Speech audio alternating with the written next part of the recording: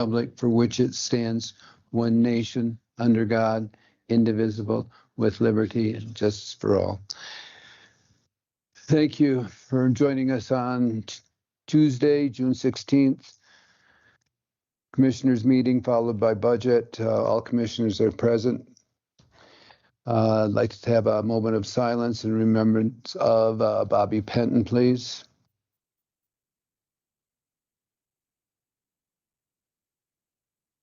Thank you.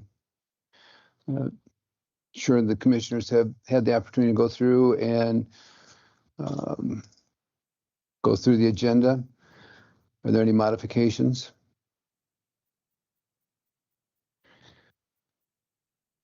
Motion on this? Motion to approve the agenda. Have a motion second. All in favor? Aye. Executive session under the time slot. Thank you.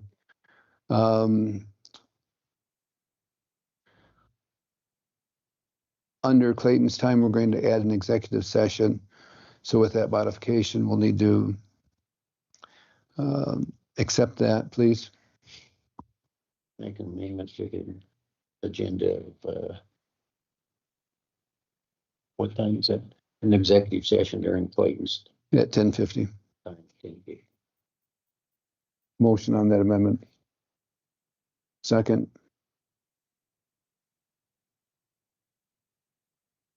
Oh, I'll second. I'm sorry. All in favor? Aye. Any opposed?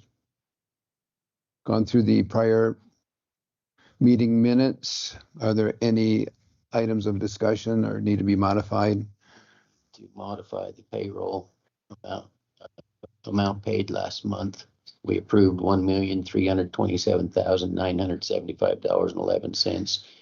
We actually paid out $1,316,000, $316,336.61. Have a motion with a change of payroll. Is there a second? All in favor? Aye. Any opposed? We have accounts payable in the amount of $796,092.91. Are there any questions in regards to accounts payable? Motion on that, please. There's some discussion. Some discussion. No, I've got that. Okay. Got it figured out. Okay. I'd make a motion to approve the accounts payable in the amount of $796,092.91. Thank you. Is there a second? All in favor? Aye. Any opposed? Next up, Billy Pape. It's just a little correction, but Okay. Thank you so much. So we need a motion to approve the minutes then, please. Okay. I'd make a motion to approve the minutes as presented. Second. Any discussion? All in favor? Aye. Any opposed? Thank you, Jessica. Up next, Billy Pape.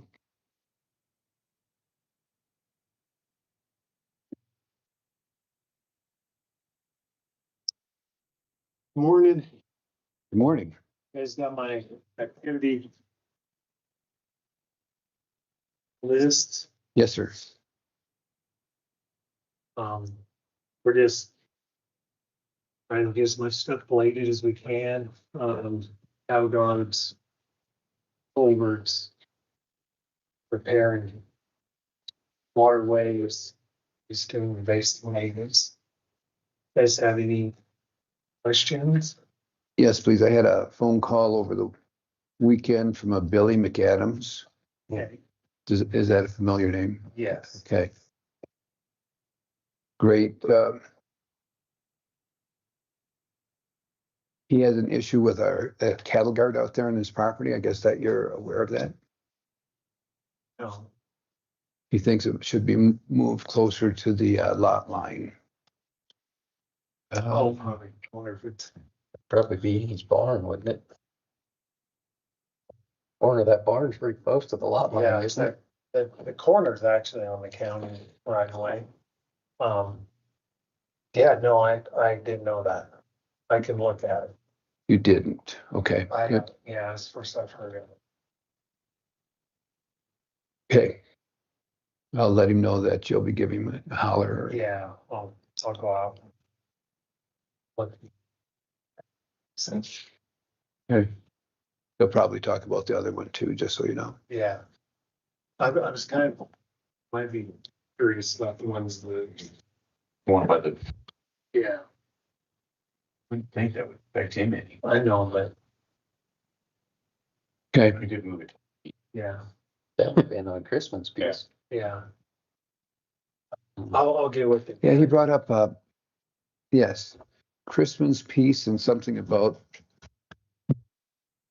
cattle being able to go from property to property. Maybe those two spots are a little steep. Across. Yeah, and yeah, I haven't heard that, so I'll call him. See if. Okay, thank you. Mr. Chairman, perhaps in Billy's budget, we could get some horse and a saddle and somebody to ride it and kind of keep the cattle where they're supposed to be. What would you think of that? Look, one question. I see you're still getting the dustbuster stuff. Is the stuff you make that's lacking, it's not lacking calcium, what's it? Calcium. Calcium. Yeah. So it's the stuff you buy hold up better on the roads than the stuff you're making. And it's, I mean, like the subdivision roads now, the stuff we're making, it does fly. It's just the higher speed roads and the more heavier traffic in that. I mean, it works. It keeps the road hard, but it doesn't, you'll have loose gravel. It's the dust down, that people. Watched them do that Middle Piney Road and it just seemed like it had a little different shine to it. Yeah, and it it does. doesn't seem like it's holding up quite as It well won't on the hold surface. it'll keep the dust down, but it won't hold it hard. That was the calcium. So you're still using that stuff on some of the high. Some I've been mixing it, so I ordered just enough, and then we've been kind of mixing it a little bit and putting that down on the high. High. And the reason you can't add the calcium, there's a danger factor there. Because the calcium, if you add it too quick, it generates real bad heat. So you almost create like an explosion. So I'm kind of just staying away from that. I mean, I'm not saying we won't eventually, but all the people that I've talked to is like, man, try to stay away from the calcium because we've blown up the machine and stuff like that as you add it. So I've just kind of stayed away from adding the calcium. But it's what we're doing, it's working, and it's so cheap to make, so it's about to make it, it's with everything, put pollen and everything into it. I mean, we're into it, like 21 cents a gallon, so it's compared to $87 a gallon, so yeah. All right. So I guess we're having the county auction at the fairgrounds on the Saturday, the 27th at like 9:30. I've hired Dave Stevens to do the auctioneering. Can be some top vehicles. The fire department, we sent out to all the departments, and I should have a list today. We're kind of finalizing it today, and I'll get that today. But there's just some items, the vehicles, and then the fire department's got some stuff. I got a little bit of stuff. That's so far, it's about it. That's been out of blue. Um, the kind of had a back and forth with talked to Clayton a bunch, and the metal arc easement, really all we gotta do is do a resolution on that. Yeah, I've drawn up a draft resolution. Clayton can review, me and Mike just put it together this morning, so. Great. Have you shared it with him already or? Nope, I have not, so. Just got to put together, so. And they just need signed. Thank you. Yep.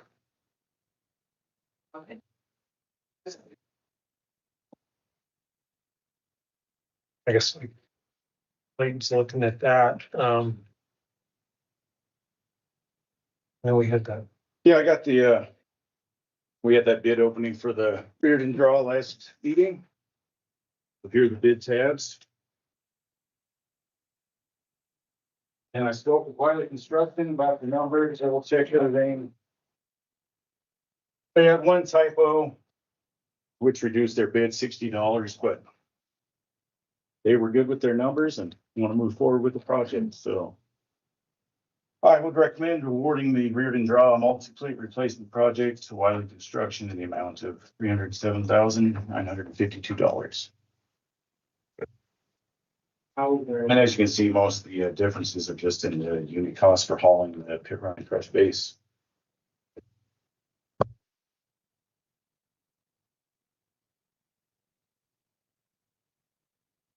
You're comfortable with that?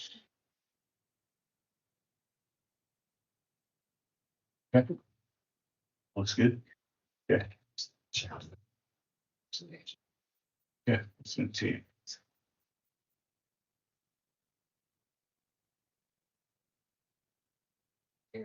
You're comfortable with that recommendation showing 101,000 less than the next bidder? Having just gone through one of these projects. For that amount, they just don't have a big profit margin. Okay. Worked in, and they do call every springs looking for work, so they just might be on the hungry side like we had on Cottonwood Phase 2.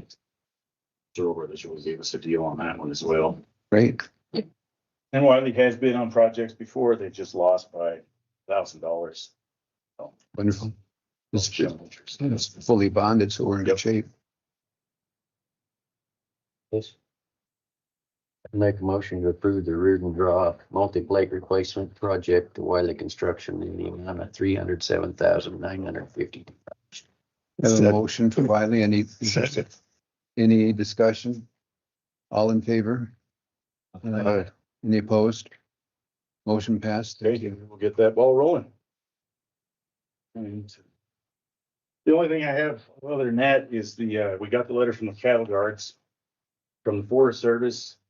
We got approval, but we got to remove the detours. And we have to get done by October 15th, and we have a 1-month window. Guys wash the equipment. And we have to wash the equipment before we get on site. So now it's through, do we want to bid it out or get the cattle guards to lift the foundations delivered, or how do we want to work this project? Delay it or? Recommendations? I was hoping we could just take them out. Yep. We try that. We tried that. But, I mean, they desperately need, these bases put in because they keep sinking on us. So, I mean, it's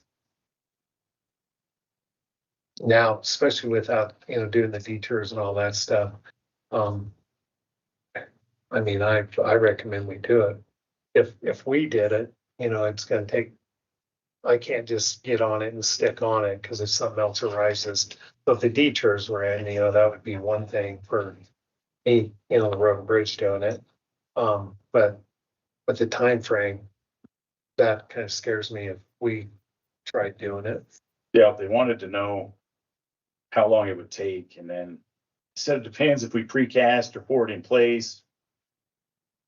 And then we just said we'll make them precast it. It'll cut the window down, but they still wanted a month from start to finish. And the October 15th, I think, is big game, even though it's out of the big game corridor, but they set the rules. So, pardon me. So they set the rules. We foot the costs. Is that the way this Yep. works? Yeah. Yeah. Yep, you own the easement, but you can't do anything with it. Yeah.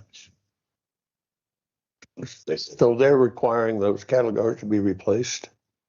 yep, can't take them out.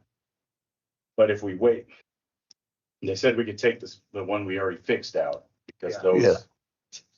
those have expired, those grazing rights, but the new ones they say have active grazing, so. So how long before they expire if they're not used? If we delay this a year, will they be to their expired time? I have no idea. So I checked into the permitting, pardon me, the livestock permitting up there, and I have not seen any physical use from a livestock standpoint, but I was informed that that's on a rotational basis. They run livestock up there, maybe 1 or 2 years out of 3 or 4 or 5, and then they rest it in the rest rotation. So taken out of the cattle guard apparently wasn't an option. But I said it in jest, and maybe we need to consider it. If Forest Service is going to dictate what the county does on that road, perhaps we should let them have it back. And then they can do all the stuff that they're expecting us to do and pay for. We've already spent how many millions on that thing? A bunch, and still it's not enough. The cattle guards, if you slow down, they're not quite as rough as if you're trying to go across at 50, 60 mile an hour. Yeah, so I don't know what the quite frankly, what the options would be if we just said we're going to wait a year and see what happens. And maybe that's what needs to happen. Because if you get caught up in heaven forbid we should have rain or snow, but if you get caught up in a weather sequence and you've only got a month to put it in or put them in, then what are you going to do if you're partway there and then weather shows up and there you're stuck? Yep, I don't think they can shut you down once you're there, but I don't know what kind of hammer they swing either. Yeah, but I know exactly what you're saying. It's a tight window. Everything's perfect. You'll have a week to spare. It's not perfect. You're right up against it.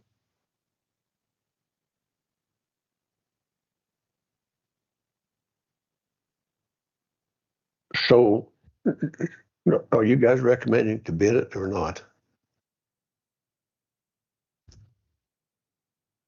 If we want to get the project done, that's kind of how we'd want to bid it out. If Philly doesn't think he can get it. Plus it would be the other two that we're doing. Yeah.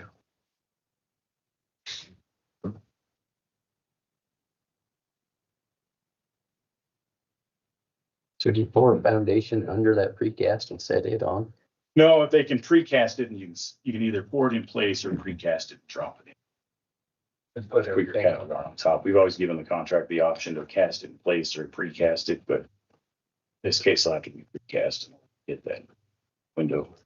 It's really heavy, so you got to kind of have a crane. So could that precast be done here? Or does it have to come from Yeah, someplace no, it else? can be done as long as they can do it in their yard and then deliver it. Because Commissioners. Bernardi did precast theirs and so did Titan Construction. So everybody's precast except when we did the very first two on Paradise, they cast those in place. Commissioner Stevens? Well, all I got to say is, I'd like to be a little more guarantee there than the last one on cow pit.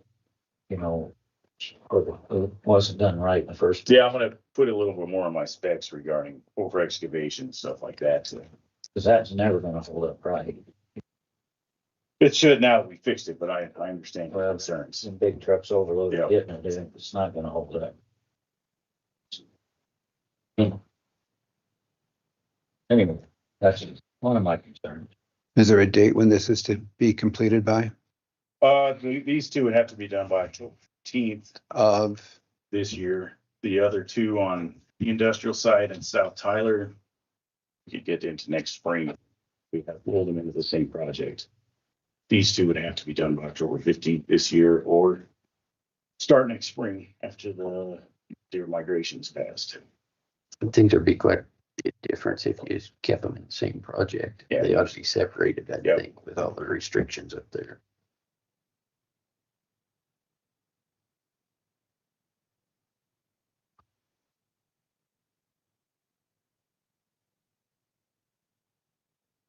So we can split it out to have a project to deliver the foundations to the county, have a project to do the foundations on the just the Forest Service, or have a project to do all four of them.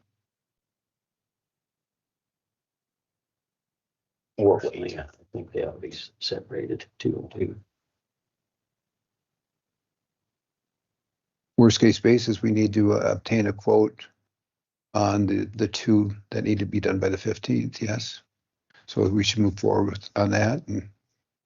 And then if we change our mind and Billy wants to do it, we don't necessarily have to take the lowest bid. We still have that, We do as a proposal where you correct. These cattle guard deals are a bone of contention. For instance, if anybody's had the inopportunity to drive across 40 Road where the highway department put those in, I'm telling you what, now that's not good. And so whoever ends up getting this up there, we need to hold their feet to the fire on making them right.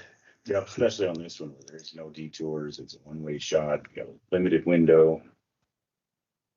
So specs will be pretty tight. We do a performance bond with a year guarantee. Yeah, we always have that. So if we do, then we should be able to handle some of these that are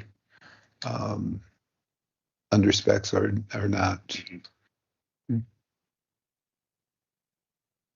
And once that goes to their bond company a couple of times, then that takes care of them putting forth proposals. Yep.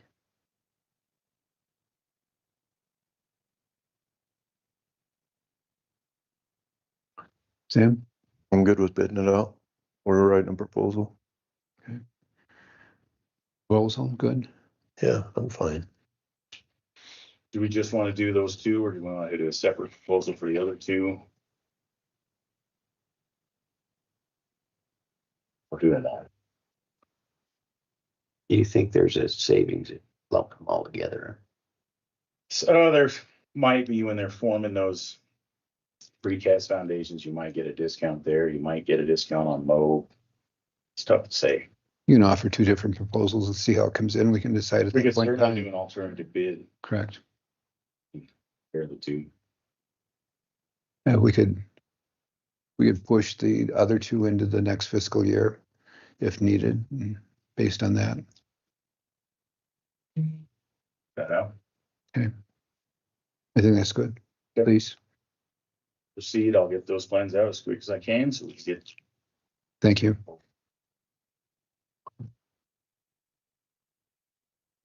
And Aaron, is Clayton good with that? yeah, I'll email it to them and we'll be all set. So they sign. Yep. All right, and then I guess it's. Nope, that's all I got. Okay. We have a chip seal project to award today. I think, first item with the 2026 chip seal project is the town of Pinedale. They sent the county a letter. Did you all receive that letter? They have chosen not to participate in this year's chip seal project. So with that, be all right if the commissioners make a motion to not accept the alternate bid for the town of Pinedale. Because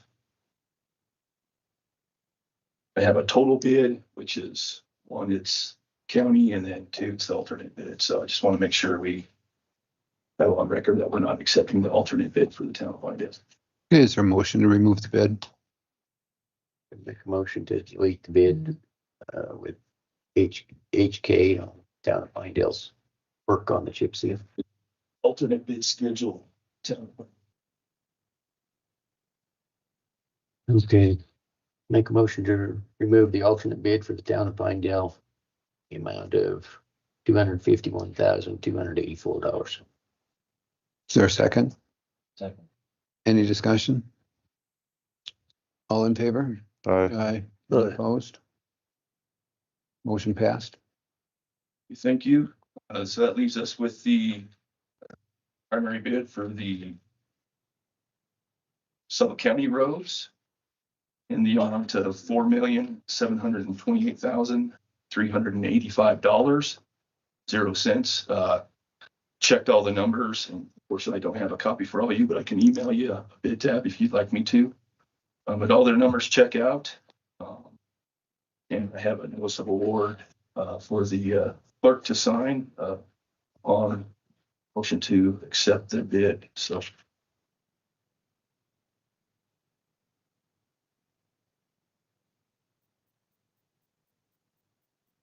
Thank you.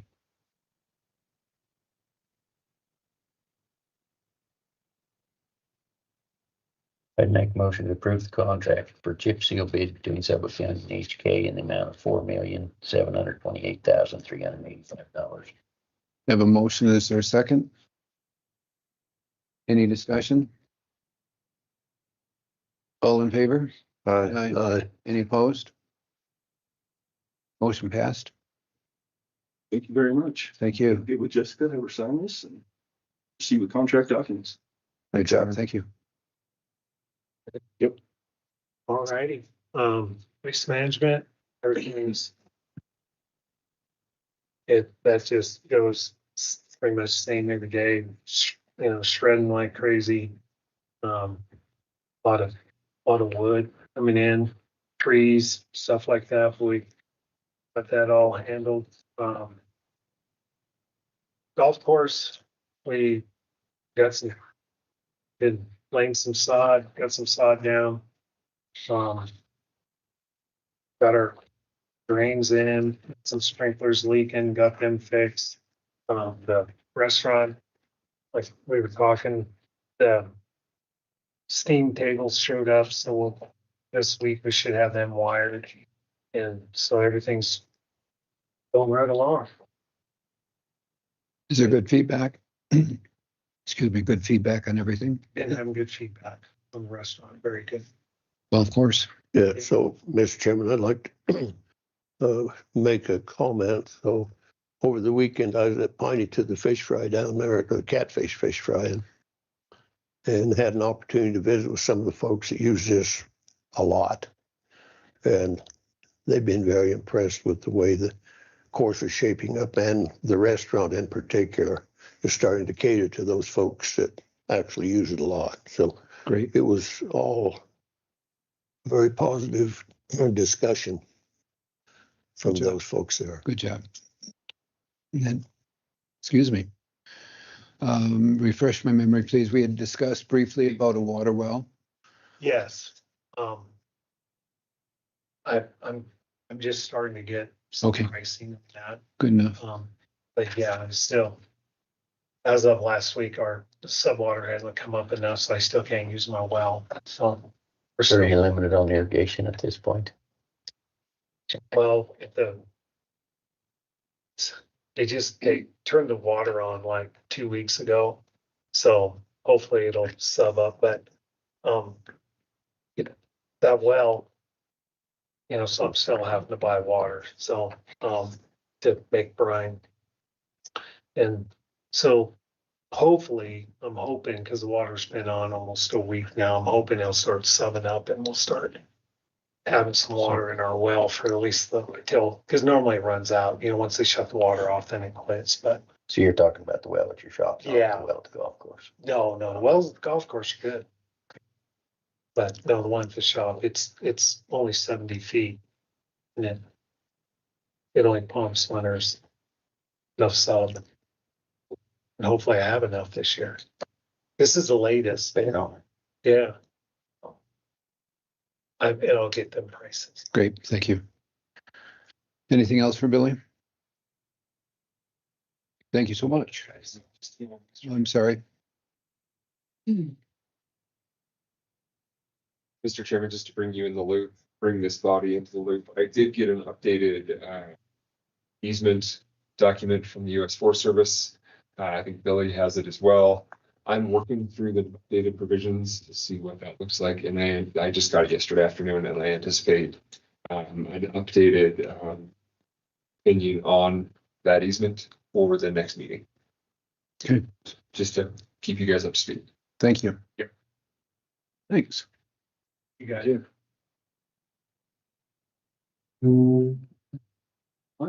Fire Chief Cooper, please.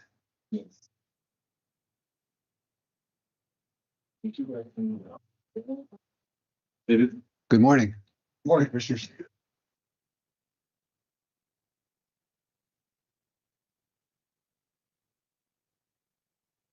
Well, appreciate your time on the agenda today. I'll start by handing out invitations to each of you for the upcoming Recruit Academy graduation. Great. Have just completed the last live fire training evolution. The new recruits have just finished everything that was necessary. The last thing remaining is just the formal graduation ceremony and swearing in ceremony. So you all have invitations in front of you to attend that ceremony and celebrate the accomplishment of our new recruit firefighters. We're putting 15 new recruits on, one of which is a cadet, limited restrictions on his ability to respond until it turns 18 and graduates high school, but the remaining 12 are all full-time firefighters. Good job. Very pleased with it. All right, moving into my monthly report. Our year is currently 92% completed. As you know, we're moving into the new fiscal year. Our budget's 75% used, so we did not expend all of our budget year this year. And I'm pleased to say that we've done a very good job of being fiscally responsible. Thank you for that. ML's continuing to work on obtaining a couple of grants. She did obtain an additional $2,000 from ExxonMobil. We're applying that towards purchasing the shelters that we talked about, and she's still got a grant application out for Nutella snacks. I haven't heard anything back from that, currently being reviewed. For the month of May, we only had 18 calls, and after we weren't busy in May, spread out throughout the entire county. In May, there was no open investigations. I'll update you next month with the current fire here in June. As far as public education, there was no education events in May. Our Fire West program is going strong, and we have the tabletop exercise. Josie's been putting a lot of work in Boulder Lake Estates. She's wrapping that up and is now moving to Black Butte subdivision and everything in kind of green, the Kendall Valley area. She's been doing a lot of work with neighborhood ambassador programs, interviews with social media, trying to promote public messaging, and like I said, a tabletop exercise. No smoke detectors installed in May. We've actually begun ramping that up, though, and we're starting to see a lot of community interest in so far in June. As far as training goes, like I mentioned, we just finished up the Recruit Academy, but this is May's report. So we sent a couple firefighters to Cody Fire School. We're beginning to build a large auto extrication training. Actually, I'll spend a minute on that one. So on August 15th, we're hosting a large scale auto extrication. It'll be a 2-day training specifically for our firefighters. Right now, we have 15 cars that have been donated by the various salvage yards. We're planning to bring in instructors from various specialties to help with stabilization, lifting, strutting, and with using the auto extrication materials we have, tools, the Hirsch Jaws of Life. We've opened that training up and encouraged our surrounding fire departments to come down and participate in that training with us. We've also opened it up and asked our EMS partners and law enforcement partners to get down there with us. And so we're putting that training together, and Justin, our training officer, put a lot of work into that, and really expect some good things out of that extrication training. We evaluated some foam. We had to replace our old AFFF foam with PFAS-free foam, and we wanted to evaluate the replacement of that. Continuing the evacuation training, helping out with training from our firefighters' perspective, and then just finishing up some of the last steps in our Recruit Academy. And then, Justin's been doing a lot of work down at the fire training facility, just cleaning up down there, cleaning up the grounds. He rented a brush hog, but it's a handheld, like a roller killer kind of version of a brush hog, and has been cleaning up all the greasewood down there and just doing a lot of work to improve the grounds, make sure it's clean and usable, and that we can make full advantage of having that training facility for us. As far as our cooperative services, just again, a big part of my job is just being with our local, state, and federal partners and maintaining relationships with everybody and continue to improve our readiness in the county. And then So far in 2026, our volunteers have documented 202 community support hours that are, non-compensated, 100% volunteer hours, no training credits or incident response credits. Great. It's in my report. Happy to answer any questions. Thank you for that. Any questions? Well, yeah, I've got one. It has nothing much to do, I don't think, with anything but curiosity. So I've moved our cattle up the upper green, so now I'm driving back and forth. And I know there was in the Firewise program, I think there was with the Black Butte outfit, the ranch up there was involved in that to some degree, going to put together however you clean up areas and that kind of stuff. So how is that still ongoing, or how's that working with them, I guess is what I'm asking. Commissioner Vickery, Commissioner Bernard. Josie's working hard. She's obtained several grants to help with landowners to assist with hazardous fuel reduction. She's got several grants applications that are currently pending. We're actually expecting to hear back from the state one on Friday this week. I think the question that Commissioner Vickery is getting to is how is she coordinating? She's had several, I can't tell you off the top of my head, but 5 or more meetings with different landowners in the Black Butte area and surrounding area. She's trying to do assessments on individual properties, make recommendations for how to reduce hazardous fuels, and then seek grant funding to help those landowners to reduce the hazardous fuels. I know she's got a contractor meeting, I believe it's later this week. I think it might be Thursday this week, where she's going to meet with the contractors and actually walk through the properties with the contractors and identify, the work that needs to be performed, the scope of services that we've grant supported. So I'm happy to provide more updates when she hears back from that and when she awards the grant and to the contractor. Yes. So do you haul that stuff out, or the materials that are there, obviously they're fire prone, I guess is the term I can use. So do you haul that stuff out when you clean those areas up, or how does that work? Commissioner Vickery, Commissioner Bernard. So the answer is it's in the contract. It's specified per landowner how they like to handle that slash. I see. Several landowners have indicated that they'd like to keep the firewood for themselves. Other landowners have indicated that they don't want to. And Josie's actually looking for a location and trying to identify a place to stack the log deck to make a community firewood bank for the people that don't want the firewood. Very nice. And then as far as the slash goes, that's up to the contractor. They have to dispose of the unusable slash. I see. Okay. Well, thank you for that. I'll say your crew saved a house in the middle of town there Saturday, and was the one thing, but everything they saved around that.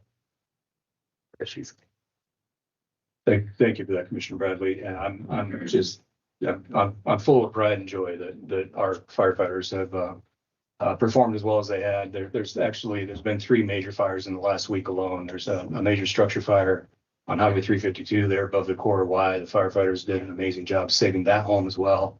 I actually got a call from the insurance investigator yesterday, and he just called. He said he had nothing to do about the insurance. He just wanted to call and say job well done. He traveled across the country, and he says that many times when he responds to an insurance investigation loss for a volunteer fire department, oftentimes it's a black hole remaining. And he says that it was an amazing save. The guys did a great job, and quick response and a long response time. They were able to arrive on scene quickly and knock down that fire.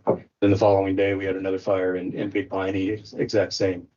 Great coordination, great response, great support, great tools, equipment, just preparedness, everything, all the training, coordination that's necessary to make the organization successful was really on display. And our volunteer firefighters just went above and beyond. And I've got nothing but the highest praise to sing for their performance in the last week. We again, another tremendous save there in Big Piney, or in actually Marvelton, right downtown, quick response. It was a bad fire, and guys, if they hadn't been there as quick as they were and deployed their lines and knocked down the fire as quick as they did, that would have been a very significant loss.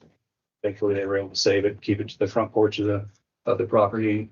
And then that night, I guess same day of the fire, even we had a large tractor that was on fire around on Even Lane, and 2 a.m, firefighters responded and knocked down it was a fully involved tractor. They were able to save the front half of the tractor, but what was important is all the balers and adjacent equipment next to it was able to be saved that night. Just another great response and great knockdown. And our firefighters just continue to serve our communities and trust me, and do an amazing job. And just, it's a privilege and a pleasure to be part of that. Such a great Good job. Good job. And then from the board, I'd like to thank you for chasing all the grants. You know, it's people think that as a county, we should be able to absorb everything, and it's rare that we have people go out and chase the extent that Josie's chasing. So thank you for doing that, and to her. Thank you. Yeah. Any questions? Still one more comment. It was a good fish fry. Yeah, it was very enjoyable. I enjoyed the heck out of it. Good stuff. Put it like that. Thank you. Thanks, everybody. Have a good day. You too. Next, Assessor Leila Illaway, please.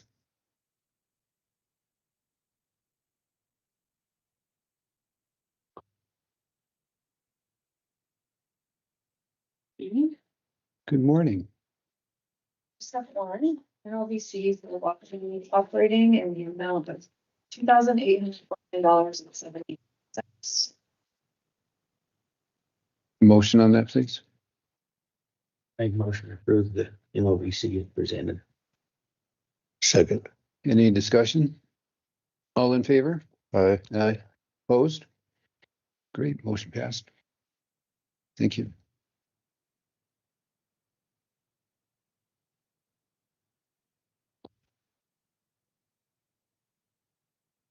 Thank you. Thank you. Up next, Mary Martin, Extension Ag and Natural Resource Educator.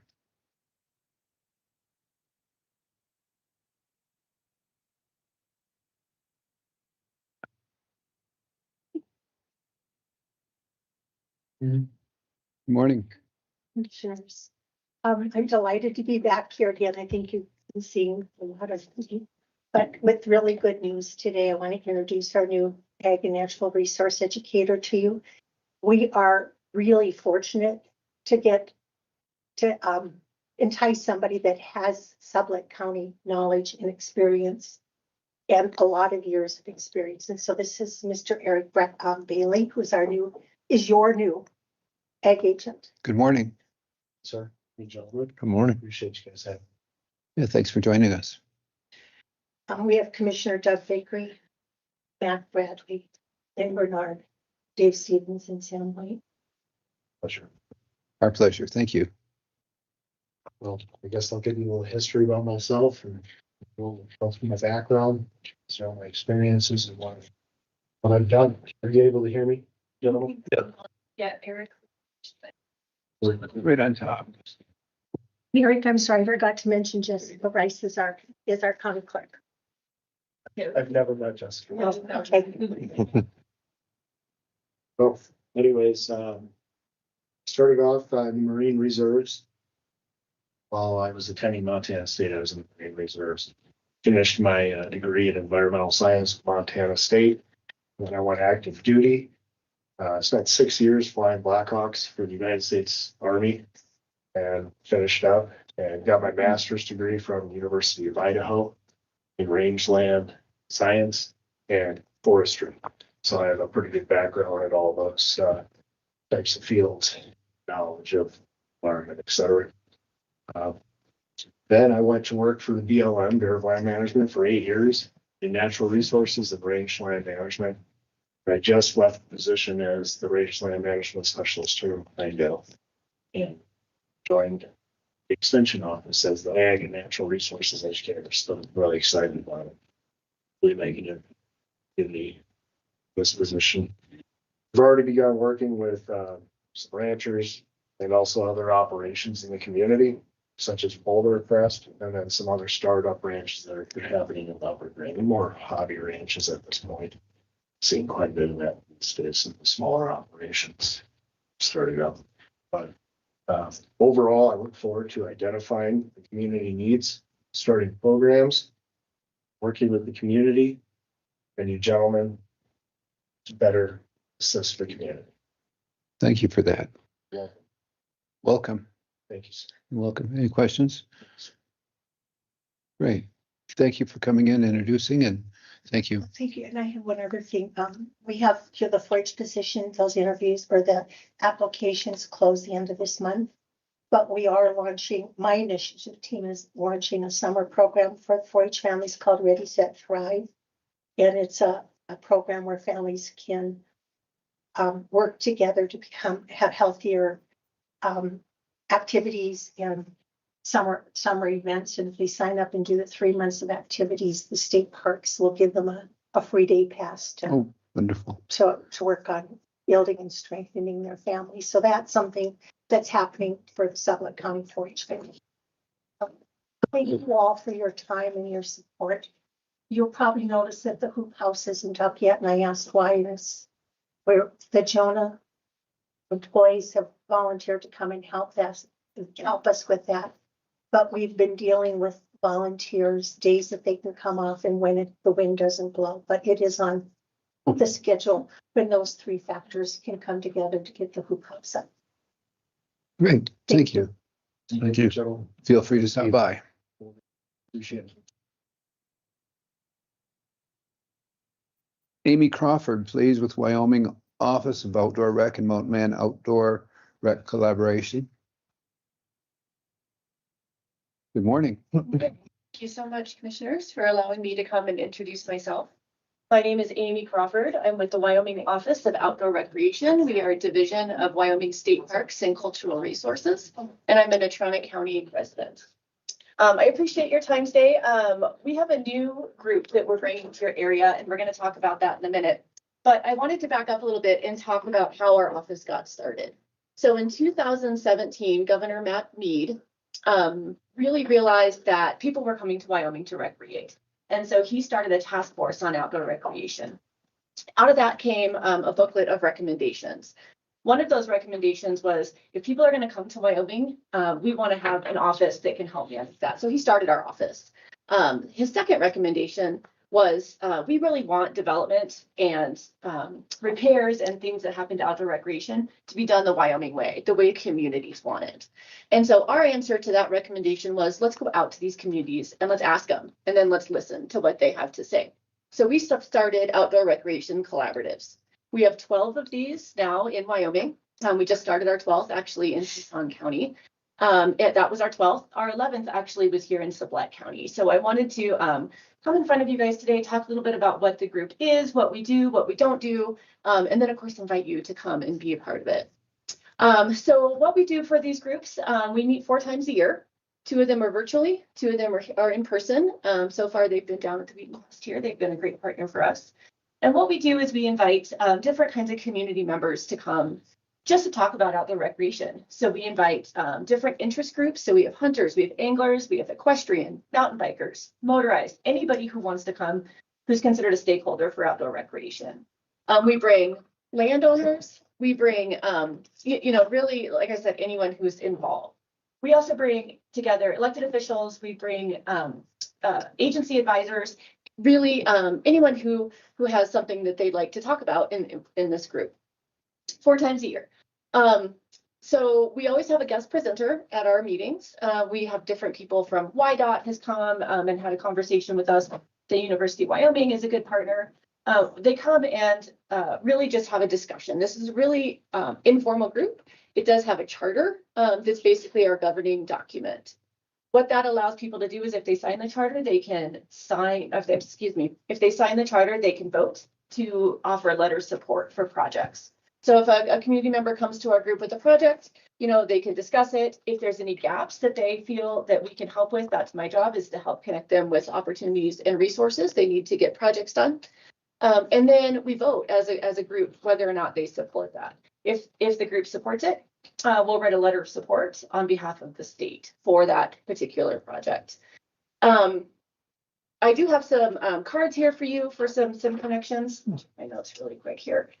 This is really a community-driven group.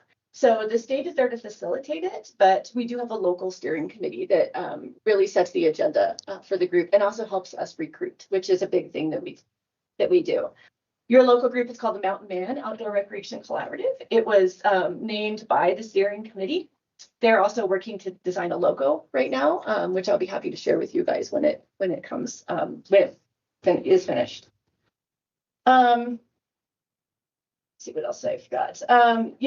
We discuss projects, but this group isn't really all about building new things. It's also about really making sure that the assets that are already in the community are well maintained. Sometimes the project can be a reroute of a trail. Sometimes it can be a brand new trail. Sometimes it can be a bathroom at a trailhead, but we want to hear that from the community. So this group here in Sublette County has met twice. We've had between 45 and 50 people at each of our meetings. Like I said, there's always a hybrid option, so we do have people from all over the community, all over the county that do participate.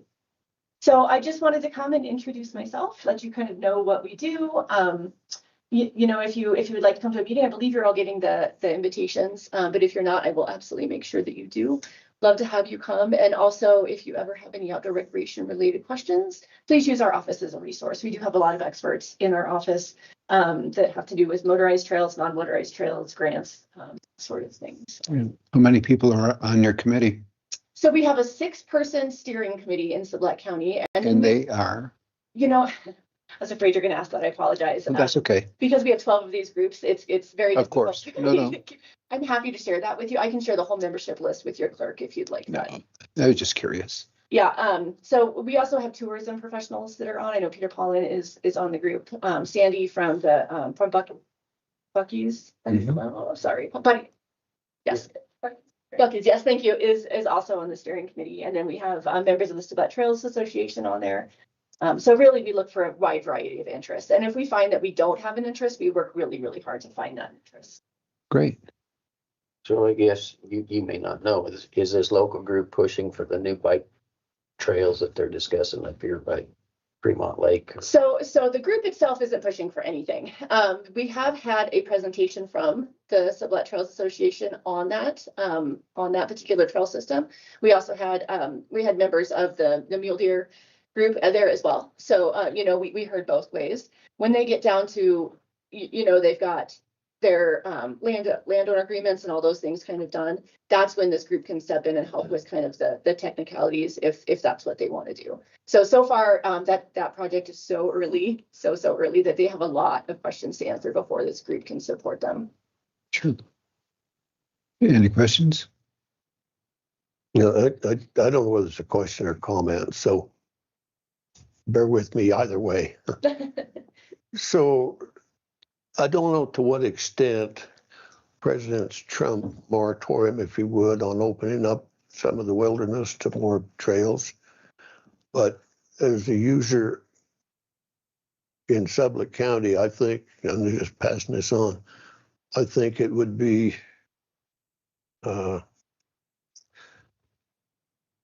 not well received by a lot of folks to have this country exploited where today it's saved somewhat.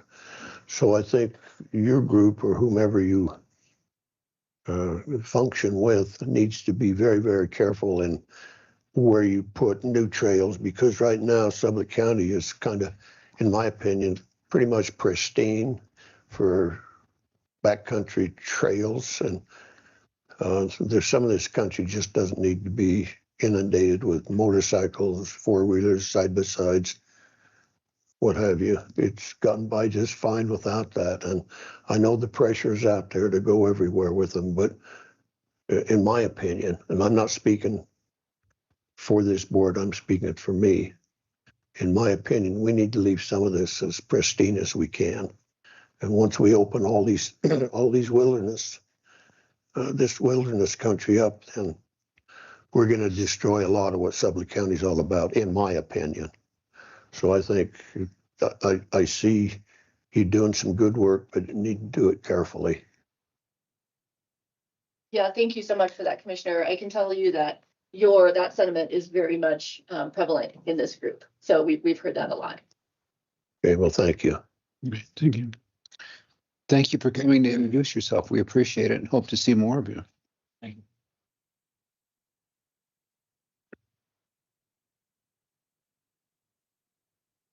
Up next, Cassie Crumpton, Treatment Court Coordinator.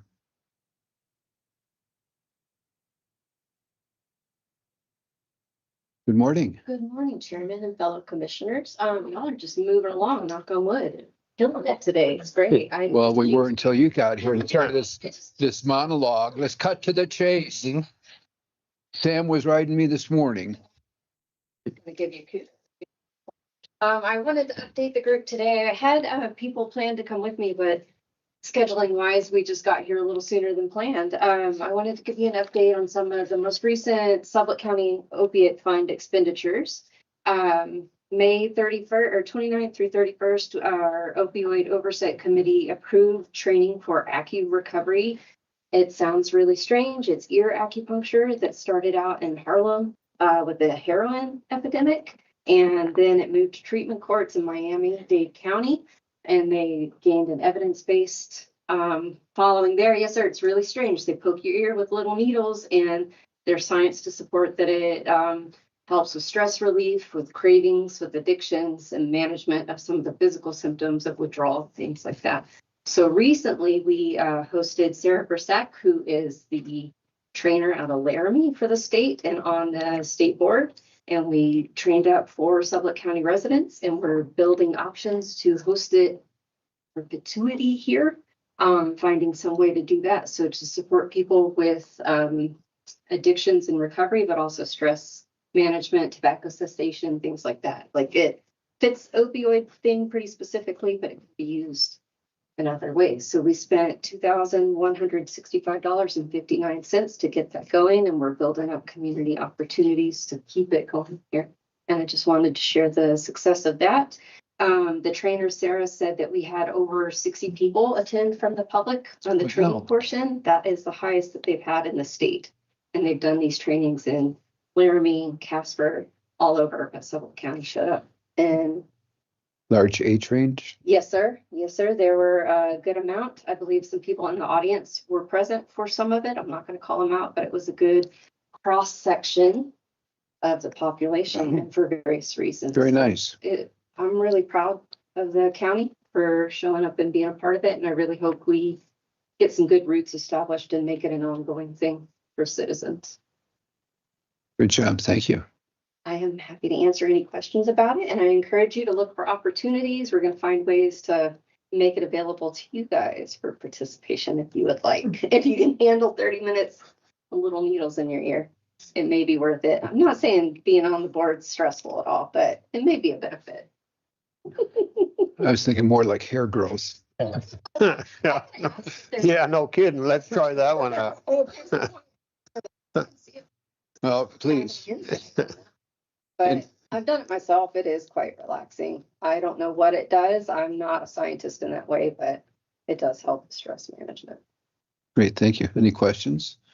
Well, I've got one. So if I've been going to the bar, which I don't, and I'm drinking all the time and I need to get out of that mode, are you telling me I can stick needles in my ear and take care of that? It can help with some of the physical symptoms of that withdrawal. Yes, sir. Then they've studied it. There's science behind it. So how does somebody hold still while somebody else is going to put a needle in their ear?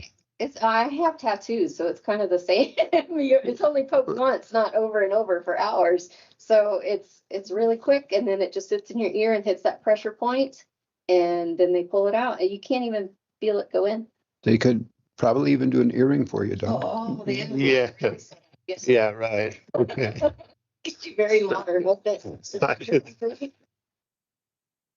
But please be on the lookout for opportunities. We would really love for you to participate and see if it's helpful for you. It may not. Well, perhaps we could have one of these meetings where we could have our chairman be the guinea pig, so to speak. We'll sit and watch, see how it goes. Social modeling. Be good. So where do you advertise this? The public health has been a large partner. We're looking to get almost like a steering committee. We don't know what we're going to call it yet for that, but somebody who can help present and go out for that. But the hospital may be a partner down the line. Public health has been a partner for a long time. And I'll push it out with treatment court. Andrea has helped spread it for county the employee participation.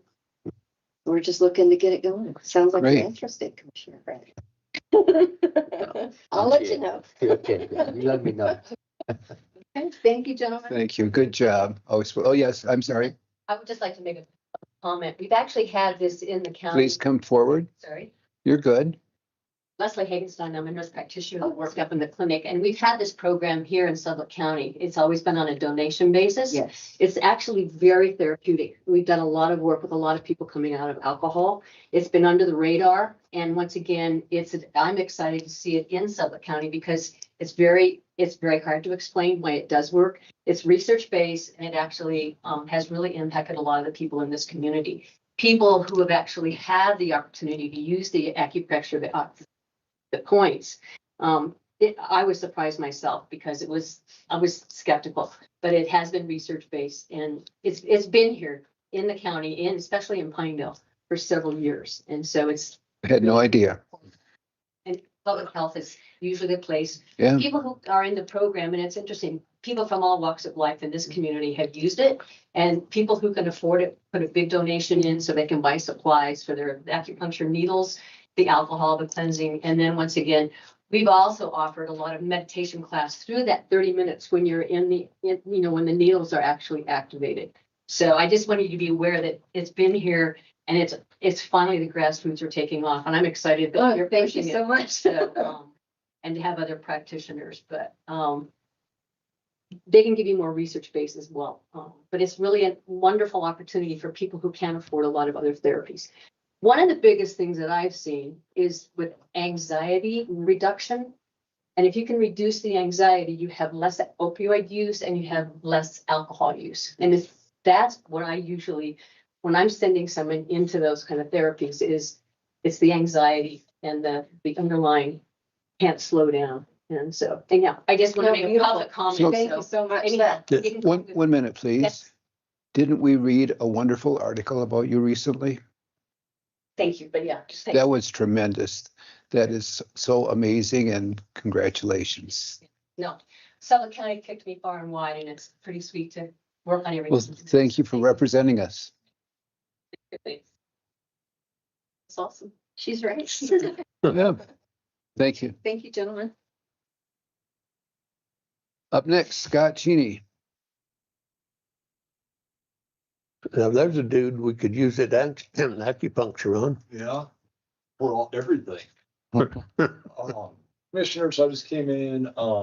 There's somebody that has spent a ton of time volunteering at the golf course since I was a kid with junior golf and different tournaments and fundraising. And I'm just coming here to see if maybe I could get your approval or whatever we need to do to get him, like the driving range maybe dedicated after him, because he's done so much work with junior golfers and teaching young kids to learn to golf and stuff for the last, I believe it's 35 years. And I think it'd be a good sign for everything he's put into out there. So Excuse me, Scott. Who's him? Mike Fargo. Thank you. So I didn't know who you were speaking I of. So, didn't want to say it out loud if you guys were going to say no. well, that might cause us to say no. So, I mean, he's just done a lot. He's out there. He donates all his time to junior golf. I went through his program when I was, I believe, 7 or 8. So, I mean, that puts it at 96. So, and he's still doing it to this day. It's all free to sign up, I believe, right, Sam? It is. Yeah. It's all covered under donation. Of course, covers some of those kids' tea times and stuff if they get out there. So, I mean, it's pretty cool. And he's just always stepped up. He really teaches the rules of golf. So, I mean, there's just a bunch of now adults that play out there that went through him. So I just think as much time as he spends out there, I think he works out there 3 to 4 days a week with different programs during the summer, all for free. And it would be pretty special. Very nice. To see something dedicated in his honor out there, especially the driving range, since he spends all the time out there with the kids. Great. Questions? So do you want us to have a trophy? What are you asking? I was just gonna maybe put a sign out there, maybe put together like a dedication for him and have people say thanks for everything he's done and have recognized through. Okay, so something along the lines to down at Piney, the Landscope and Hyper Arena thing, something along that way. Somebody would years to come. Yeah. I've had the opportunity to know Mike Vargo for a long time. And I think what Scott's asking, probably we need to look at very, very seriously, because he's one of those kind of guys that's just what he does. Okay. And so, as far as I'm concerned, you come back with something, so we have something to look at. And then, You like want to see a sign. well, I don't know. It's, you know, yeah. So. Should we, at the next meeting, take some time to discuss this? How do you want to proceed moving forward? Well, let's then see, yeah, come back with a sign or what it's gonna look like, what you've got envisioned, and I'll just put I together got no a problem. plan with some pictures and stuff, so. That's good. Great. So, cool, that's all I had for you. Thanks, Scott. Yeah. Always good to see you. Yeah. Scott. You guys.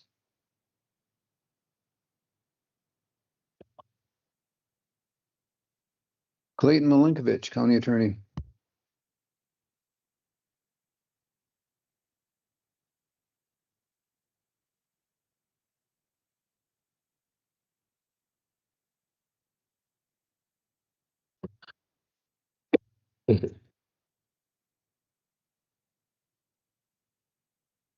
Gentlemen, good morning. Good to see you. I have, first and foremost, I have read that resolution that you discussed earlier about Meadowlark. I just removed the draft watermark and printed it out for you. If you want to take care of that, follow up on your conversation with Mr. Pape.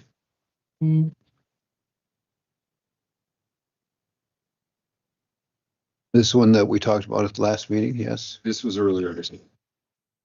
Well, but previously. Yes. And we had the 3 landowners.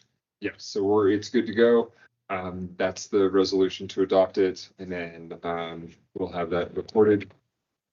Go ahead and Pass them down so you can take a read if you want. Then we'll.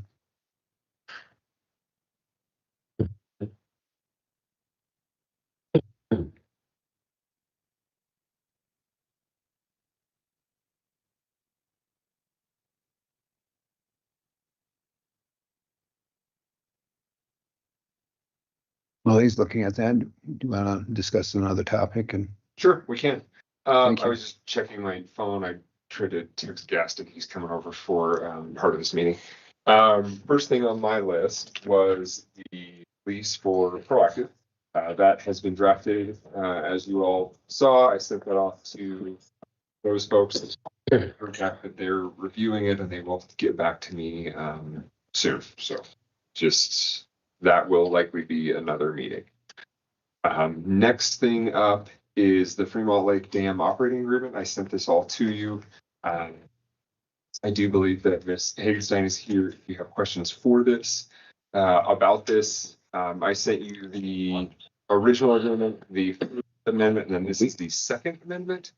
I also have an exhibit that she handed me this morning about that kind of covers some of this. So there's a little bit of a visual that goes along with it. But the county's portion, as you all saw on that last, is not significant. I do want to bring your attention back to make a motion that the county entered into with the town of Pinedale recently. This would have been about 6 months ago, wherein the county and the town are going to, for all intents and purposes, share the costs associated with the Gaston? with that little Colorado ditch until all the individual landowners are able to be brought in on it. I think the county's portion of that, I think, was $900 a year or something to that. And so this is just the finalization of a pretty extensive project getting this agreement put together. There's an accounting system. It's all been reviewed, verified by the engineers, everything else. And so essentially the county is promising to pay its portion of the operation of the dam, isolated and nailed down what that actual portion was. That was one of the things that held up for a long time. And if there's anything that I'm missing. So is this just the operation of or reconstruction? It looks to me like they're gonna expand this, redo the dam. No, Not gaining more storage. right. Commissioners, thank you. I just wanted to be here to answer any of your questions about the storage rights. Pine Creek Canal number 1 extension of the Lee Ditch is responsible for delivering your direct flow water rights, and they're also responsible for your storage rights. And I'll just pass, if you'll pass that out. This is a map that Rio Verde put together for us about 2 years ago for our ditch company that shows how many storage rights you have. And then on the back of this, I made the copy of what you have as Sublette County. So the properties that you have direct flow water rights are the 4-H properties, the Rose Skinner Preserve, and then all of the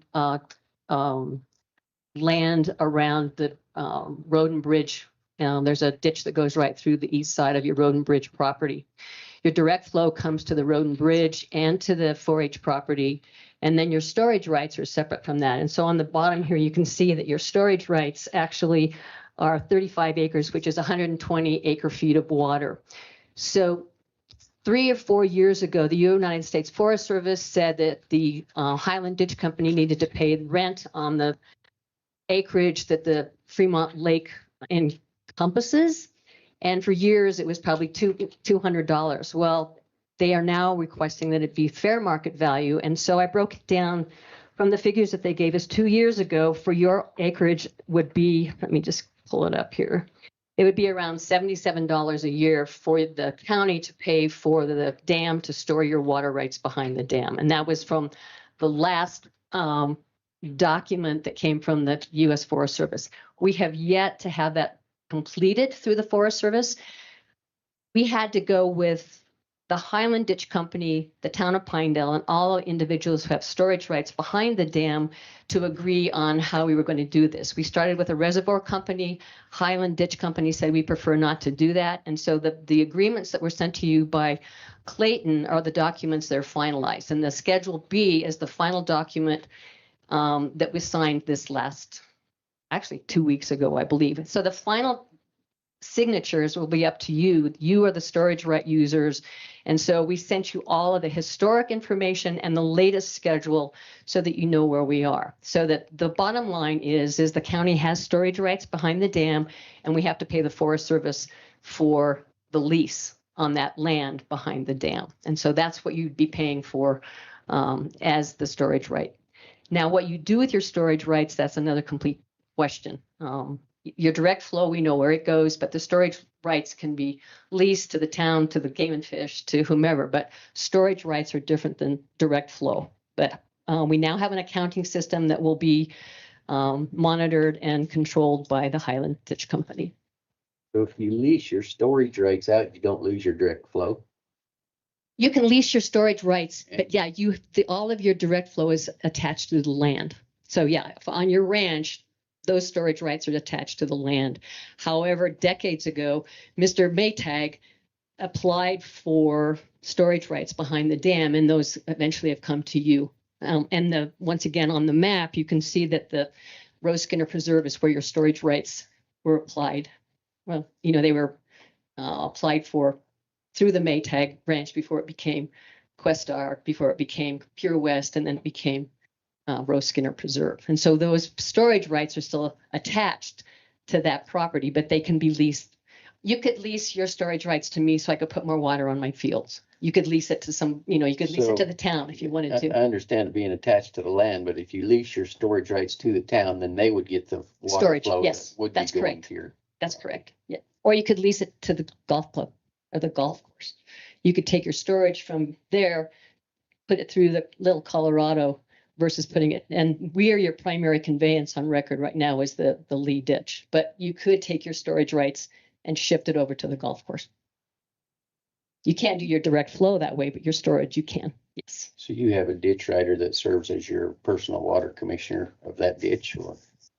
I'm trying to get out of it. No, no, we don't.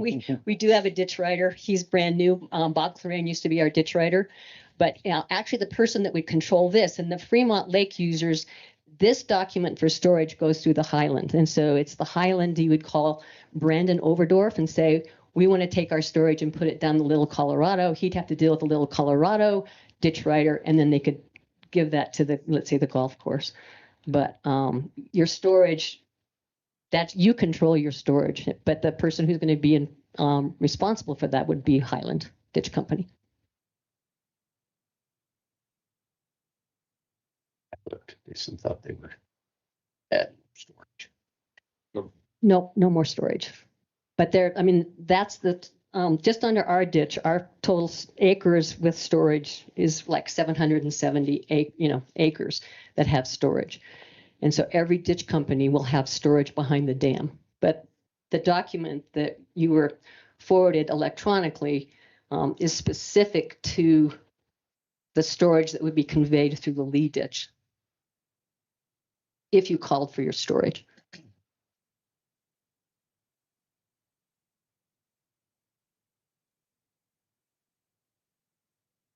Seems like pretty cheap storage rates.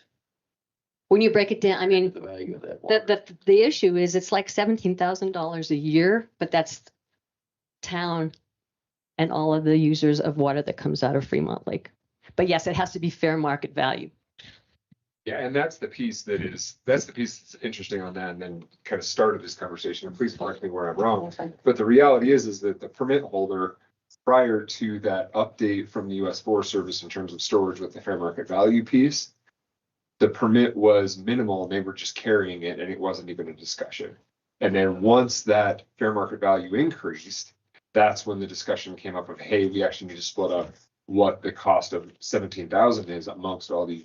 Where prior to, I don't even know how much it was. Oh, let's sec. I even have I might have the letter. Hold on. It was minimal.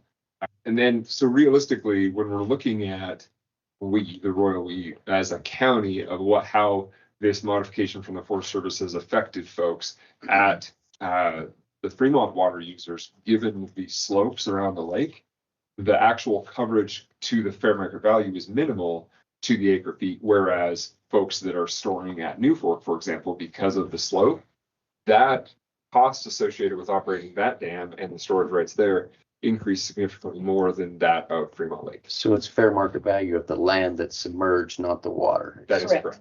Yeah. Yes. Yeah. So slope at New Fork, that's a huge chunk versus at Fremont where the slopes are so high, like the slopes, there's not So much. what do they use to derive their fair market value? I mean, is it? That's a good question. We haven't seen the final bill because we had to come together as a Fremont Lake users group to agree that we're willing to work together to pay whatever this lease is. And then, but we have not heard from the government, the Forest Service in a couple of years. So we don't know. This process, I think, started in 2015, and then John Walters picked it up, and I think around 2000, and then we've been working on it ever since. And so I can't answer that question. Forest Service, Kara Purser is the person at the Forest Service that we were working with at that time, and so she would be the person that we'd have to direct that to. So and the fair market value is, I can't really answer that, where they get that information. Just makes me wonder if they adjust all their leases on their cabin or plot. All of that it does get adjusted as well. I do the same fair market. And I do have a letter, and I don't have it with me today, but I could refer back to that or send it to you as well. So the title of the document is the First Amendment to the Agreement for Operating Fremont Lake Dam and Reservoir. And so if you want to do that, and then I have the signature page as well. Or if you want to table this, discuss it later, you certainly can.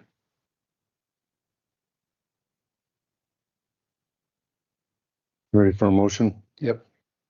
Mr. Chair, I'll move to approve the operator agreement for Fremont Lake Dam and Reservoir as presented. Have a motion. Is there a second? I'll second. Have a motion, second. Any further discussion? All in favor? Aye. Aye. Any opposed? Motion passed. Then while I've got, where are you going? Gaston, what's here? Okay, we'll wait for him to come back and then we can go to that. He's right here. Well, there he is. Since we've got Gaston, if we can go to the Paul Steele until after the executive session, if that's okay. Paul's not joining us today, is he? Just have the agreement here. Sounds good. We could do that executive session next.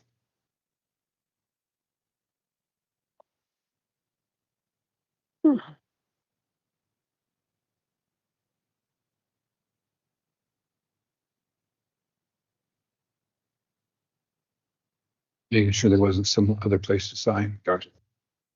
There's a call. Okay. Like to move into executive session 16-4.405. A Roman A Romanet 3. litigation. Litigation. Their motion, So moved. second. All in favor? Aye. Aye.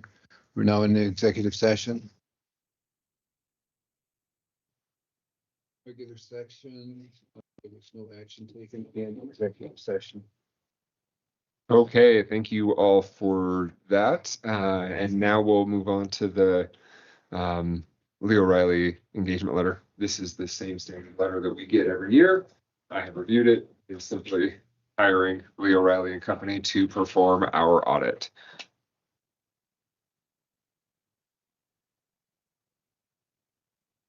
More money, Oh, absolutely.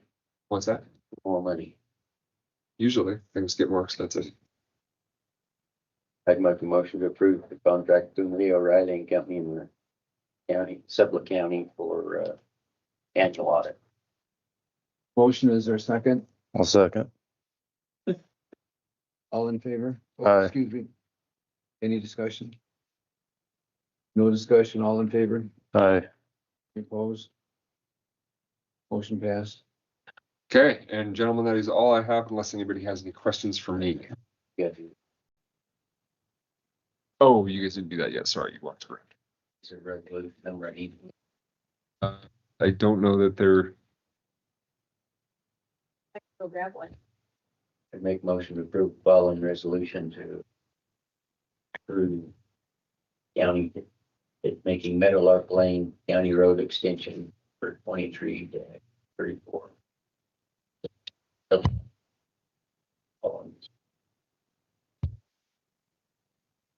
Motion is. Have a motion on that. Is there a second? Motion, second. Any discussion? I'll excuse myself. I don't live there, but I have used the road, so. Okay. Just excuse me. Commissioner Stevens is excused from this. Motion, second. Any discussion? All in favor? Aye. Motion passed 4-1. Excused. 3-1. I oppose. Oh, I'm sorry, I didn't hear you. I apologize. Well, you didn't ask Any opposed? me. Thank you.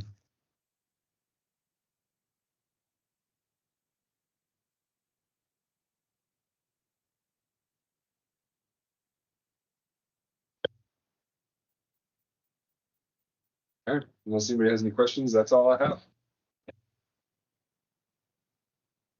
You still sign. I'm on public board.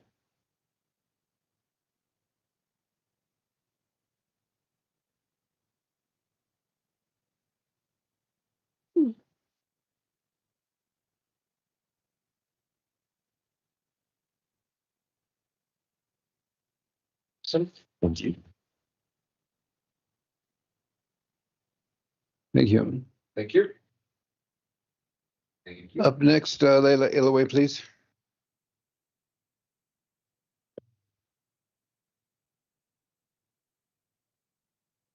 No.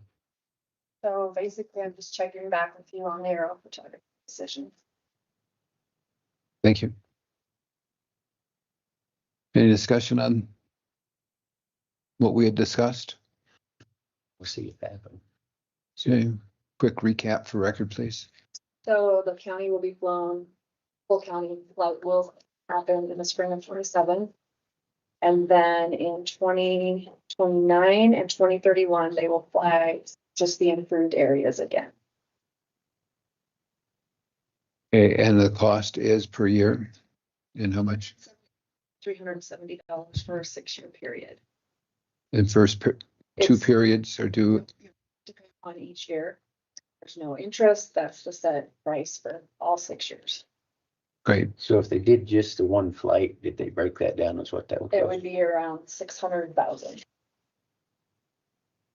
And that covers how many years? 6. That would just be one. Just 1 year? The other covers full flight and then 2 improved area. And the improved area flights they're also flown by or paid for by whatever Department of Revenue? Department of No, Revenue. they do certain portions each year. So that would be in addition to what we fly. Do they So- typically do the improved areas though? Or what do they typically, how do they decide what they're doing? They usually ask us what we would prefer.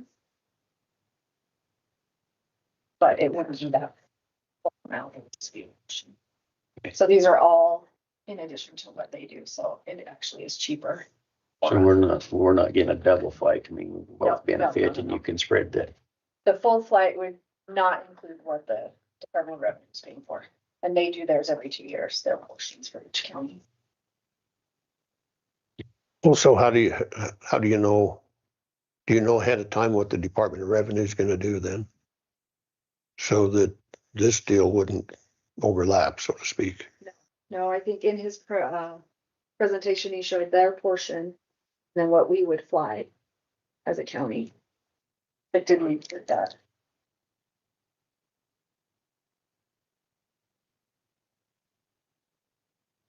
I just would like to say though, that there are a lot of departments that use this, that helps our jobs every day.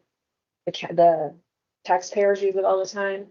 Someone was in the other day and asked when they were flying again. Sure. So, Thank you. right. Any discussion? Is there any more of a discount if it's all paid up front?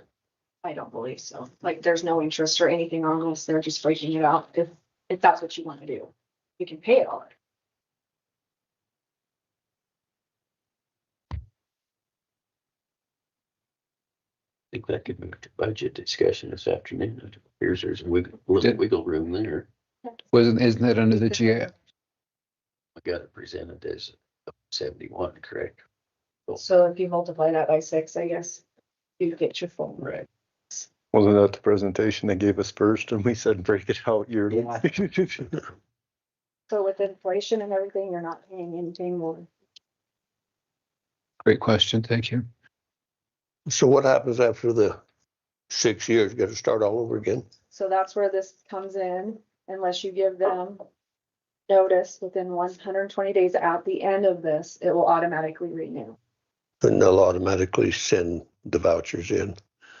So it's going to be about the same. In other words, $1 million again. I don't know that. That's what they charge at the time. But they do give notification before the. Oh, I'm sure we can find out what it would be for sure. Exactly. Yes. This is only guaranteed 6 payments. Yes. I mean, this is. One full flight and 2 partial. Okay. There's no further discussion. Motion. You want a motion to approve this to go to the budget, or are we? Isn't it already?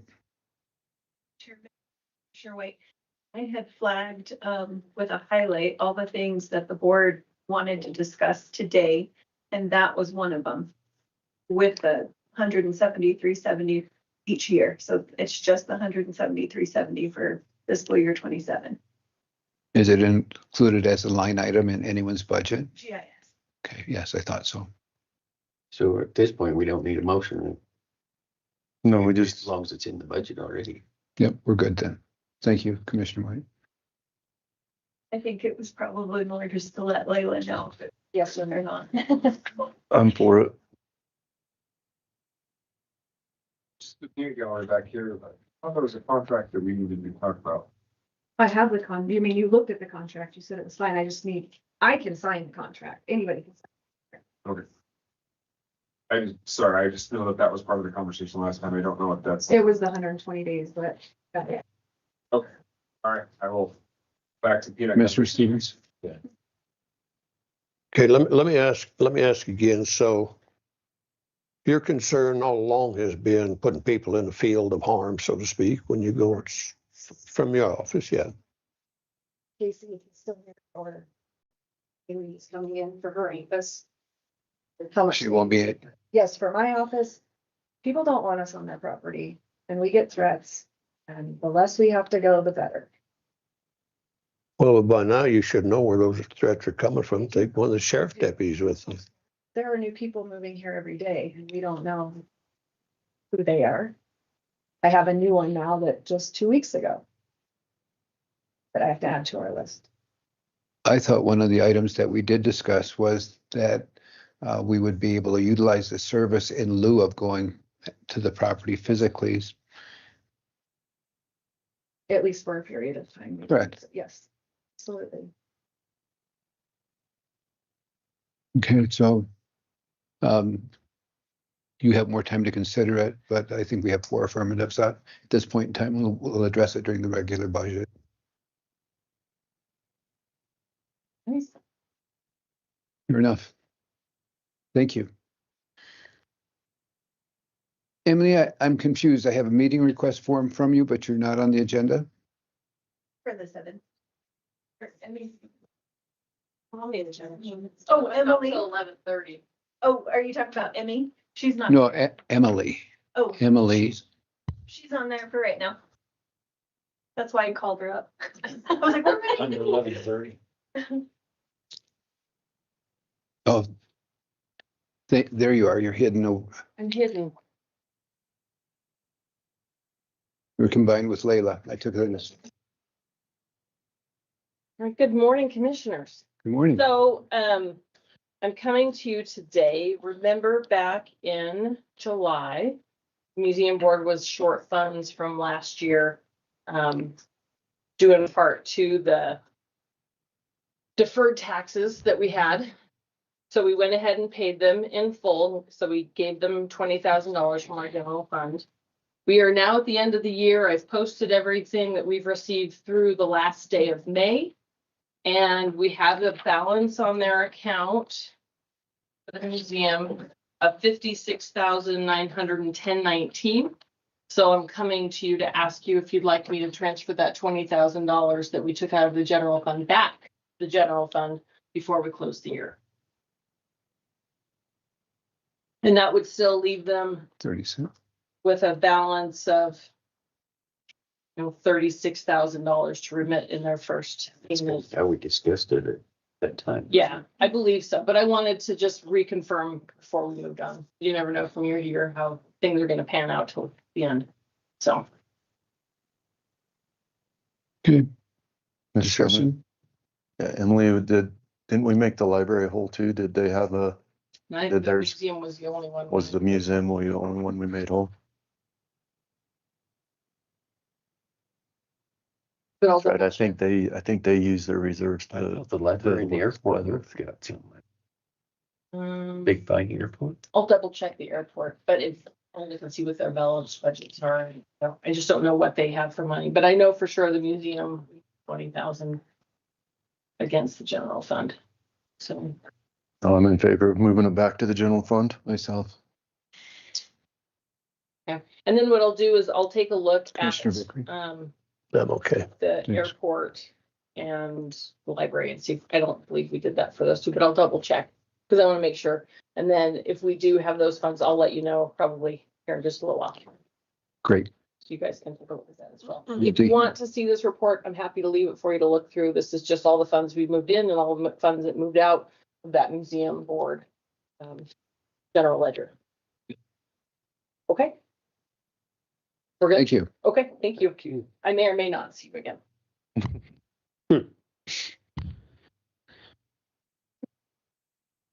There was only those two on the agenda, but we do have a gentleman here for public comment if it's okay, if it's a good time. Of course.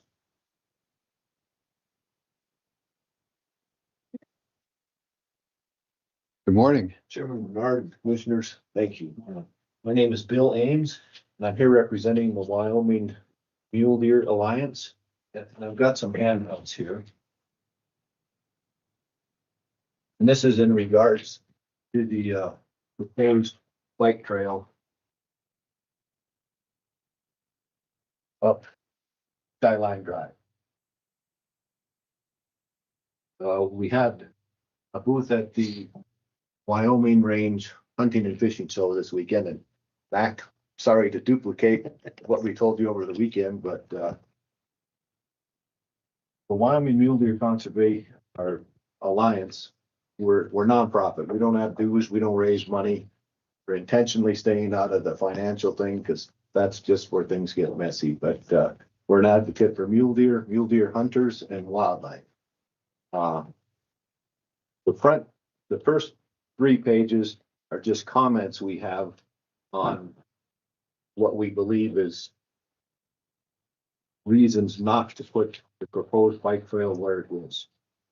And if you go to the map on the 3rd page, I guess, you can see Fremont Lake there, and the 2 yellow sections are the BLM section proposed to put this biking system in. The solid line around that is the mule deer migration corridor, and the dashed line is crucial elk winter range, and the parallel lines is moose winter range. And this bike trail sits right in the middle of the mule deer corridor. And this is where the longest documented migration of mule deer in North America, that 180 miles from Rock Springs up to Island Park, Idaho, Grassy Lake. That deer went right through there. There's thousands of deer that use this migration. And then this corridor going through the Fremont bottleneck and up along Half Moon Lake. These 2 parcels of the BLM sit adjacent to private parcels, and there's no plans yet, but private could be developed. And if those parcels are developed, these BLM sections become even much more critical to wildlife, making it on their journey through the winter. And this is also designated mule deer stopover area. And if you went up and looked at the ground, the Skyline Parkway is kind of on the northwest side of the ridge.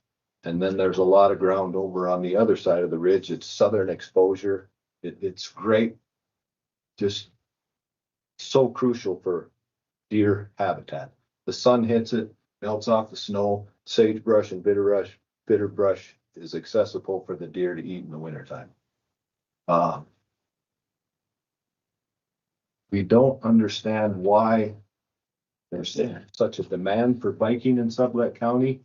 The trail use on the Forest Service it's under 2 bikes per day. They did a study last July and August. The demand is not there. I've heard that the bike shop in town closed, so the biking demand just is not here. But the wildlife resources that Sublette County has, it's world renowned. No, you're not going to find anybody that has another county that has the wildlife resources that we have. And this migration that comes through there, all up in the Hoback to Jackson, even up in Teton Park, those animals come right through Sublette County around Fremont Lake. It is such a resource, and there's no mineral extraction there. The county really isn't going to get any economic gain from putting it there. We can choose to put a bike park or a bike path system anywhere we want, but mule deer and wildlife cannot pick their locations. They have to come through there. And so our proposal is to deny the permit here and use the alternate location. And we don't have information exactly on where the alternate is. We just received this proposal last Thursday. It's the last week, or the first we saw. If they approve these 2 sections up here, the Game and Fish is proposing that it will be no human presence from October 15th to May 31st. And that designation is because of the winter of the migration corridor. So they're going to put that kind of expense and work into something that can be used 4.5 months. It just doesn't make sense. And we're going to lose all the habitat for that 4.5 months. The alternate location, and my understanding is it's somewhere down south of town, west of the New Fork. I don't know if it's by the cemetery, but they talk about access and being able to ride to it from your house.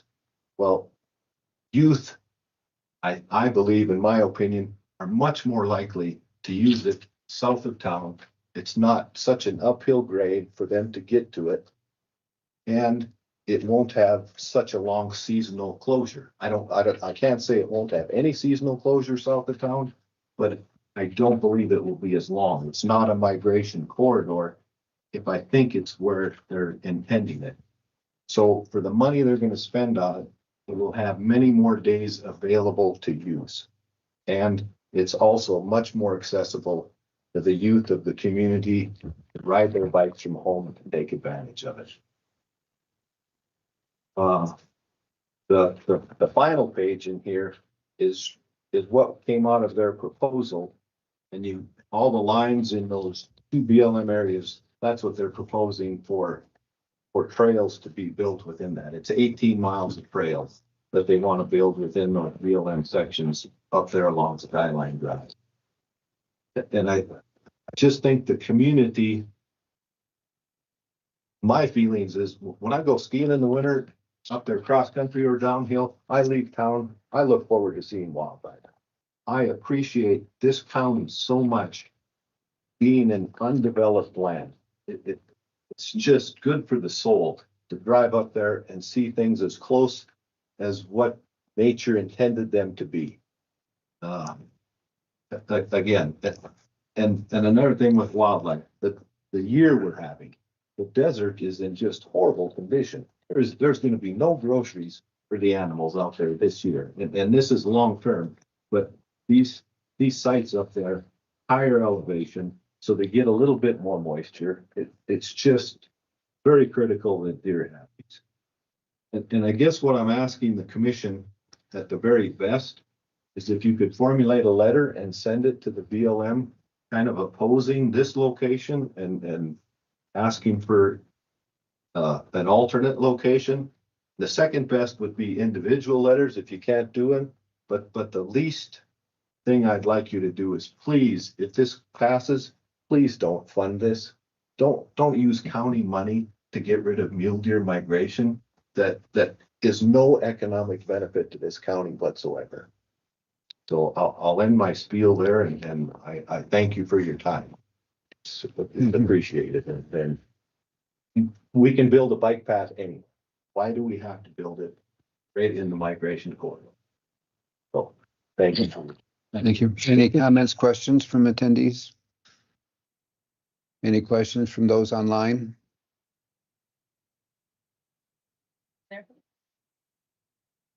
Commissioner Vickery? So, yeah, I have a question and a comment. So who's going to fund this? Well, Sublette Trails Association is the one pushing this, and then they've got the International Mountain Bike Organization or something like that. And I think they submitted some money to it.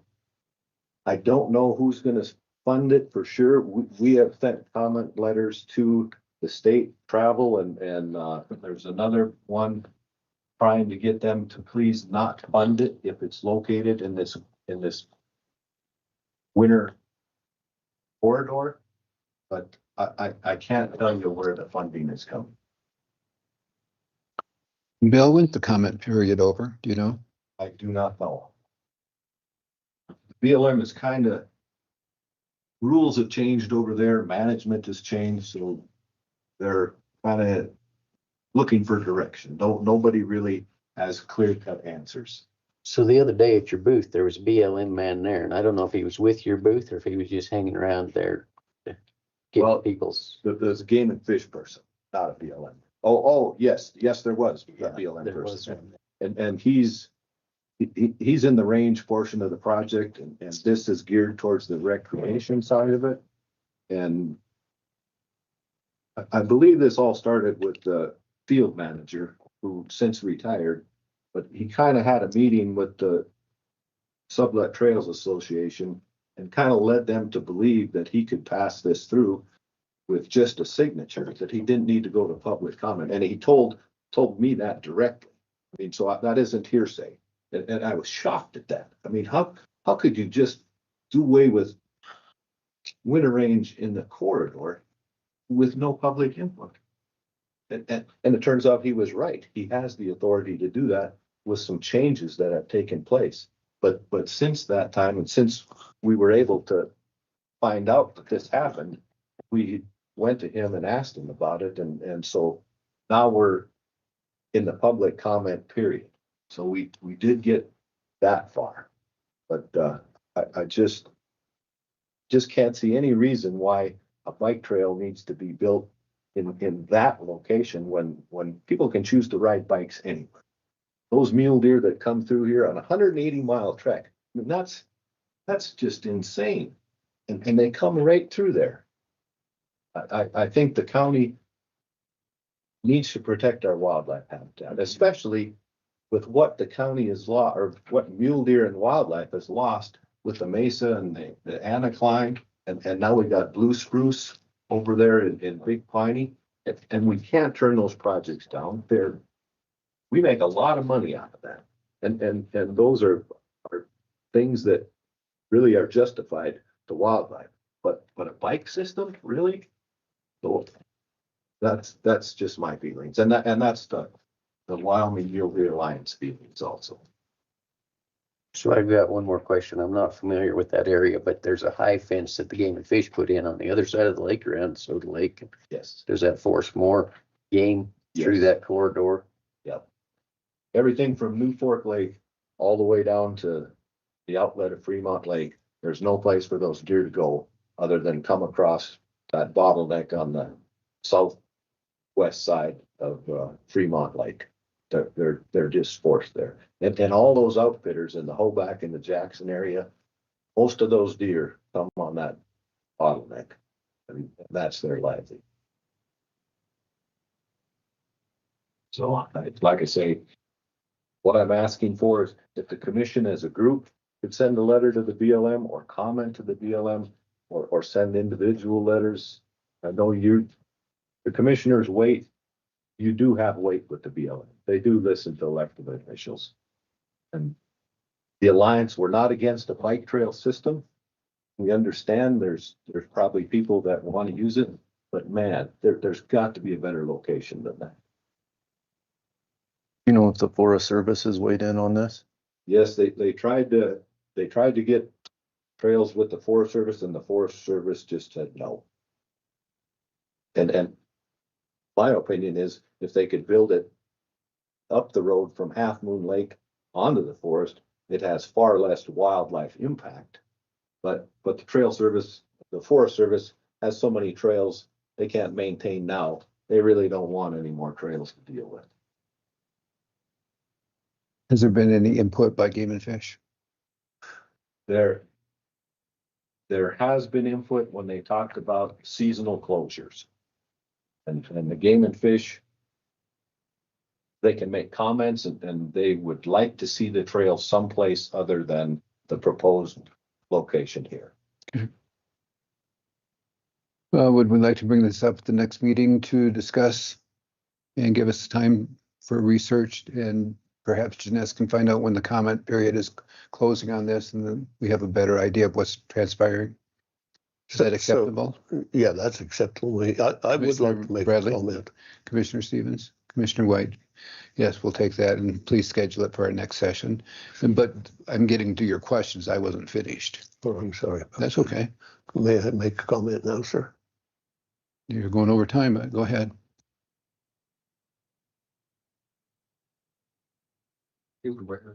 So I weighed in when Amy Crawford was here about some concerns with what could happen in the wilderness. And so I'm just going to use my personal experience for a minute with wildlife, because I live where wildlife abound right now. A case in point, from my house this winter, I could step on the porch and I had what I called a resident herd of bull elk. There was 8 of them there. They stayed most of the winter. This morning when I came out, I had to wait for a cow moose and a little guy that was about like this could hardly travel. So I understand what the values of wildlife are. I also understand what an influx of humans can do to that. This morning I looked to the east and there was 5 deer went down a double dyke ditch that I was hoping they wouldn't tromp down to let the water spill out. But it was worth looking at them. And I'm not a biker of any kind, but I think the more we have intrusions on some of the wildlife, the less we're going to be able to enjoy them in the future. I don't know all the ramifications of this, but when I look at the mapping here, I can't understand why anybody that enjoys what Sublette County has to offer would want to put trails all through part of it. It boggles my mind because I've seen what trails that have been opened up to the side-by-sides of four-wheelers and motorcycles. I've seen what they can do to the terrain, just not necessarily for the wildlife. So, you know, I'll be a little more critical probably than the rest of these guys when it comes to looking at this stuff, because I live with it every day, wildlife factor. And we have not as many deer today that go right through our yard as we have in the past, but we probably see 150 to 200 of them in the spring and the fall. I mean, they're right. They eat my wife's flowers. That's how close they get. And so I have a feeling for what wildlife brings to this community. And to lose that is taking a part of this community with it, as far as I'm concerned. So, yeah,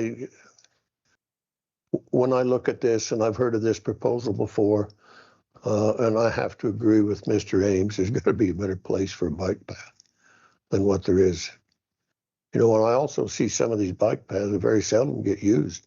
I mean, they're just out there. And why do we want to add more? I don't know the answer to that.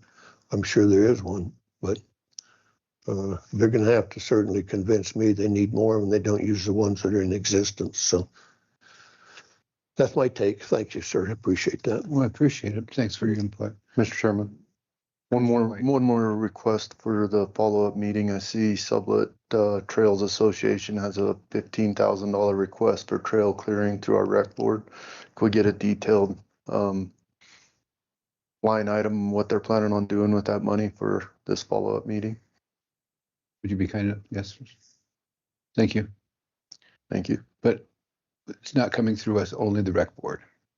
So we control the rec board, Correct, we control the mill levy, and we get it's still taxpayer money, but it is coming through the rec board to the Trails Association, a board that we put in to govern that.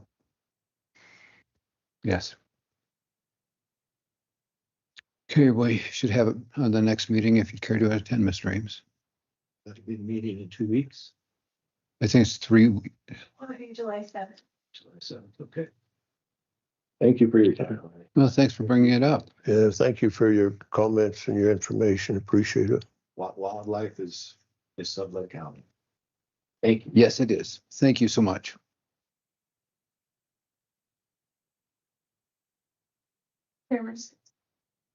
The budget discussions this afternoon start at 1:30, but if the board wanted to start, I know law enforcement had some things flagged, and that's why they're waiting. Quick break and let's get it done. We'll take a 10-minute break and then we'll tee off with the ISO.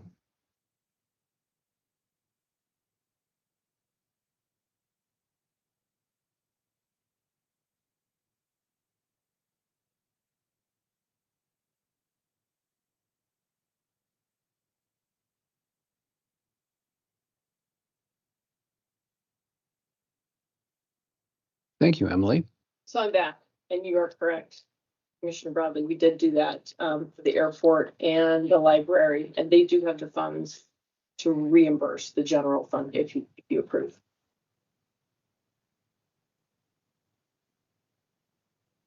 Yeah, I say do the same thing with them. Yes. Okay, thanks. How much is it between the two? We had 20 plus. It was like 35,503, and for the library, it was like 300,000, 331,206. Great, thank you.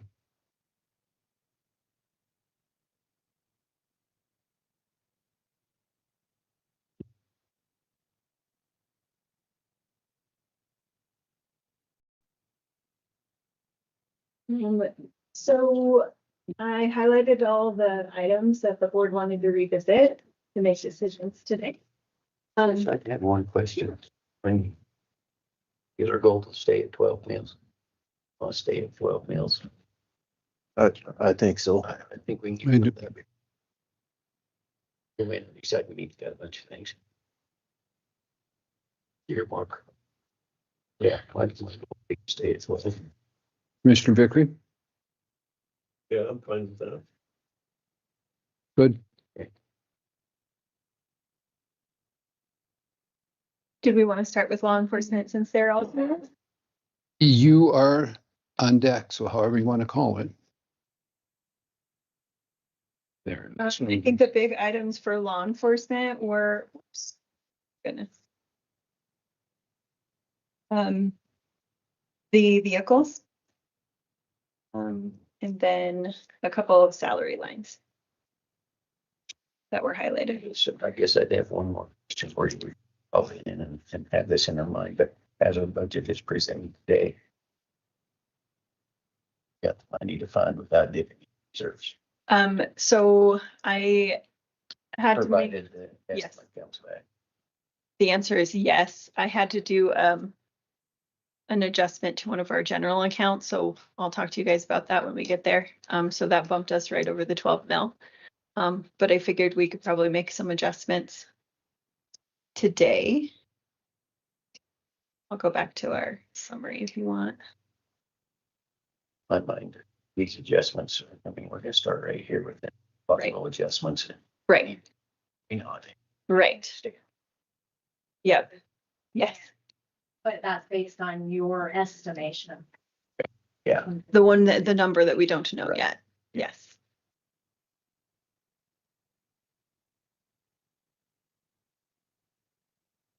So let's see. Well, are we gonna go down through you line by line? No. Why? Well, because I feel like that's what we did 2 weeks ago.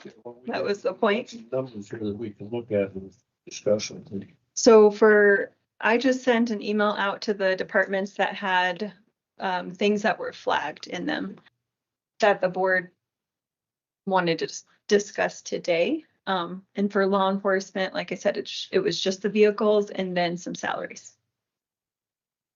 So I don't think that we want to go line by line through each of them, but.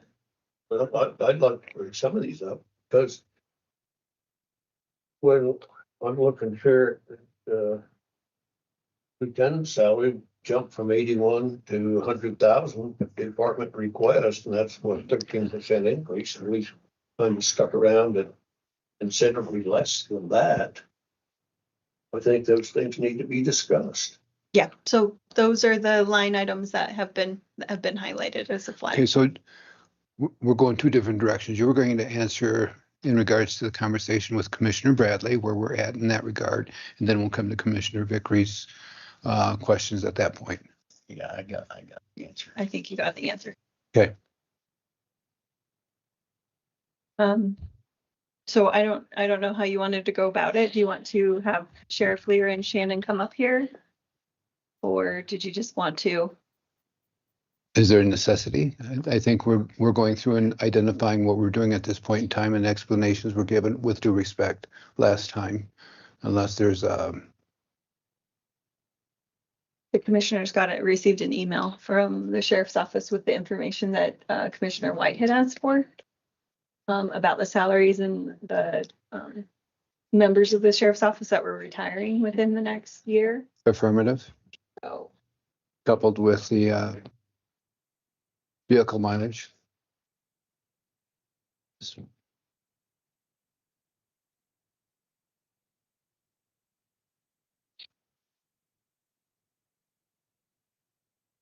Okay, so Commissioner Vickery has some, and any commissioner may ask on the budget for law enforcement, any line items. Well, I'm just going through this thinking that we went through some of this before. We've made some adjustments. We've got some of these salaries that we supposedly went through some step systems to get to where we're at. And then we bump one up to almost 13.5%, which is more than one or two steps in my mind. And I guess somebody can explain that to me better than I can understand it. We go down here, we've got investigation equipment went. Okay, let's start with the lieutenant's salary, please. Is that based on percentage of the sheriff's salary? For the new election year, yes, sir. Yes, that's what I thought. Thank you. So on an increase like that, it's based on the percentage of what the sheriff receives. Is that state mandate or? May I, sir? Please. Those numbers in there with a question mark for the lieutenants because they're based on the sheriff's salary. And since this is election year, in January, those numbers are going to change.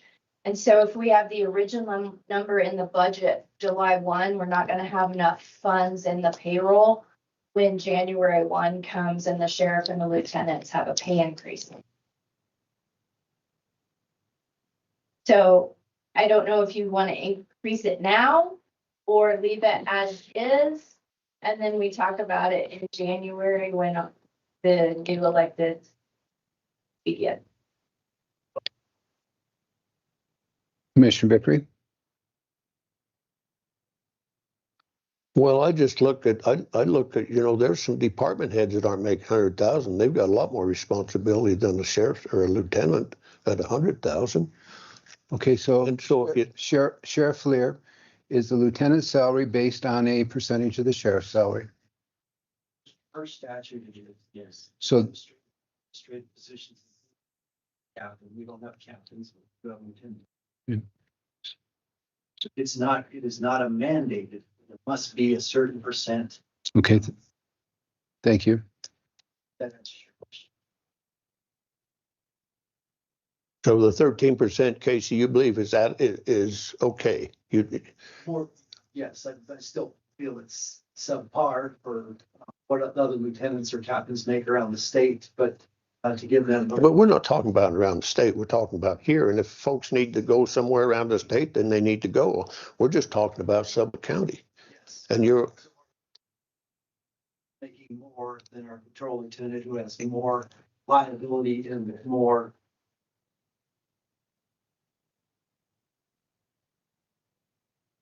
Has more oversight than anybody else. okay, but you have to go down here. Deputy salary's only got it says 3.45%. So,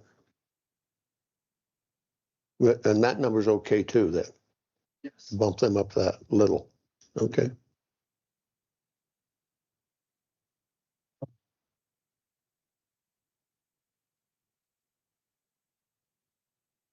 It was going to be fast. Fair. Thank you.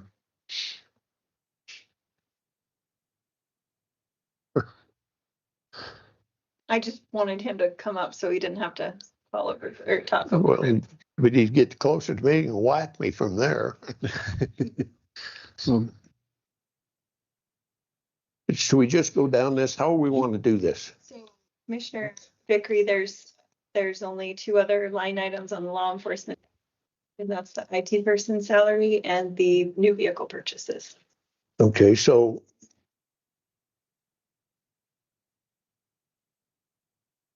is that IT salary or IT equipment, please? The IT person salary. Thank you.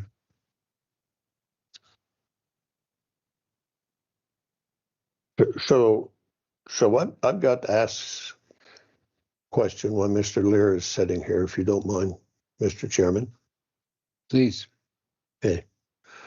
So, Casey, how do you merit out or mete out, I guess, the overtime? In other words, who within the department can get the overtime? Anybody can apply for the overtime? No, that is not correct. So non-exempt employees, which would include lieutenant and any administrative position that has oversight over other employees, is not allowed overtime. They are a salaried fixed income. only patrol deputies, detention deputies, and then those other employees with prior acknowledgement can obtain overtime. Okay, so I went back and I pulled some salaried numbers, and then sometimes the overtime equates the salary. So how do you account for that? I mean, if you make 6,000, but if you make $6,000 a year on your salary, but through the course of that month, that check you get is say 11,000. That's a lot of overtime, isn't it not? Yeah, but when we were down 8 positions, we had a lot of people covering. And you need to realize too, that line item, the overtime line item is not entirely accurate. Because it does not reflect just overtime. That reflects holiday pay, weekend pay, and Garcia pay, which no other county employee is allowed. Well, then when you see, therein lies, for me, the misnomer in this. It says overtime. The numbers equate to overtime. And now you're saying it equates 3 or 4 other items that is included in the overtime. That is correct. And that is the way it's always been. We've never separated that out. We've had discussions on Garcia pay and doing away with it. But it has always been included in the overtime pay for law enforcement.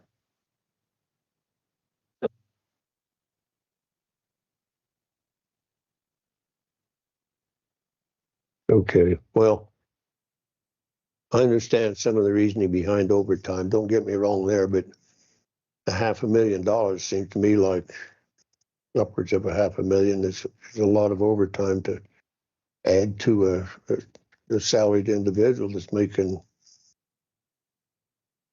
$6,000, $7,000, $8,000, $9,000 a month. And then you put on, I mean, it's a significant amount, and that all goes towards retirement, does it not? Those numbers? Yes, it does. Okay.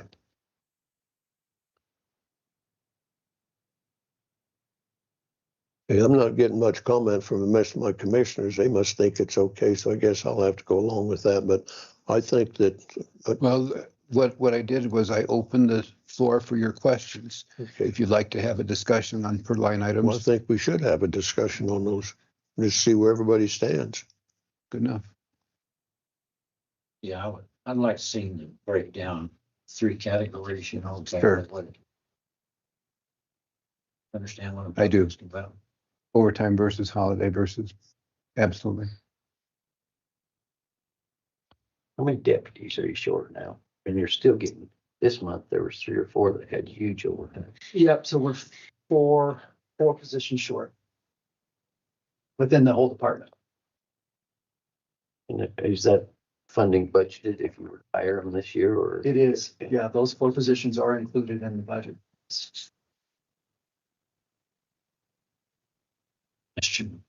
So it looks like every month it's the same one that's getting the big time overtime. I mean, how do you decide?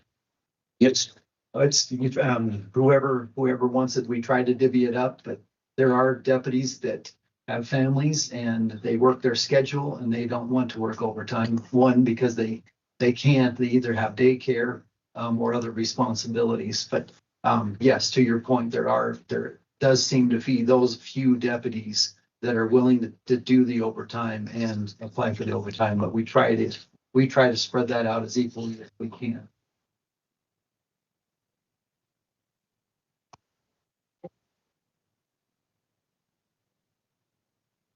Commissioner Vickery? No, I've lost my traction here on this one, so. Well, but there's other line items that there might be traction on. Yeah, well, I could go on down to the next one. I guess. New vehicle purchase, 750,000. That only includes the vehicles. It does not include the add-ons, does it? Or it does? It does. It's a complete vehicle. That's the upfits as well. That includes them. So I've often wondered on those, and I'm not arguing this point, but I need to know for clarification for me. So you take a vehicle, you trade it in or whatever it is you do with it, you take that equipment out, but you don't put it on a new vehicle? Or you do? We do. You yes. do? And we don't trade in our vehicles. Most of our vehicles either go to other departments within the county or they go to auction. We've never traded in our law enforcement vehicles just because of the condition. But yes, every vehicle that goes to auction is stripped, so to speak. So we're taking out equipment, whatever equipment we can reuse or put into that new vehicle, we are putting in the new vehicle. Okay, so it could be a long day for all of us. So when I look at the 750,000, how many is that, like 6, 7, 8? How many vehicles would that encompass? That would be for 8 vehicles. For 8 vehicles.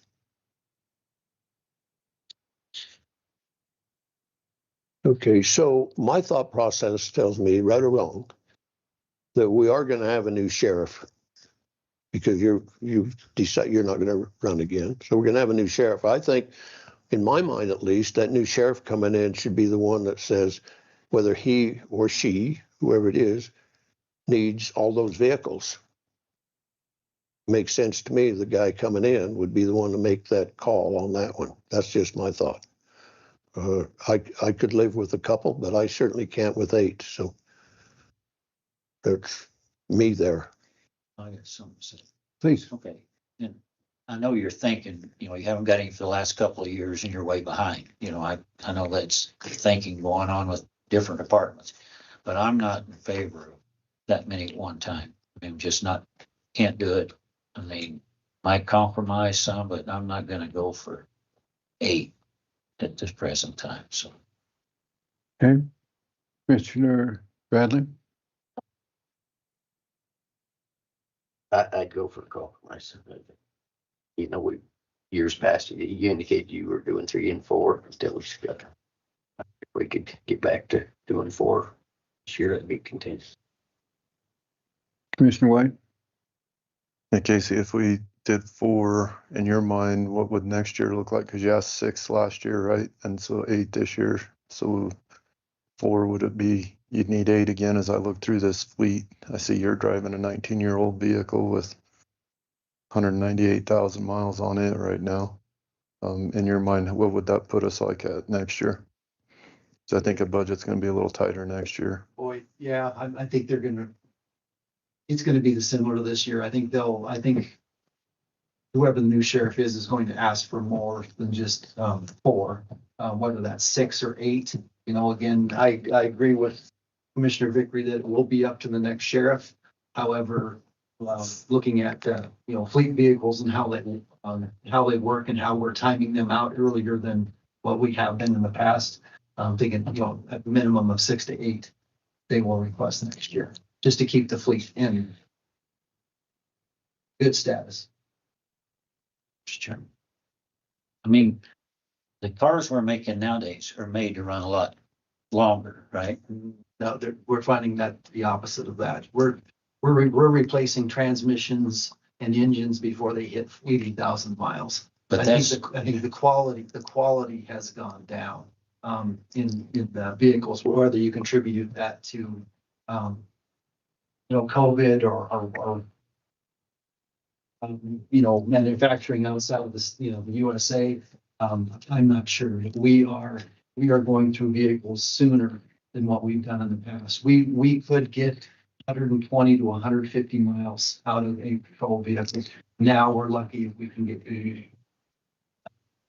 So they are requiring major service before they reach 100,000 miles. At $100,000 a piece, I think you can do quite a bit of maintenance. I mean, I see in town, there's 25 and we're having an auction on the 27. People are going to buy those and they're all over town still running. So how's that happening? Well, they are. We've had to tow a few of our own vehicles that now belong to a private person because they've broken down on Pine Street with major problems, either engine or transmission. So that's not the case. There may be a few that are still out there. There's numerous. Yeah, I mean, it's, you know, and people are. And why fixing they up. buy them at the auction if they needs to be recommended on there, these Well, they're vehicles are wore out. They're getting a great deal and they can part those out too. A lot of them are buying them for parts for similar vehicle that they have. When I go through this list, and thank you for providing this, Shannon, I see a number of vehicles, 9-ish approximately, all leaking oil, relatively new vehicles. Do those go back to the dealership for warranty issues, or how are those addressed? I'm curious as all. Mr. Chairman, thank you for bringing that up. So we have noticed that all of the Chevys that we've bought, that we've purchased since Correct. 2023, Are all piece of seem to crap. be leaking oil. We have, I believe, if I'm correct, we've sent 3 back new transmissions, which have been covered under warranty. However, we're going through, you know, a case in oil every week, just trying to refill those vehicles just to keep them topped off. And this seems to be just a problem with the Chevys. Is this through the same dealership or? Nope, these are, so we purchased some Tahoes out of Pennsylvania. Some of these are from when it used to be Frontier Ford Chevy down in Kemmer, Diamondville. So it's not just one dealership. And I believe these are Tahoes and also the Silverado police packages as well. We've seen the same issue with ours at our fleet at work in my other job with the Chevys, transmissions and oil. Only Chevy, GMC at all? No, just the Chevys. So going to try to gather everything here. Sure. What would you be comfortable with? Is it a hard line for you at 8? Is there something that, and there's been several commissioners say they open the door? You know, so I would compromise at 4. I think that's at least it's something. Okay. In saying that, we're still going to be spending a lot of money on trying to keep our current fleet in good working order. So there's going to be more transmissions, more engines, and those come at a price from anywhere from, you know, 8 to 10 for a transmission. You're looking at 12 to 15,000 for a new engine, and that'll be a discounted cost because those are out of warranty. So correct me if I'm wrong, and I'm not debating the issue at all, because on the list that's provided, there's about 9 vehicles at 150,000 plus. Are you looking specifically at replacing those, or is it going to be a mix of different age range and mileage? So this is my philosophy. Please. It may not go with the next sheriff, but my philosophy is our deputies that are on the road need the most reliable vehicles. I'm fine with driving a 2007 vehicle as long as I can get from point A to point B. I would even be fine driving my personal vehicle, but I want our patrol deputies to have the most reliable vehicles on. Okay, so you're talking about selective. Yes, so Great. the deputies' vehicles will be priority, and those will be changed out. Thank you for that. With whatever number you give us. Yes, Commissioner Stevens. Well, if the cars are getting worse all the time, that's you're insinuating they just keep getting worse, the more comes out, you know? I mean, can you get the extended warranties? I mean, would it be an advantage to have that, or they barely get out of warranty and they blow up? I don't get this. I mean, we need to change different kind of trucks, something. This is throwing good money after bad. So what we propose with whatever amount of vehicles we get, we are going to go with the Ford F-150 police packages, just because over the years, those have been the most reliable and we've been able to get the most mileage out of those vehicles. Post COVID, we were trying to get whatever we could because vehicles were rare in high demand, and whatever was on the lot is what we were getting. That may be part of the problem of why we're seeing right now, but we are not going to go with any Chevys going forward until they can fix their the issues that they're having.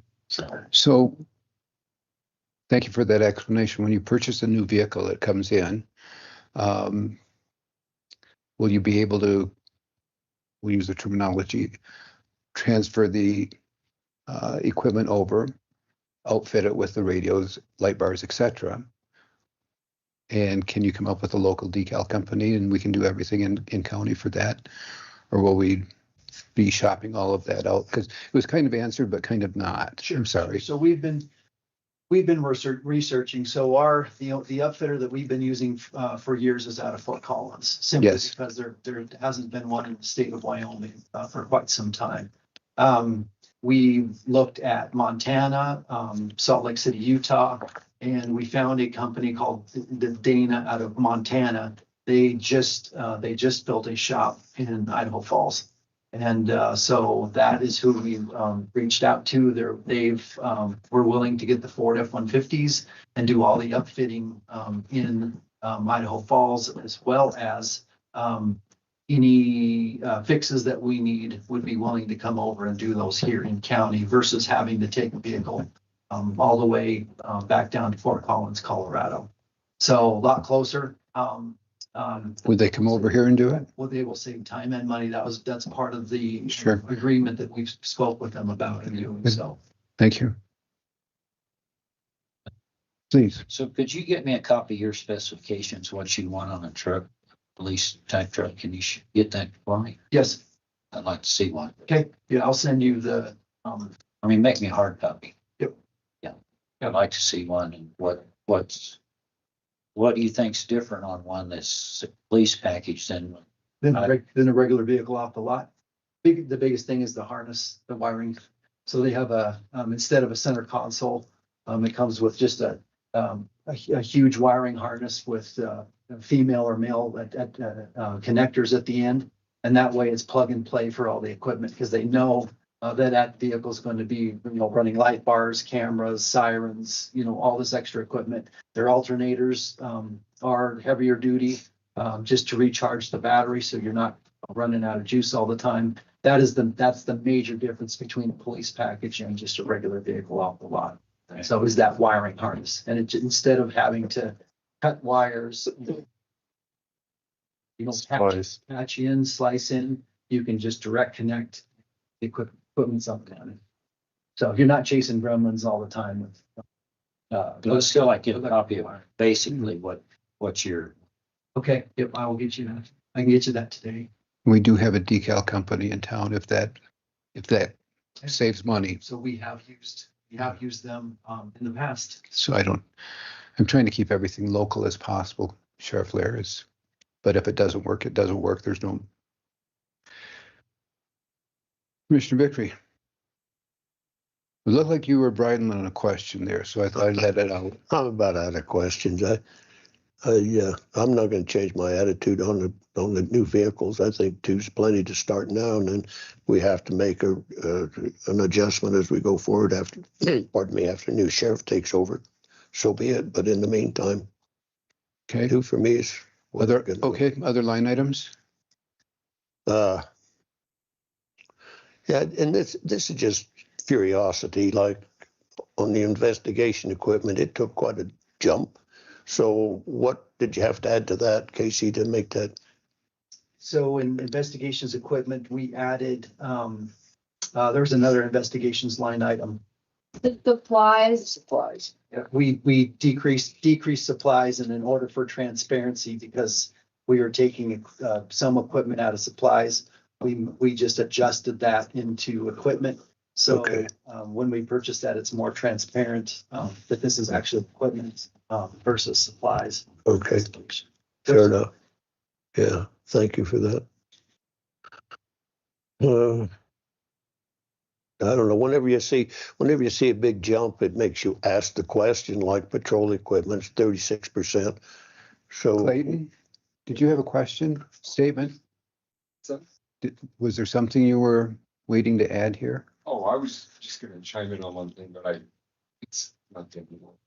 I assume you guys didn't want to hear from him again. We didn't need your chime, is that what you're saying? Well, we hadn't made it that far yet. still say. It- Didn't mean to interrupt.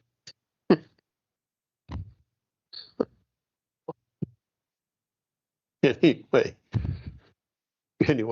so the patrol equipment jumped 36, almost 36 and a half. So what would increase that over what you normally would have? Yeah, Shannon. Commissioner McCree, when we brought our numbers a few weeks ago and discussed that, there's a $9,000 Digiticket software that's added into that wasn't before. It's a state mandated citation. Oh, so that accounts for that much of it. Okay, thanks.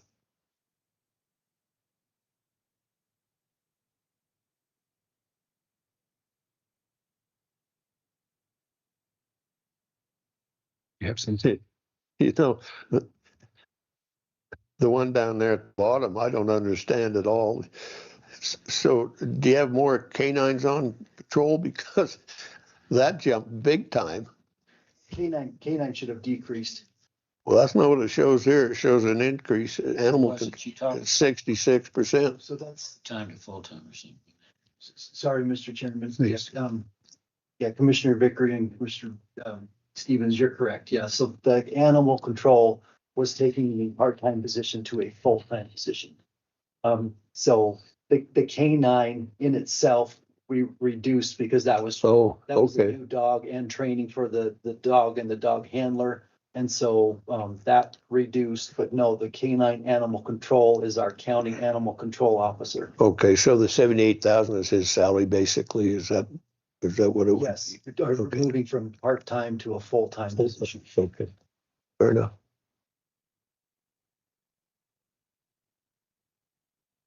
So Chairman Bernard, Yes, are you please. willing to maybe vote on the vehicle so that I can go ahead and unflag that and change it to whatever amount the board would like it to be? I want to make sure that we had addressed all the issues and come back to that. Yes, ma'am, we are. Thank you.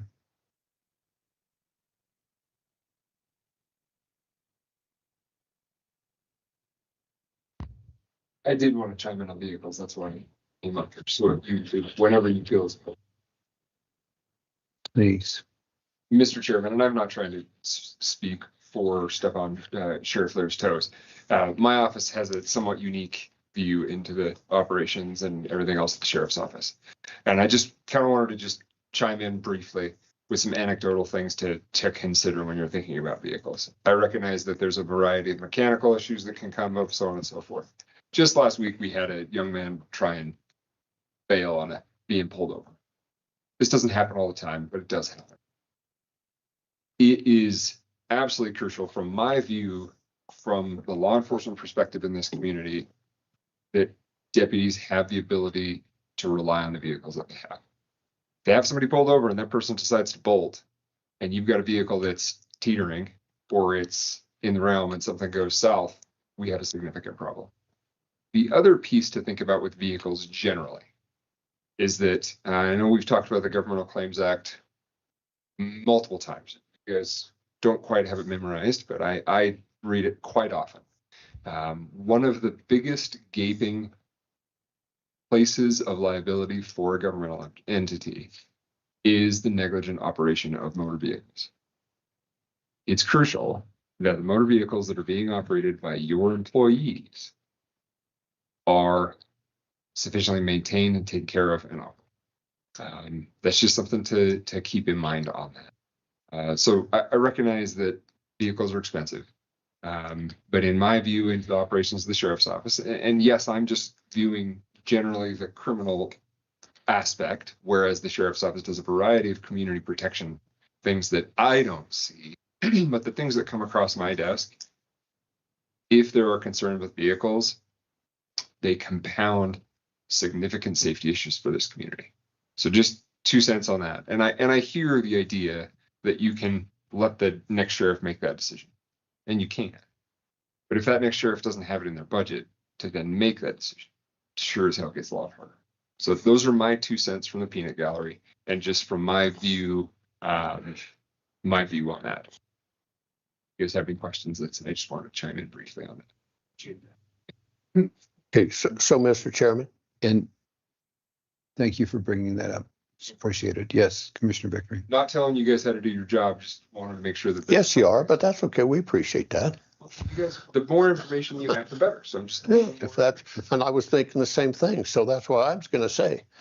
If I pull this kid over, or old guy like me, You get pulled over?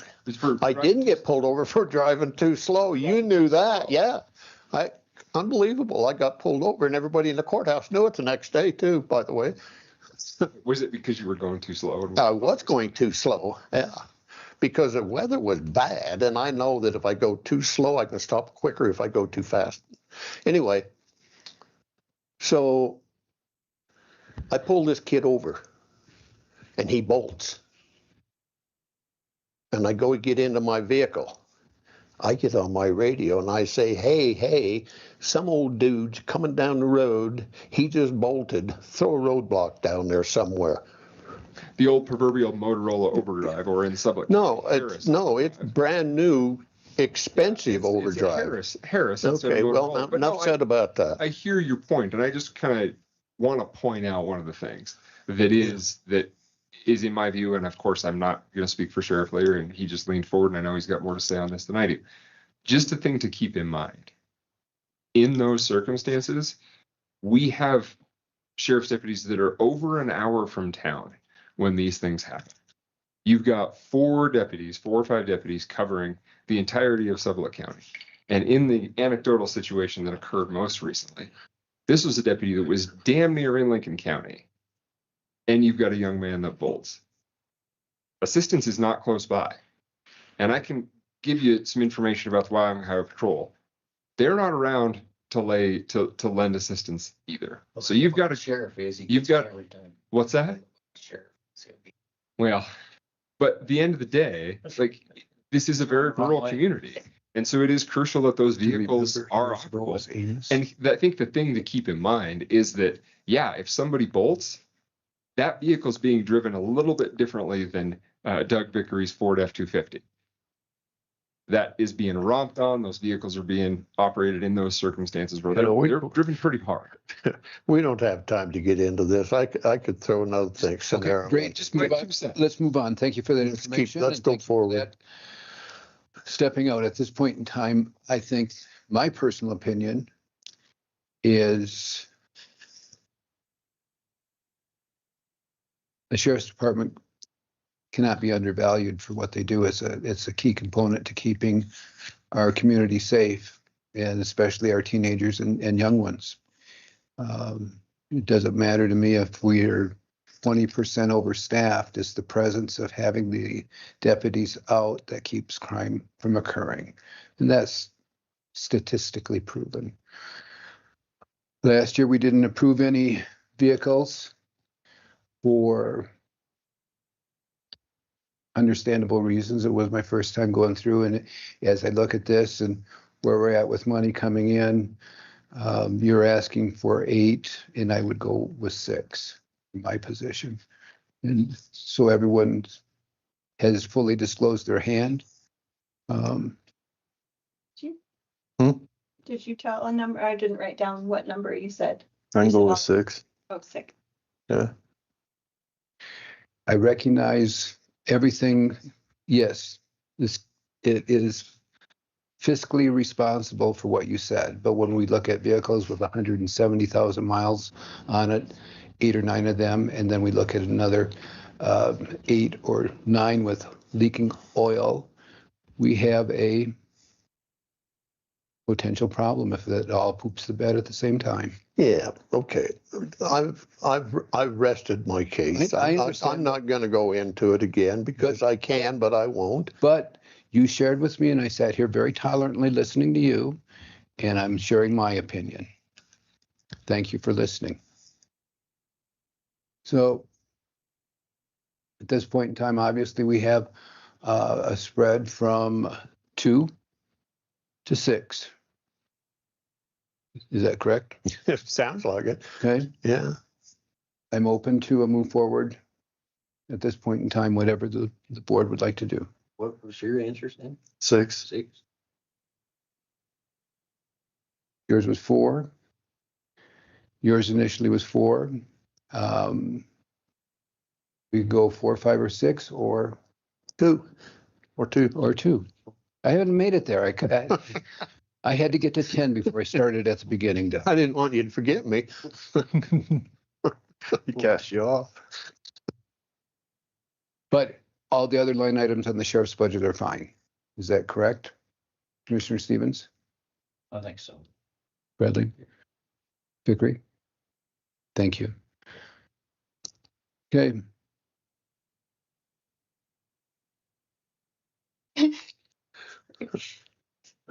Okay, Mr. Chairman, I make the motion that we authorize the sheriff's department for 4 vehicles for this coming year. I'll second it. We have a motion and we have a second. Is there any further discussion?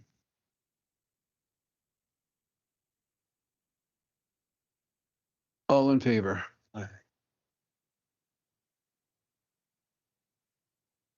You're not going to vote? Aye. I didn't hear you. I was sitting here looking Well, I was specifically at thinking you. about it.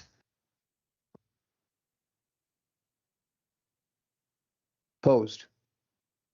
2. Passed 3 to 2. 4 vehicles it is. Thank you. Thank you. With that being said, with that modification, is the sheriff's office budget workable and acceptable? Yep. Commissioner Vickery? Yes. Last figure comes in.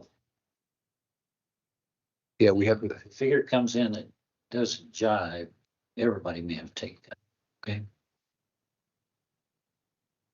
Is that workable? We're able to go back and, Well, if we don't have the Well, money, we have to. the number will come in at 375 is what it should come in at. If it's, The overall total. okay. Yeah. If that's short, then we still might have to make an adjustment. I mean, that's my opinion. I'm not for taking a lot of say. I'm not either. Well, all we can do is cross that bridge when we get to it. You know, so I just wanted that open to know. Thank you. It's pretty safe, but not complete. Okay. Thank you. Thank you. Is that all departments? I don't think any of your other departments were flagged for anything, but we can check real Just wanna quick. make sure. Yeah, you're good. But if you like, I can flag it now. Okay, Yeah. Okay, thank you. Thank you, Commissioner.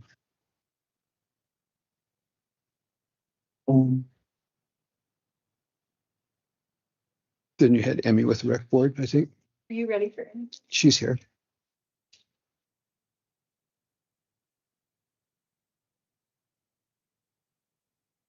Rec board, it was just that one item, yes? Just the 12, adding the 12,000 back in.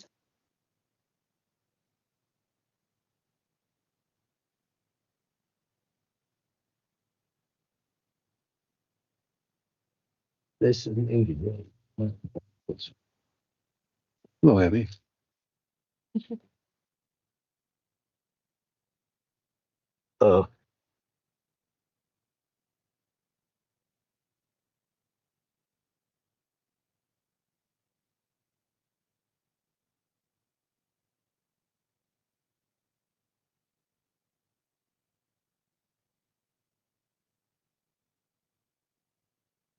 a little background, Gail Hamner with Special Olympics had sent an agenda request to talk to the commissioners about getting a grant for the Special Olympics.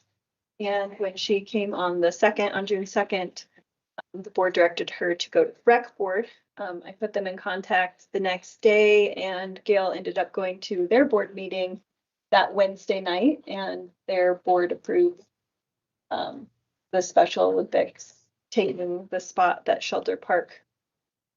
the Shelter Park maintenance vacated, I guess, for the budget. So I guess the question for the commissioners is, are you willing to approve that 12,000 going back onto the fiscal year 27 budget or not?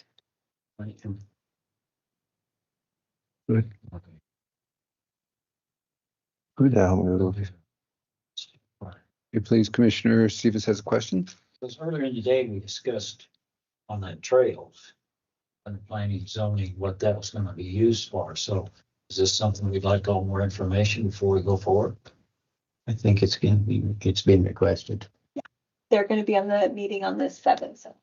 So That is for the bike paths discussion. I don't know if that is what the board's referring to. this one, so. Yes, okay, perfect. Yeah, so not the same thing, correct? Correct. Not the same thing. Not the same thing. So we have the bike paths, and that's the July 7th discussion when we'll be there at your next meeting. And then you've requested information pertaining to the line items of the Sublette Trails Association $15,000 request. Is that right? I happen to bring the grant requests. So I have that here, and I am obviously not as well versed in what they specifically want. This is the original document. If I help you, it looks like continued maintenance of several front country trails. So This, they're not, this is all within Forest Service, isn't it? it's so some of it is, and some of it's BLM, some of it's Forest Service. I can definitely ask Sublette Trails Association specifically where those trails are, because it is a mix. I think that's their purpose, is trying to make sure they are a partner that's handling all the different trails and nothing in is my understanding, but not on their board. Just Sure. Chairman, would you like me to talk to Monty and the rec board and see if we can add that to the conversation about bike paths and just make it a longer conversation so we can talk about both, or? We could put that gentleman right after that discussion. Do we have the costs associated with it? If we don't, it's a moot point. Well, it did their budget. 15,000. Pardon? Yeah. $15. That's all? But just so the board could ask the rec board questions about it. This is. I'm not money. And I'm assuming that's a quote from a whoever's doing trail clearing, because that's what the funding request is. Whoever shows $3,000 a mile. And then it details what that means. And either quite a bit for reclamation. They cost up fun. Let's just clear them. I think maintain. Yeah, it's a reclamation versus maintenance, and I don't. No, I figured it just jumped out there. Yeah. That's huge. It's a lot. Well, it It's a lot sounds more like- than a road. Yeah. We're not spending enough on our roads. I'll find out where this, because it just, I don't know what person provided this, besides it came from Sublette Trails Association, but I'd be curious who the actual person doing the work is and where these are from, so I can get that back to you. Great, thank you. Want me to lengthen the time for that bike path / trails discussion at the meeting on the 7th, or? Yeah. Please, thank you. Did the board want to vote on that then, the Special Olympics, because we got a few yeses and then nothing else. Firm amount is how much? It's 12,000. Thank you. That would bump it to 251 and change. It wouldn't change the actual total request, because the 12,000 that we had. For shelter for. shelter. It's the place of that, since Andre has that in his So budget. the board, though, they have the updated amount without the 12,000, so it would change give me 1 second, I'll give you it. Okay. They don't. So the 266 is the number we're looking at, correct? No, it's 544, 187.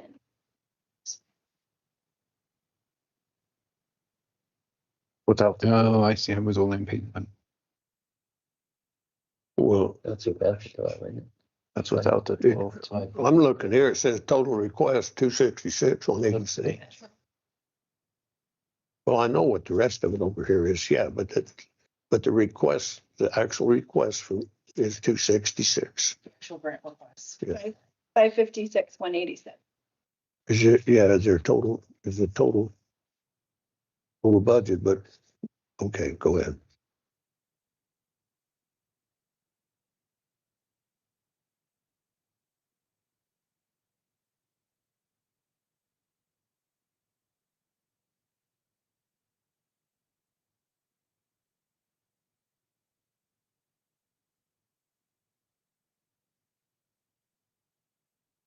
Any questions? Good. Mr. Stevens? Mr. Vickery? I'm fine. We're good with it? Thank you. Thanks for lunch. That's, you made sure to bring lunch at the same time as asking money. Yes, good job.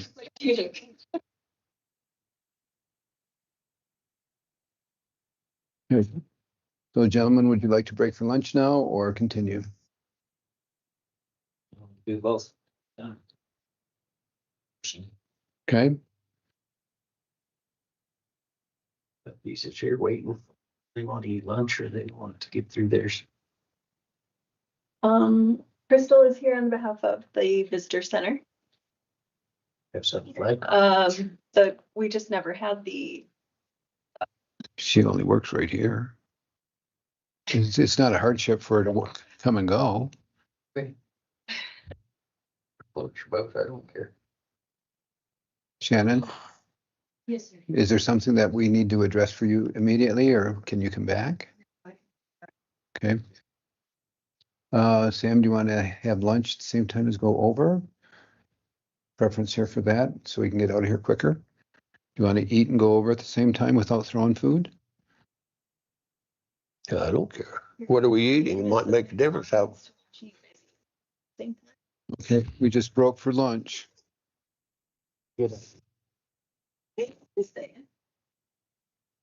I tried.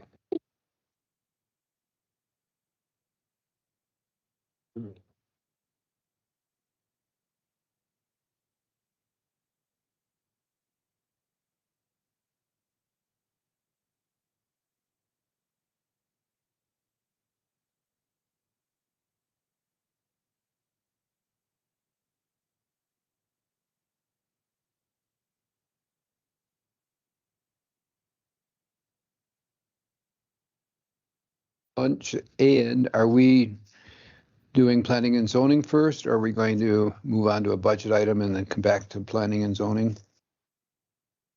She's for one of them. Planning and zoning scheduled for. Okay. Haley, if you'd be kind enough. Oh.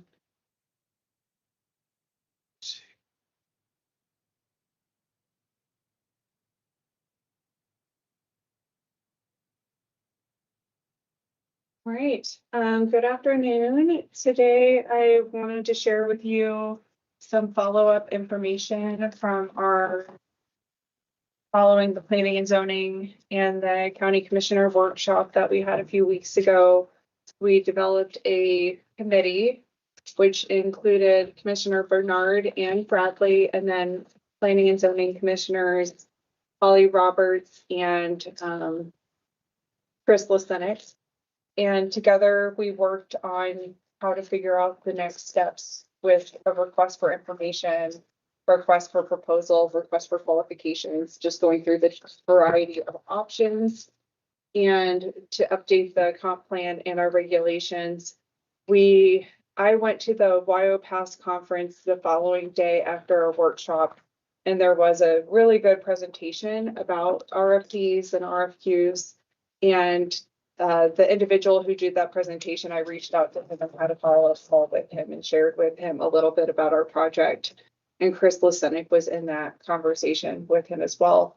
And then following that, we had another conversation with another consultant who works for Logan Simpson and just shared a little bit of what we're dealing with and to get their feedback as well about what sort of process would they recommend. And it was eye-opening just to hear the different perspectives and options to move forward. I think also you're aware too, we did not receive the grant application for the mineral royalty grant. I think it's a little disappointing, but at least we got some direction and no one had to go down to Cheyenne for the meeting.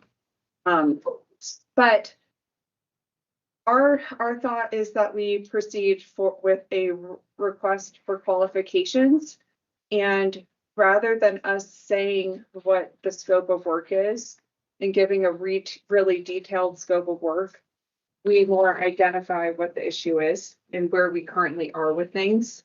And then have the consultant come back, provide their qualifications and give a brief overview of how they would approach the project. And based on their experience on similar type projects. After they submit this, we will then create a short list. So say 10 consultants submit their qualifications. We will then develop a short list of maybe three to five firms. And we will then go back to those consultants and ask them to provide us a proposal and a more detailed scope of work and like a timeline.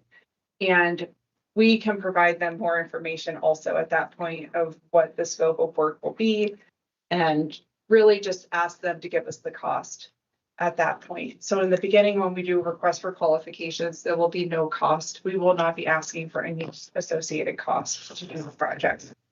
And then after we get the proposals from those 3 to 5 firms, then the committee will get together and interview those firms and then do the selection based off of the interviews with the different firms and have more, criteria to narrow it down to one and then possibly move into more of like the negotiation based off of the proposal that they submitted.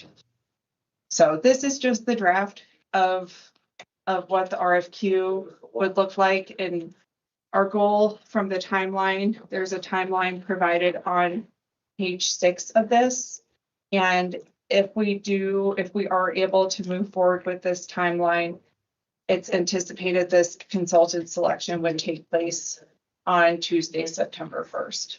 So this is still a pretty, it's a lengthy process just to get everyone's feedback, but we do want to give consultants enough time to get their qualifications together. And if people have questions, we have an optional meeting for people to attend remotely to ask questions and then like a last day to submit questions. So For a voice conversation on the sanctuary in executive session.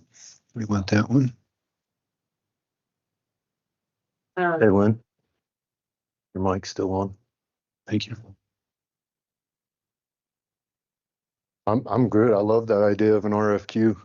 I think that's a very good starting point. And you never know what they're going to bring to the table. You get 10 different people. Wow.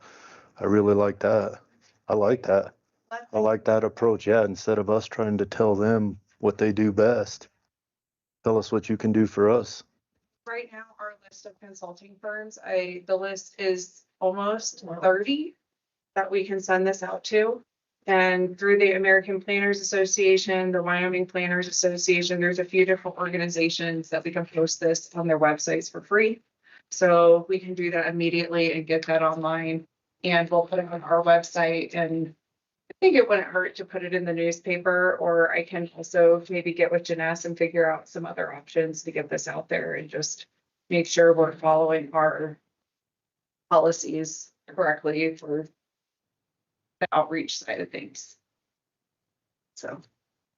Are your 2 county board members helping, or are they just observing? Volunteered to Diane. Do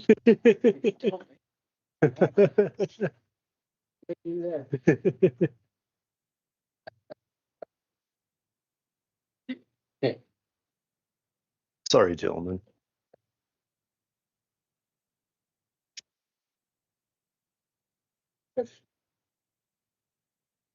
But our proposed timeline is to get this out there starting tomorrow if we can, and use this draft. I will do another review. I anticipate there may be a few, changes and make sure the timeline and like the points of contact and things are spelled out clearly.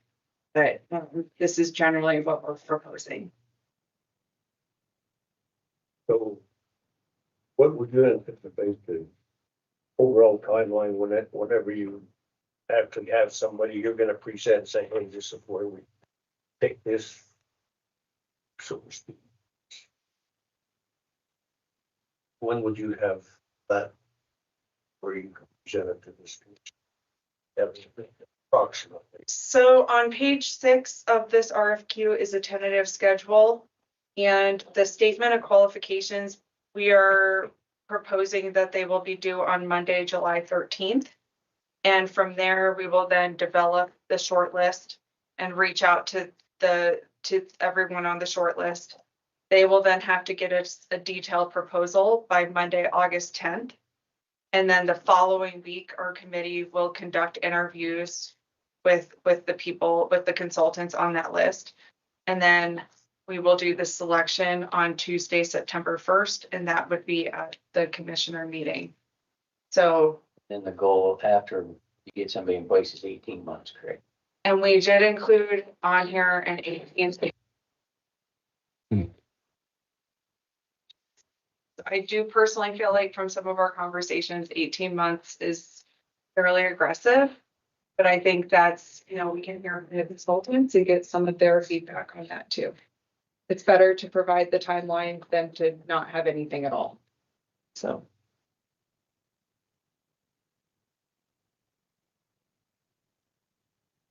Well, thanks, Haley. I'm fully supportive of rolling out the RFQ. Okay. Okay, great. And we'll just continue working with that same committee. I think as we get closer to the selection, it may be beneficial to revisit who all we want on that selection committee, if we want additional people involved with the interviews. I kind of took it as that. No.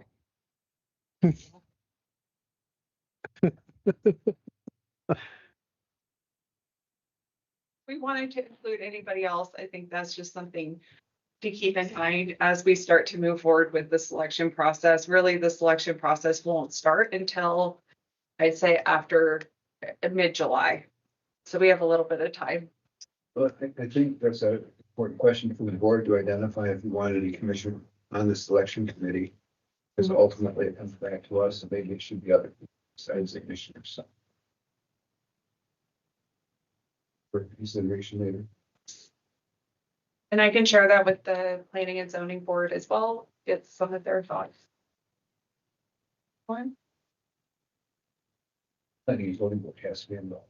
And this is, I think renewing this is prudent. I like it, you two being on there. I've been for. One of us. I like.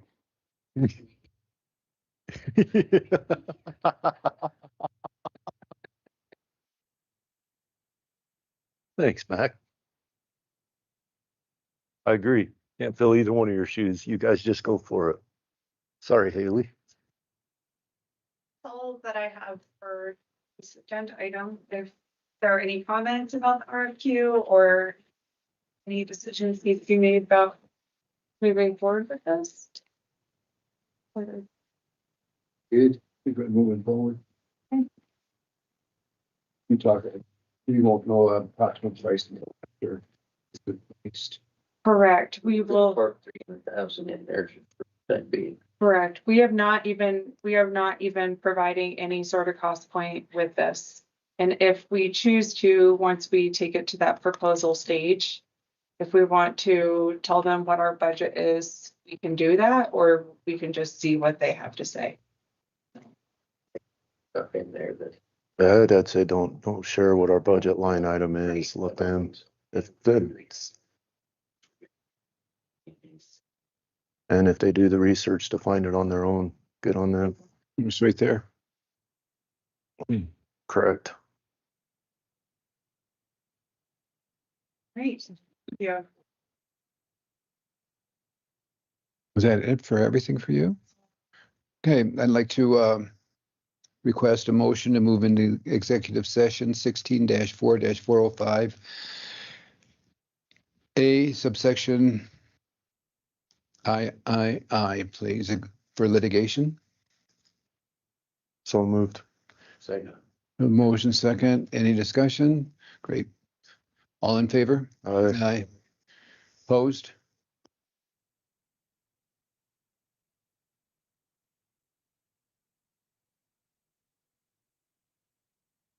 Actions taken taken during the litigation executive session. Up next on the agenda, More budget discussion. more budget discussions, and who's up next? Department. Great.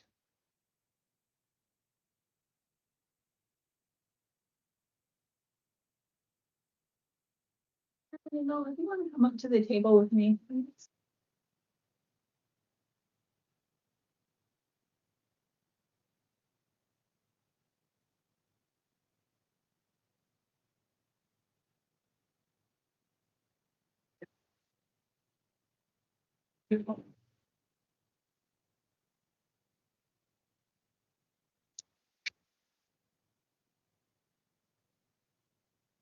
Hi, Emma. Chief Cooper. Good. How are you? ML, counting the days. So we officially call you short timer. Okay. Yeah, not gonna push back on that, are you? Don't give him that latitude, Jessica. So I believe for the fire department, it was just the, yeah. The fire truck. What we're doing, Chief Cooper is going through the budgets and those items that we had further discussion on. They're the ones that are coming to light today, and then we'll resolve it quickly. I'm in hopes. That is the only thing I have highlighted on his budget.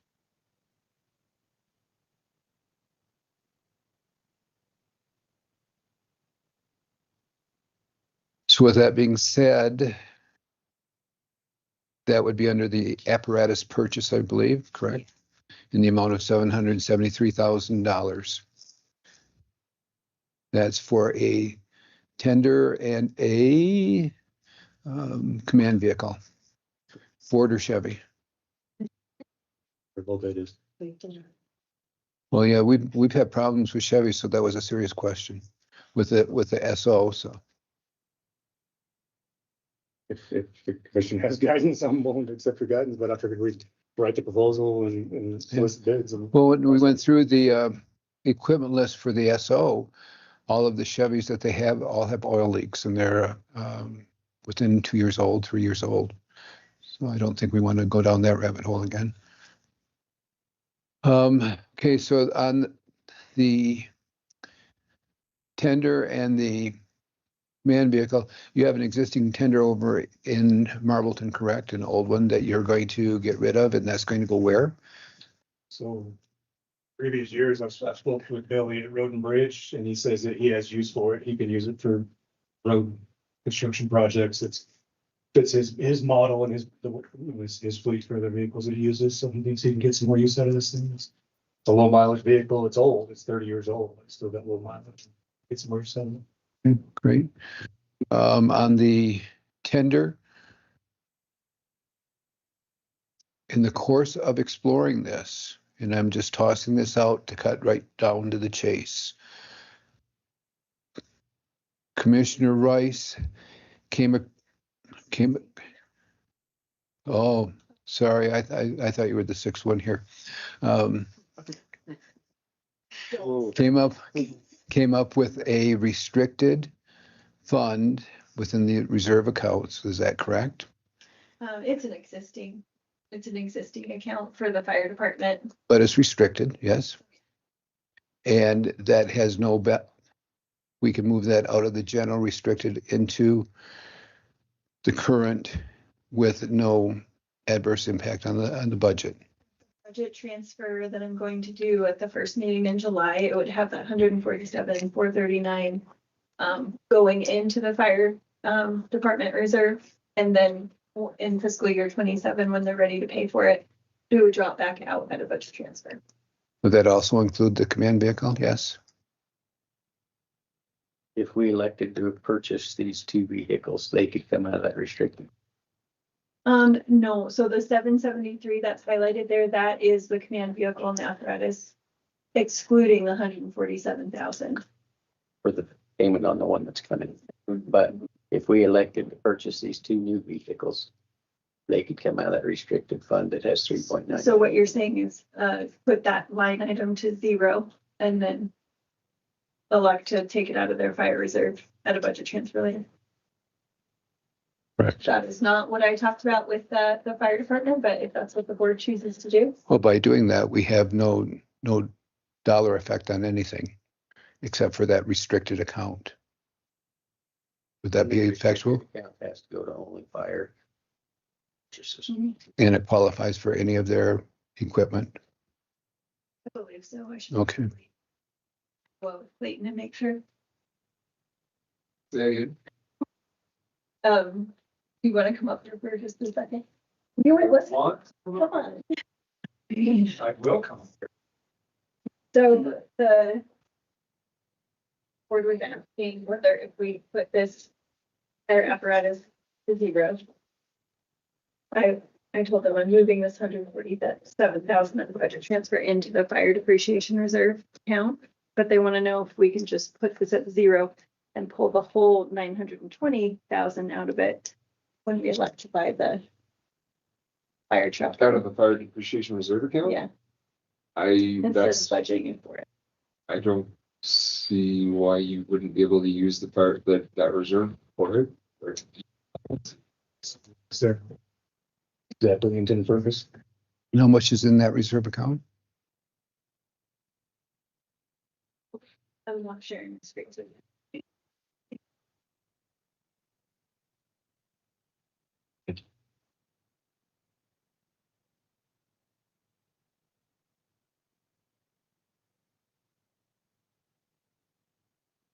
It was like 4 million, 100. The kids. So yes, plenty of right now Honestly, you wouldn't be able to do a budget transfer of that. for the whole thing. So Then that would effectively drop their current budget request by the $700-some thousand. Okay. Commissioner Vickery, I'm sorry, I stepped in before you had the opportunity. I apologize. Well, I've just been trying to make one ear hear what the other ears hear, and it's working again on another. So sometime back, quite a while back, and I still believe it's wants and needs, and we're looking at what we just want, not what we need. We've got lots of fire equipment around here. We've got Mr. Cooper's wanting to get rid of the old truck down at Piney that's 4,200 gallon one to replace it with a 3,000 gallon one. Now, I don't know much about the fire business, but more water is better, I think. The other issue with the truck down there, and I've heard this more than once, is nobody knows how to shift the gears in it. We got to all have automatics. Fair enough.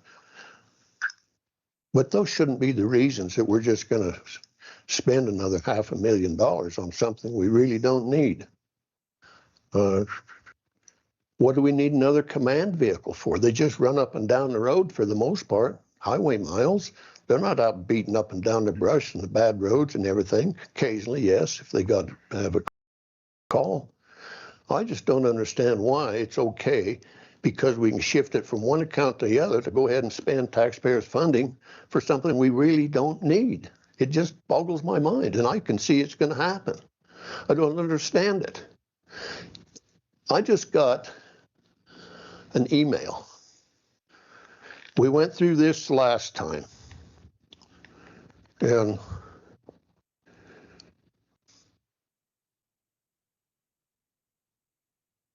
if I can pick it up again.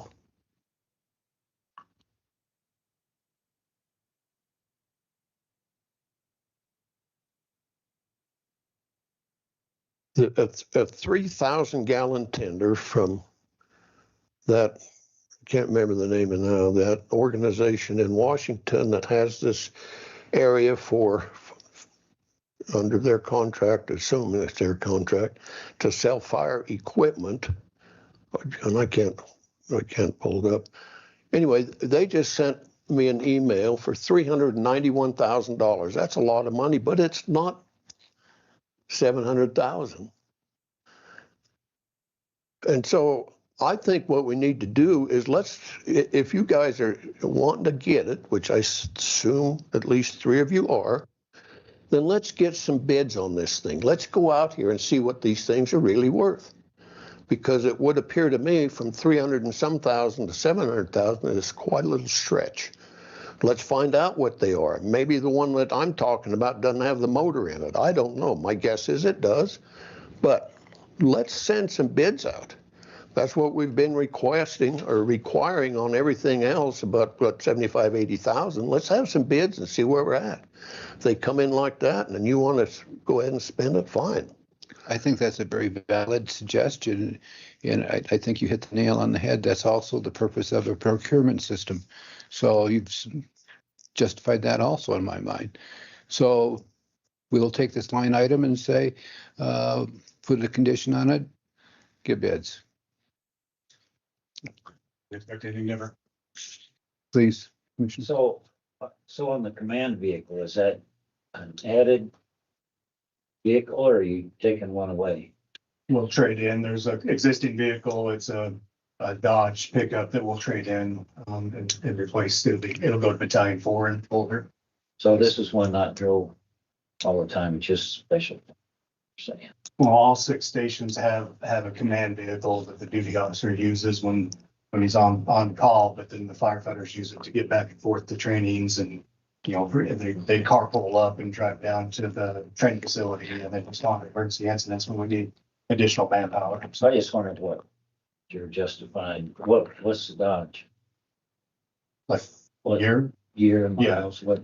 It's a 2012 Dodge 3/4 ton pickup. And it has about 135,000 miles on it. It's pushing 140,000, but it's been really problematic for us for the last several years. We've had to rebuild several, the top end of that engine a couple of years ago, and it's just really been a maintenance problem for us to keep up with and keep up with. So everything I heard today was shouldn't buy American vehicles. You got Ford, Dodges, and Chevys, and they're all no good. This Dodge has certainly given us a lot of problems. We haven't had any problems with our Chevys. We have Fords that are doing fine too.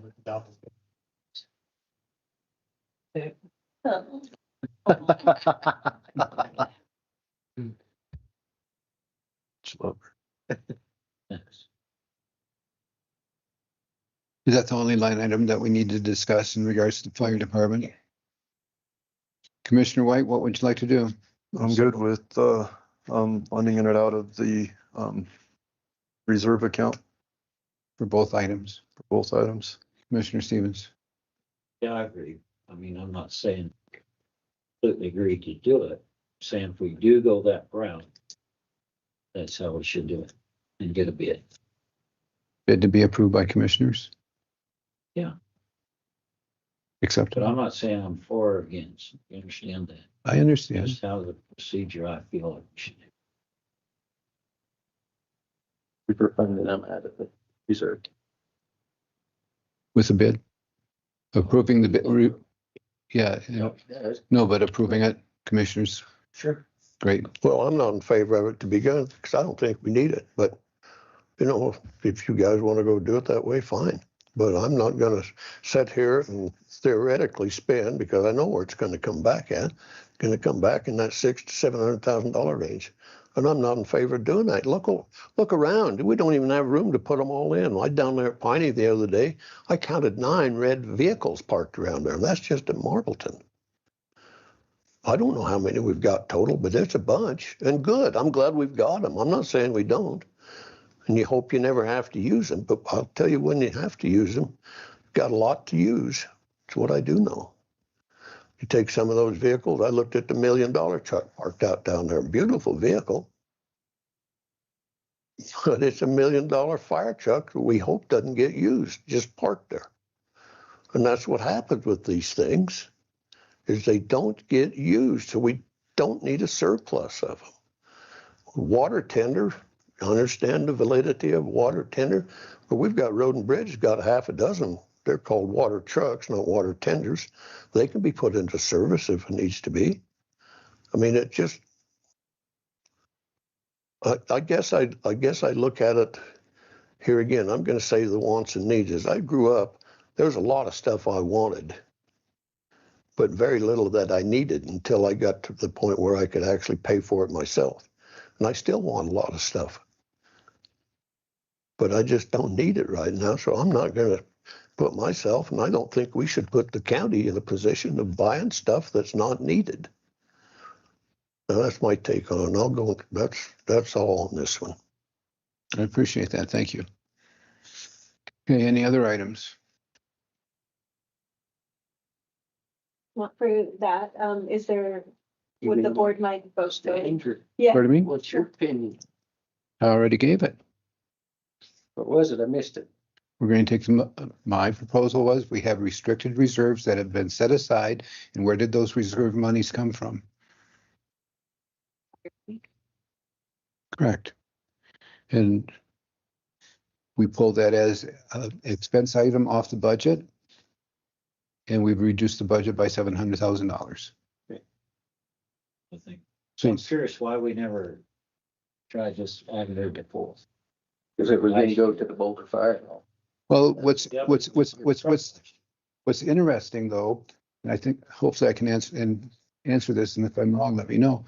We got talking at the last meeting about the reserve accounts, and during that meeting, we came up with 2, possibly 3 very specific restrictive reserves. One was the fire department that I had no knowledge of because no one has ever highlighted what is restricted or not in the reserve account. One was that, the other is the SO on the communications.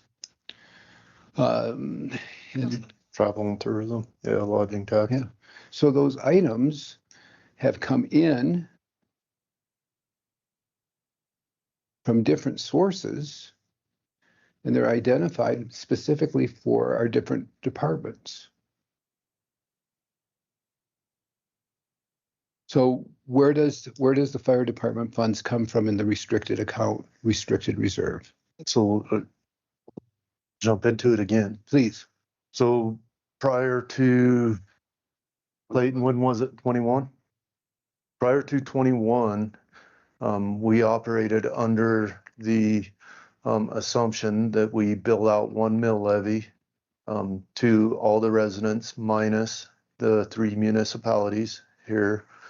And that mill levy, anything that the fire budget did not spend goes into a restricted fund. So those funds were earmarked on and paid for by taxes by the citizens for fire specific. And so that's why we wanted to keep those funds. And that was prior to 21 funds that had accumulated. And in 2021, Clayton came and showed us where we was wrong in the statute, and we made a change. And now, like Max says, bill the municipalities for fire. Okay. And that their funds are put in there annually, and now would you mind chiming in to say what deposits go in there on a yearly basis? Certainly. I'm not sure that one's on, I'm sorry. I feel like it might be turned off. I'm going to go to a federal fire.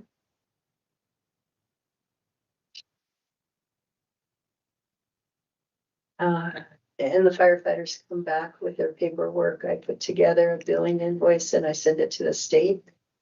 And normally there are 3 things that get paid out of that invoice: the firefighter's wage, which the county pays out and the county gets reimbursed for 100%.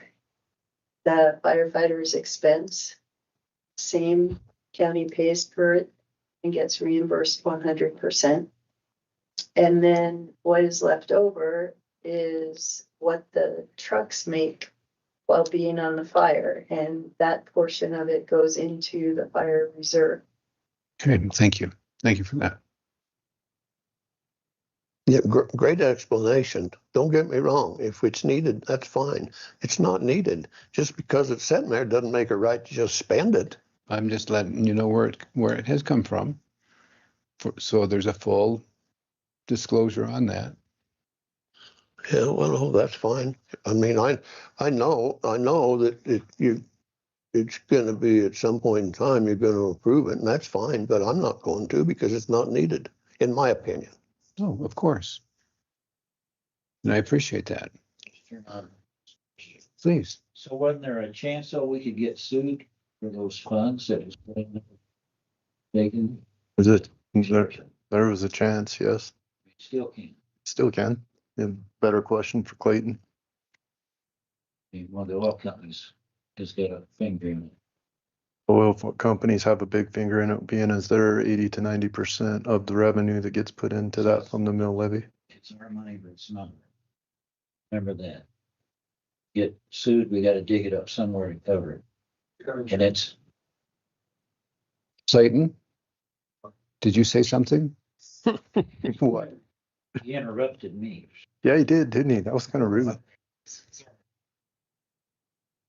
Commissioner Stevens, I didn't know these. I would suggest that you not budget or don't budget on the potential for fear of litigation. That's been out there for many years. I mean, yes, years. They know it. They've known it for the past 5 years. But either way, reality is you do have, there are assets, there is insurance, a variety of other things that factor into what the county would actually need to pay out or what they wouldn't. I would suggest that you not budget on fear of litigation. You said it was insurance covering it, I feel better than assets. Well, I think we do have insurance. I can't quote the policy coverage right now as to whether or not that we're covered in that realm. I have yet to see, and candidly, I don't know how strong of a claim they have.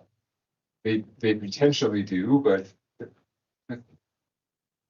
that is a long theoretical academic conversation that, you know, as attorneys, we would love to sit down and talk about the ifs and buts. But I would strongly suggest that you don't make budgetary decisions on fear of litigation that has not occurred in the last 6 years. Good. So I would say it is the county's money. It's in a reserve account for that purpose. If you want to use it for that purpose, use it for that purpose.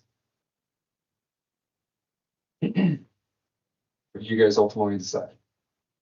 And for the record, I can drive a stick shift on that big rig. Double clutch it there. Why you gotta throw salt? I'm not gonna throw salt. I'm just letting you know. Some of us that can drive that truck. Tell him, Todd. I've seen that truck in the bar pit. There's some that can't. It's true. That shouldn't have anything to do with the shift. Yeah, it does. When you go to turn that corner up North Piney, that corner will get you if you're not paying attention. We can make Clayton a designated driver. Yeah, yeah. Move it to Daniel and let him drive. Okay, at this point in time, the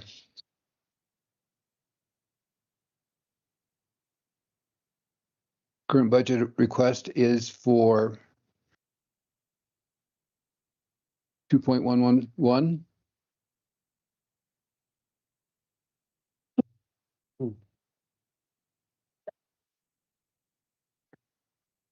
That's what it changed to with the money. Purchase it's 1,462,775. So without the apparatus being part of the budget, taking care of restricted reserves, that's dropped down to 1.4 million. Is that acceptable? Commissioner Stevens? I have to ask you, Commissioner. Well, you know what my answer is. I have to ask you. Well, you're welcome. You're welcome. Thank you. Yes. And your answer is? No. Okay, I had to ask you. Yeah, I know that. Thank you. Okay, budget's approved. We make sure we get the. Thank you. Next.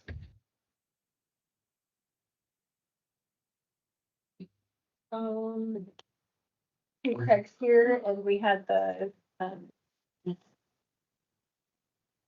what do we have for you? It's in capital improvement. So who else do we have left today? Let's see. Thank you.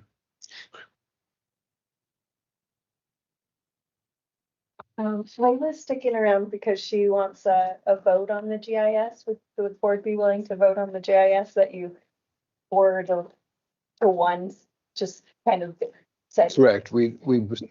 Thank you, Leila. We brought it up that we would address that fully under GIS. So she's here for that.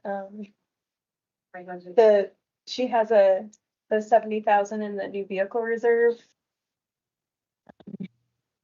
We have capital improvements, just IT. Is that under IT or capital improvements? Thank you. Let's see, there's something to be addressed in the commissioner's budget. So we're sitting pretty good. Do we have anything with it?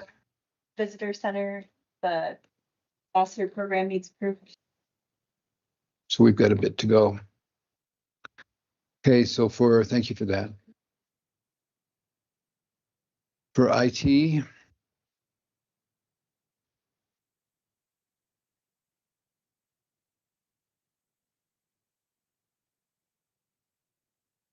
I think Craig had presented the phase one at 185,000, and the reason we highlighted it was not to get rid of it, but I believe because Commissioner White wanted to see what it would, if the board was in favor of doing phase two along with phase one. Is that correct? so it's interesting because phase two has to be done before phase one is. No, phase one has to be done for Okay. in the capital for this year. Phase two would be on the fiscal 2028 year.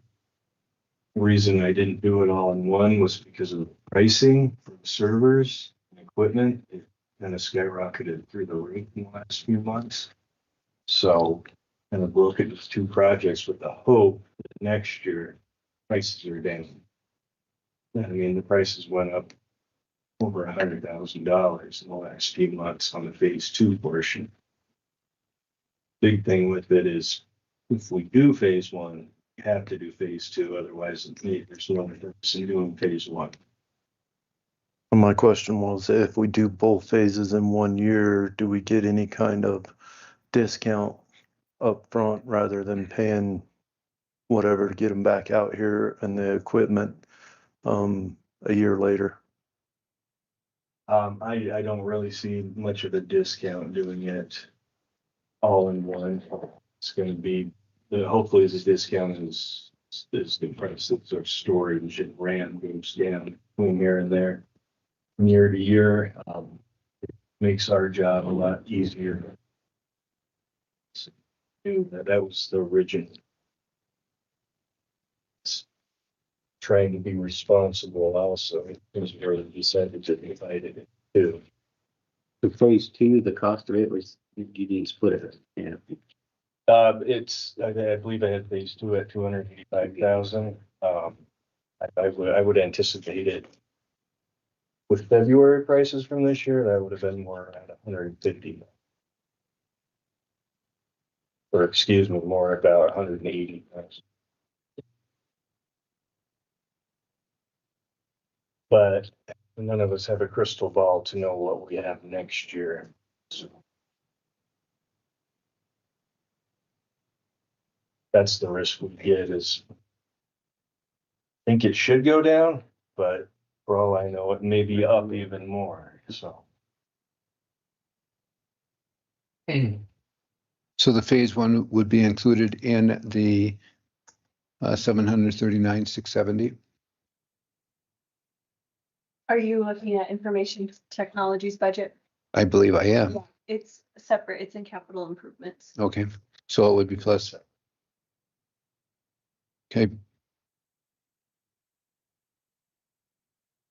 Any questions?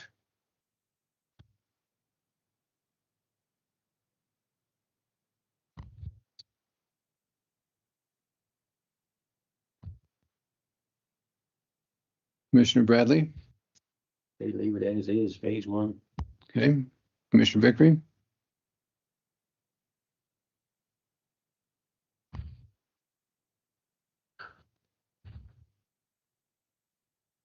Well, if I raise an objection, it won't do me any good, so might as well say, yeah, let's just spend it until we don't have any left, and then we'll be back where we should be. So I'll go ahead with it. Well, we're gonna do that anyway. We might as well just get it over with. Well, Just go from 1 all the way through number 50 and say, hey. You want us just to ignore you? No. No, I'm fine. Go ahead with it. Commissioner Stevens? Well, the crystal ball would be nice because the way things are changing a year from now, phase one may not be any good. So I don't know what you do. I mean, about throwing dice, this is it. All I'm saying. Sam? I agree with Dave on technology. It sucks that feels like these software companies and hardware companies are holding everybody hostage and they're building out their equipment that they know isn't gonna be supported with the software in 3 short years. So they know they're already padding their profit line, but I don't know what else you do. We're so addicted to it right now.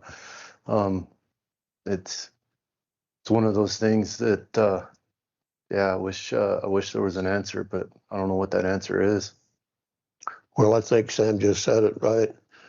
So 3 years from now, at the latest, you're going to be right back here wanting to improve again. And then 2 or 3 years later, or maybe even shorter, going to do it again. And every time you're going to go from $500,000 to 3/4 to $1 million, and there's no end to it. And so sometimes, I said it once before, maybe we ought to just go back to smoke signals for a while and see what happens. I know we can't do that. We'd have the fire department down on us, but. Yeah, and they don't have enough tenders to take care of us. Yeah, we would, because we just bought another one. So we'll be fine. No, I know that technology is what it is, and there's no getting around it. Does this address a portion of the audit that went through here? Okay. So you're both right, absolutely. And if we can go back away from IT across the board, I would vote for that immediately. But we don't have that latitude, and I'm starting to sound like Doug or Commissioner Vickery. When? Yeah. Yeah, I saw. Okay. I wasn't finished talking though, thank you.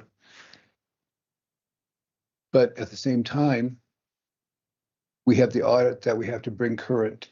Otherwise, we went through that expense and exercise for no purpose. There's insurance costs with that too. Exactly right. Life insurance. Correct. So yes, Commissioner Vickery, you're right. But at the same time, we went through and had an audit done, and based on our inactivity over the past how many years, it's catching up to us today. And yes, please. You're pretty free with the table. One of the great things about this project, it provides and it really answers a lot of the issues that you're talking about, and being able to consolidate architecture, modernize it so that we can get longer life out of the infrastructure. And then by buying in now with this additional hardware, it allows us to repurpose existing and consolidate that and build disaster recovery capabilities. So it allows us to really do a good investment for the out years to drive down support costs and everything else. So it's not just it looks big now, but in the out years, we were starting looking at projections of a lot of cost savings in a lot of different areas. So in addition, what you're dealing with, as far as the cost of the crystal ball, you're dealing with, these are data center quality servers. So you're competing against all these global data centers that are being built. So that's why the skyrocketing of pricing. And I personally, in my little 8-ball, not gonna. So you get pretty stuck up there. Thank you for that explanation. Does that help, Commissioner Vickery?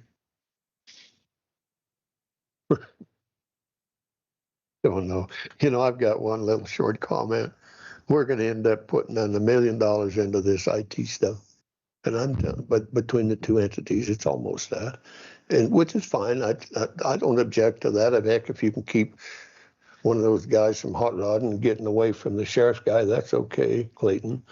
But what I'm saying is, and you mark my word, you're going to spend this today. That's fine.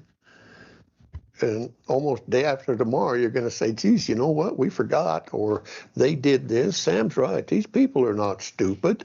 They're going to put a short-term life on this stuff and said, oh, yeah, by the way, come back and we'll sell you some more because what you've got now is just, it's outdated or it won't work right. Or we'll put a little fly in the ointment. Nobody wants the ointment after that. And it's typical. And so I understand the I don't understand it. I understand the validity of it, I'll put it like that. And I know it has to be there. But I'm telling you, if you can put lifespans on these things, that's more than 3 or 4 years, more power to you, because I don't think that's going to happen this day and age. Just look what happened just not very long ago. AI popped up. Who would have guessed that? Heck, I can make me look like this young lady here or vice versa. Nobody wants her to look like me, but me looking like her might not be so bad. But I mean, that's AI. You can do stuff with it. Oh, it's foolproof. No, it's not.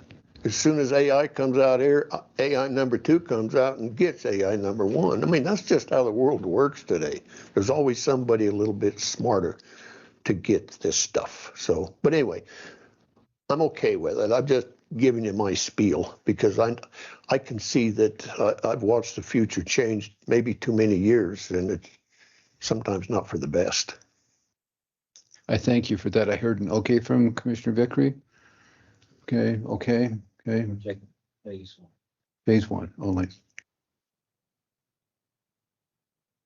I didn't mean to put words in your mouth. You can say no. Thank you. Okay, good to go. Thank you. Thank you.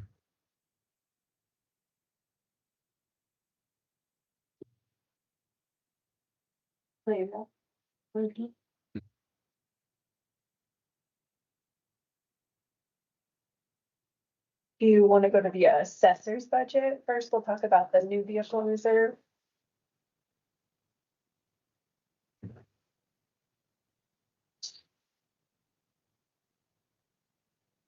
It was highlighted. Can't remember which. Or commissioners. I think it was more of a praise because she wanted just to put that as a placeholder just in case and not planning on buying a new vehicle, but just having an option if she runs into a bind. So I think that's why it got highlighted if I remember right, but I'm not 100% sure on it. Is that something we could always do a budget transfer later? If we put It it is. to zero, but that's what we were planning to do when she ran into the bind last time. And then she didn't end up needing to do that because Road Bridge got her a vehicle, but I thought she was gracious enough to say that she was in good shape for a while. Yeah, thank you. So leave it in the budget line item or do a budget transfer if and when it does happen. I'd go with the budget transfer if and when. I'm good either way. Because you don't even know what kind to buy. What's up? You want to get a Toyota.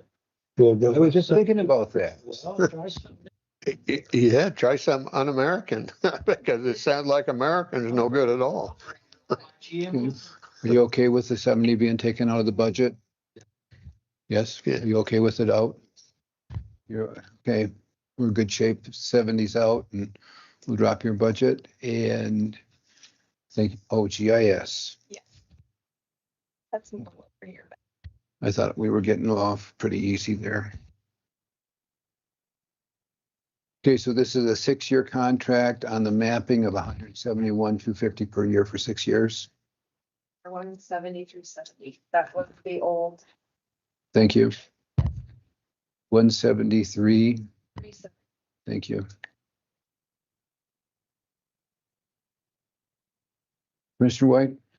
I'm for it. Stevens? Well, I can't say much about it, but can you take a picture from above? No, it sounds like life. I'm serious as a heart attack. That day they do take flight, yes. Commissioner Bickery? Yes or no Yes or no what? on the mapping? Well, I can really see the advantages of this. It's taken me a while to figure it out, but if it saves somebody having to get run over or dog bite or something like that, it's probably worth it in the long run. So, yeah, I'm okay with that. Thank you. We have 5 for that. We're good to go. Do you want me to sign the you guys good with me signing it? Motion has Clayton looked over the contract? But you're good with it, Clayton?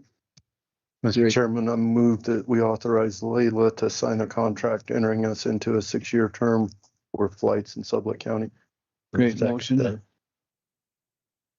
Second. I seconded that. Okay. Have a motion second. Any discussion? All in favor? Aye. Aye. Any opposed? Motion passed. Thank you.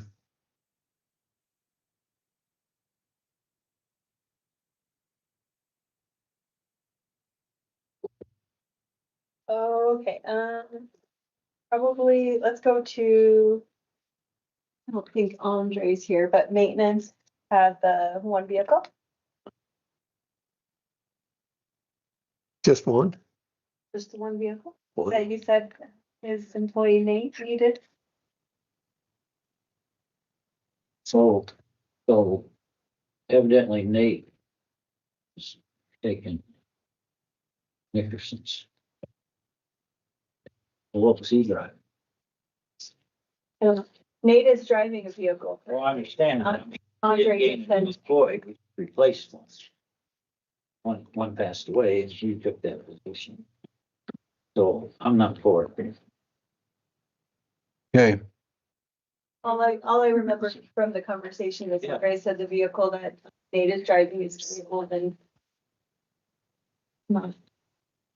Guys, I think we want to rig it up different, but something like Christian that like the Steve drives, they want truck with a different style than what they got. The last one was 100,000. Truck plus the beds, but now it's that distinctly. So I'd say we're done, but I'm like for it. That works. Commissioner Bickery?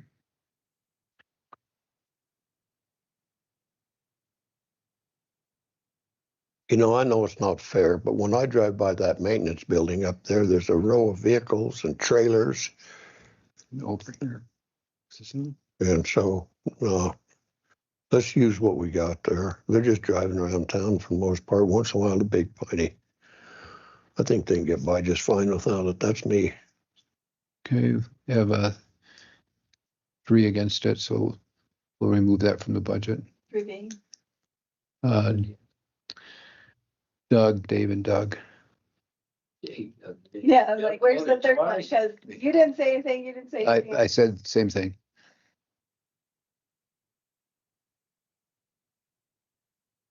Oh, he's gonna throw something in. Yes, he's coming. Do you all anticipate giving the staff here? Only if something comes up. Before you leave, I'm gonna remove this. Did we want to talk about the commissioner's budget line, special prosecution or something before you leave? Can we do that? I'm talking about. Put a lot more in it. Yeah, we're gonna go into. I have a prosecution. Is it 50 or 60? I think it was 50, maybe. 50. I think it was. 75. Ours was 75. Yeah, but that was. You haven't used that in God knows how long. They set that up and we got out of that CLT or whatever it was, didn't they? We lost that attorney's opinion. But it's 50, isn't it 50? I thought it was 50. For the commissioner's special attorney is $75,000. For the attorney, what was it? The attorney. Prosecution defense is either 50 or 60. 50. We can operate in that space. Okay, so we'll remove 75 from the commissioner's budget. Because with the way that it works with our insurance attorney, there's the $15,000 deductible. So at most, if we have to hire an attorney, that's going to be $15,000 from the deductible space, and that's in prosecution and defense. And if I start running out of money in prosecution and defense, I can come to you guys and say, look, we need some more money, and we can do a budget transfer then. I have not gotten that deep into that budget line item in the 4 years that I have been the county attorney, and I don't recall the previous county attorney getting that deep into that budget line item. So I don't see any need to double up on attorneys. Great. I agree. So we'll take 75,000 off the commissioners. Are you good with that, Commissioner Vikram? I'm okay. Commissioner Bradley, Commissioner Stevens, Commissioner White? Yep, he's good. We took 75 special attorney off the commissioner's budget. Did we? Yes. Did we give it to the attorney's office? No, we put it in the general fund. Okay, so if you don't anticipate needing me, and please don't hesitate to call me. I get my cell phone, I'll be in my office. I'm just gonna try and crank. Probably gonna ride your bike. I would like to ride my bicycle, Make a but new trail. there's no trails available. I'm kidding. I know where there's a trail. I'm not telling you where it's at. You'll come ride your hike You side should- by side, or in your horse, and you'll have your horse. I do have a horse and he does. There's a place where you can go where there's no bike traffic, and that's out by Vickery's. Go ride, you're happy. Yeah, have at it. There's probably cow pies you gotta, that's the thing, is when you hit a cow pie when you're cruising along on your bicycle, it's a little different. Yeah, especially in December, I can tell you that. Now, if it's Okay, July, who's next, no big Jessica? deal. You just spit. Let's see. Shannon's waiting here for something, yes? Are you just here for the discussion? Yeah. Just having conversation. She loves the conversation, so.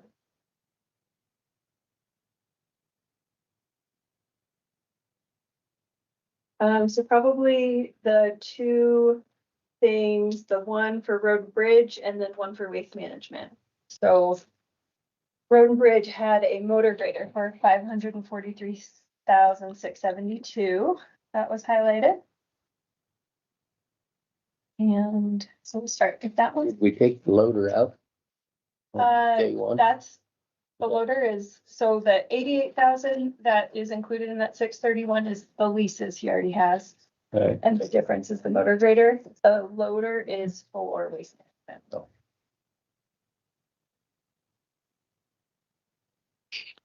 So we're looking at the 631, 672 for, The portion of that, that's the motor grader, is the 543,672. thank you. 100,000 can come out of restricted funds for this. Correct. Yeah, but here's the whole thing.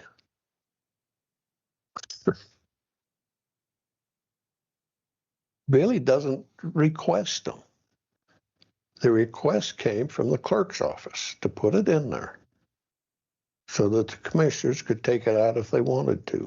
I want to take it out. If he doesn't request it, why do we put it in there? On my mind, he's got 8 of them. That's all 7,500 hours plus. Yeah, and look, What? go ahead and put it in, Mac, if you want, but this is the most ridiculous thing in the world. We got department heads that don't request them, and you guys are gonna put it in anyway. Jeez. So how do you know he didn't request it? And I've talked to him about it. I went over his budget. He didn't put them in. When Billy came to visit with me about all of his budgets, he said he didn't put in any equipment because he was told not to. I said, you didn't put it in because they told you not to, but do you need equipment? And No. that's how we got to. Okay. Thank you for that explanation. So we'll go to what we talked about last year. Well, my opinion only.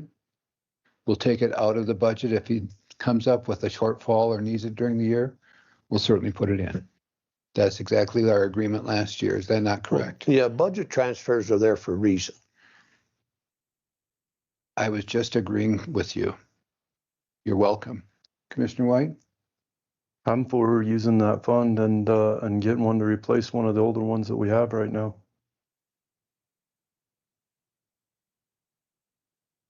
No, I'm for taking it out because Billy admitted last winter he never used them. His road graders are his main item he uses. He said he didn't even, so I'm, if he'd come to me personally and explain a little more, but I don't think he wants one even. I think he's fine.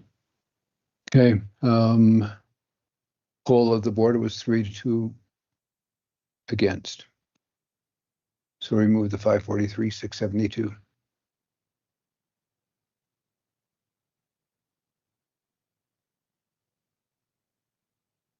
Which is enough to build the one or the Janus building.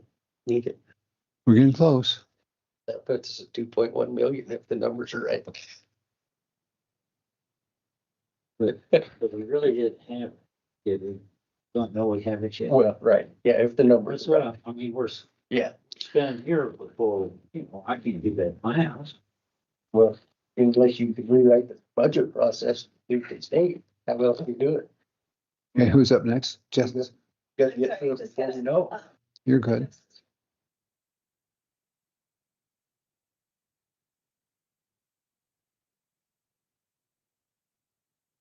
All right. And for people to know, this young lady sitting here is Andrea Jean's daughter. She's reporting for the roundup. Thank you for coming. They charged $900 last time. Or cheaper. Don't listen to him. He's just funning. $900. The ambassador program. And we needed to make sure there was a vote on the fiscal year 26 along with the fiscal year 27 portion. Now the ambassador program. If you're open governance anywhere, you just have your. Or it's, you know what, don't even worry about it. I'll just not share my screen for a second. Open gov. How many do I make? I just have it broken down better on the. At this point, I can't remember.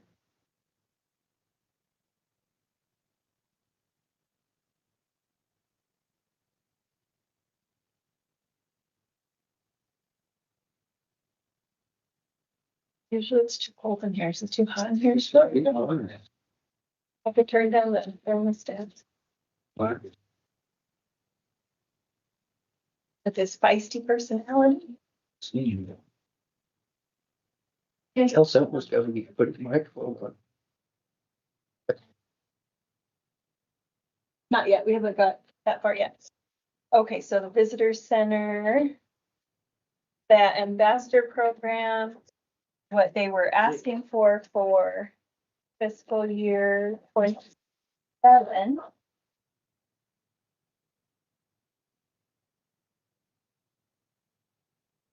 That their board unanimously voted for out of the lodging tax was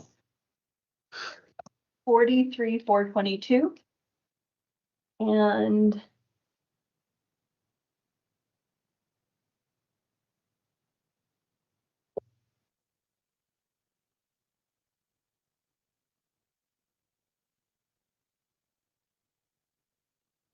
I swear you wrote a note about the fiscal year 26 asked us somewhere. I did have my notes from that meeting where That we put it. In that upper notes. I don't see it in the comments over there.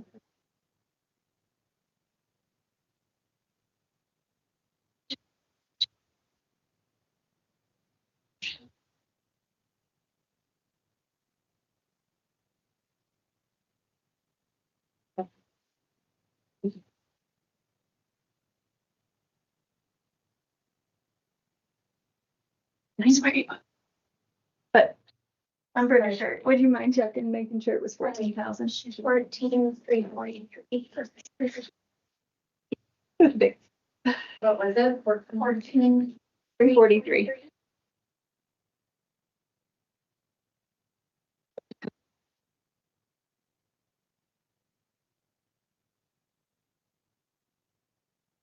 Now, where'd those two numbers come from? Because I don't show any of that stuff on ago. The 14,343 is not included in this year's budget at all, so you don't have it. It was on this sheet. Jennifer Recupero from Friends of the Bridger Teton came with Peter and presented it at a meeting about a month ago. Okay. And that's where that fiscal year 26 portion is. But then the fiscal year 27, it is included in that lodging tax expense down at the bottom, the 86,922. The 43,422 is included in that number, Doug, on line 20.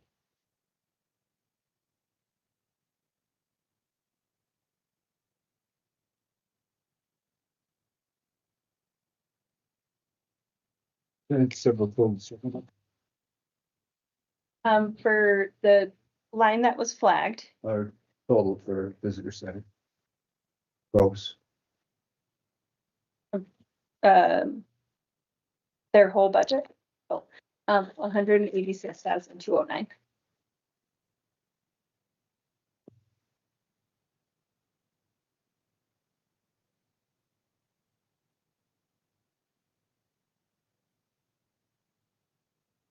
So that just changed, at least from what I show here, that only changed like, I've got 183,800 initially, so. That must be the taxes went on.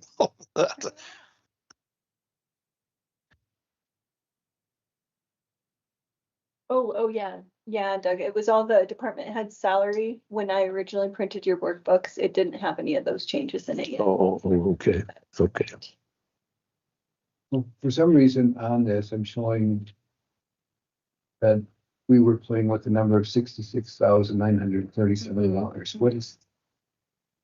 It is based off of his budget request minus his revenue that Janess figured out in the sandbox was the visitor center revenue. Mm-hmm.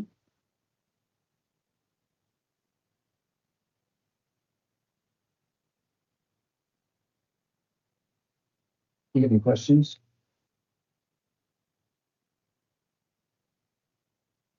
Questions? Commissioner Beckley? I'm fine. Everyone's good with 186 and change? Great. Can I just get a separate vote for the 14,343 for the fiscal year 26?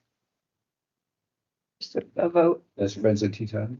The Friends of the Bridger Teton.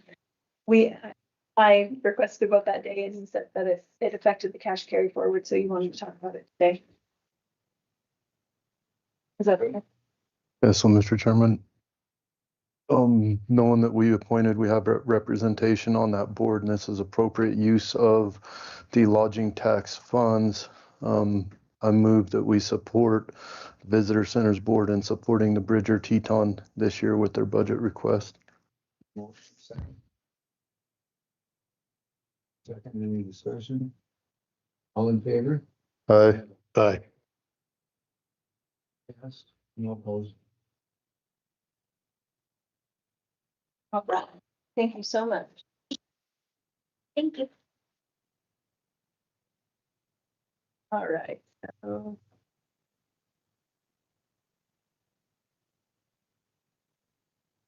the next one is waste management, that heavy equipment purchase of 410,000. That's the loader.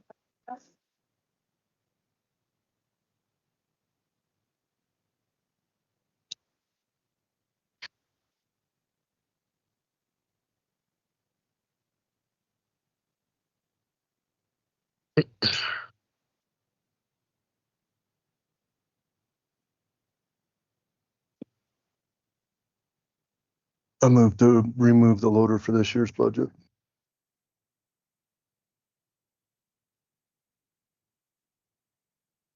Second. I want to hear him argue against it. Well, it doesn't do me a heck of a lot of good, except it gets my throat sore. But you know, if they don't request it, why are we giving it to them? That's okay. Yourself? Five for remove the 410 and the loader. That'll bring the overall down to 1423,811. The waste management, does that sound correct? 423,811. Great, thank you.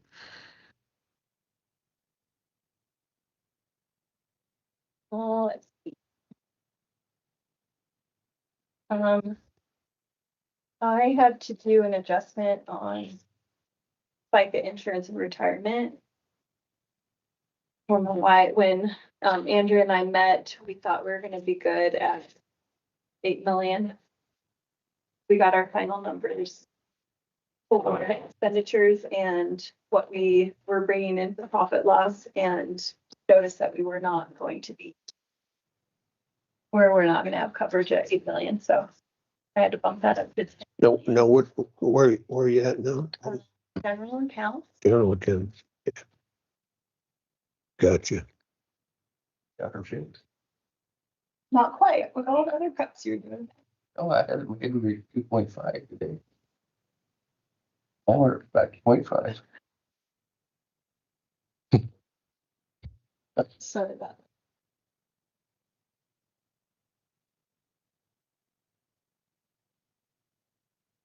that. There's two other accounts, the veteran services. I asked Clayton for the MOU for veteran services, but he didn't get it to me. I did an average of the years 23, 24, and 25 for what was spent out of that veteran services and came up with 93,962. And that's why I plugged in 95 instead of the 134,263. But I don't know what the commissioners want to do with that. Well, it sounds as though the Lincoln County one's going to be fine. Maybe find out what they leave. So our costs should go down substantially if we're gonna support that. I just don't know how much. I didn't know for sure. I didn't think we needed that 134. Like I said, I didn't average. I don't know if this, when we're paying more, if we had a full-time person. Did we have a full-time person, 23, 24, 25? I think so. Wasn't that Phil Briscoe? No, he wasn't there. Oh, it was that other one. Yeah, that's right. It was. Candy. Yeah, that's right. Take insurance. When she left, we had to increase the benefits portion of that. Reason. Still was less. That's right. Still less. No, I thought they were still actively trying to hire somebody. They're not. I don't know if they are or not, but I know the Lincoln County one has agreed to service Piney and Pineville, so I don't know why they need to. I'd say we leave it the same right now and then or leave it at that 95 and then figure out our MOU and let's figure out a plan this next year, figure out a plan going forward with that, especially if Lincoln County's coming up to service those two. Are they setting up at the Southwest Pioneers? And then one big week, I don't know where they're meeting here. The old ITS. Maybe they're not. So do we want to leave it at 95?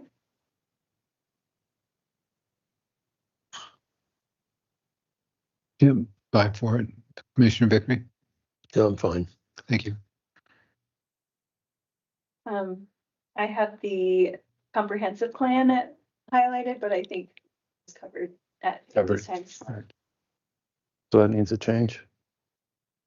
Put it at 300. Thought we wanted to put it at 300. Did I miss it? Not today, we talked about that the last time. Oh, that's why I had it, because some of the commissioners wanted to increase it to 3. It's going to be over 3 when they get done. But if it's an 18-month deal, it's very basically next year.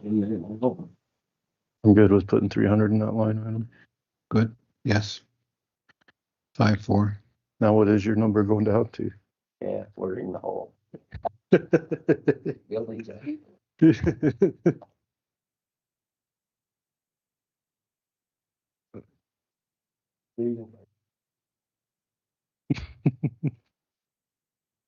Okay, so I'm just gonna bear with me for a minute. I had, land purchase highlighted specifically because of the public health building.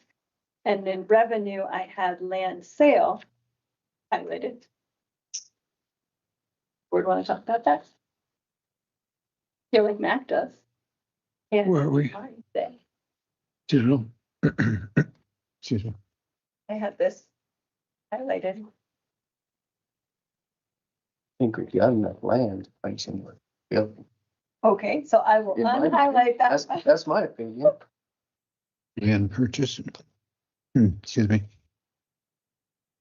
More than anything, it was just, don't forget to credit. But in revenue, we have in our rental county property right here, that is including the 64,000 from proactive. But that's why I highlighted that, sale of county property underneath it. The commissioners wanted to put something there.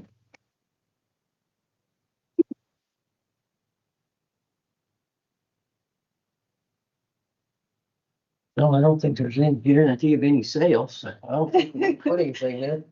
Good. We could put a big thing there. Yeah, we can. 800 or 730. 800,000, do we want to put that in there and see what it looks like? No. Right. Let me just peek through once more and make sure. Yeah, did you get that number? I got that number. That's actually not the.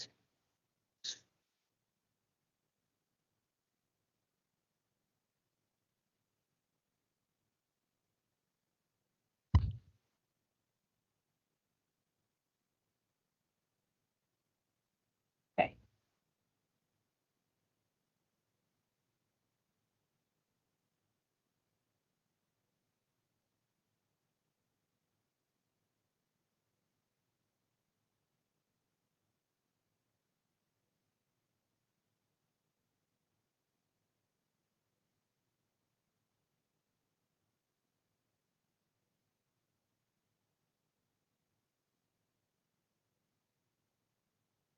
I did have it in my notes to just, I guess, talk to the commissioners about the State Board of Equalization. Do you want to touch on that though, Sam or Jeanette? About them not wanting to approve the. Yeah. Yeah, back to our other conversation that we had. You guys all know what's going on with the State Board of Equalization. I think Clayton got us up to speed on that issue. So the governor also made a statement today that he's urging the general attorneys, general counsel to put an injunction on that decision that would force them to ratify Layla's figures with the 4% cap. So I think all in all, still going to be interesting to see how this all shakes out. Did I cover that right, Layla?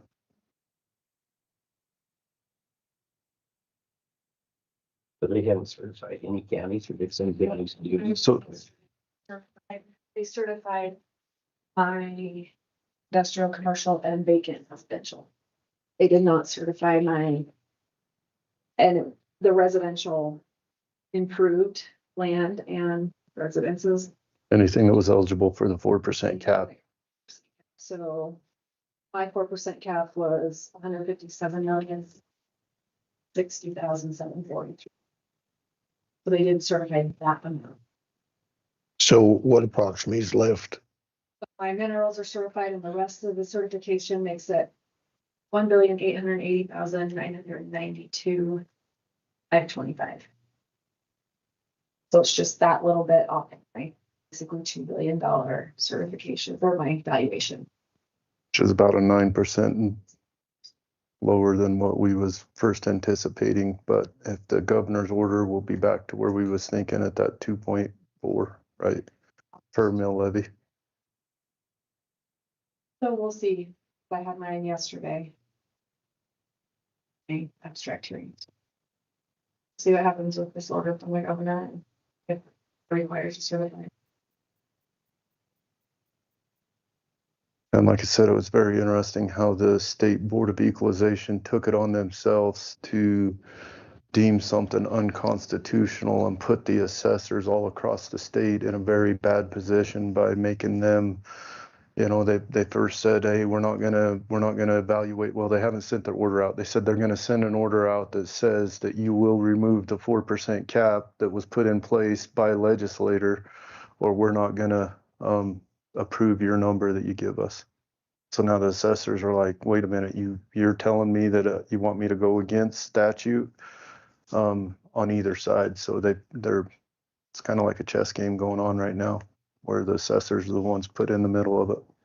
They talked about that, and then having us send new notices out, start everything. So In a very short time period. So what precipitated those folks doing that? What was the reasoning behind it? their job is to certify and make sure everything's valued equally, and they certify our values, and they feel that 4% cap is not equal. So if your value didn't go up more than 4%, you don't get anything. But if it went up over 4% and it's a resident, you have to have a house on it and your land, they could both get the cap, one or the other could get the cap. So they're saying that's not being treated. And the reason they're saying that that's not being treated equally because there's reset in it, right? So Doug, if you sold your place right now to whoever bought your place, it would be reset to whatever current market value of your place is, and then it would be a 4% cap from there. Where if you keep it for the next 10 years, your 4% cap started 4 or 5 years ago. What year was it that started that, Layla? 23. But the thing is, if you purchase a house, make a major improvement, you don't get the cap that year, because you're obviously adding value or when you purchase it. So you have to wait another year before you would get the cap. So it would be reset to whatever that current fair market value is. So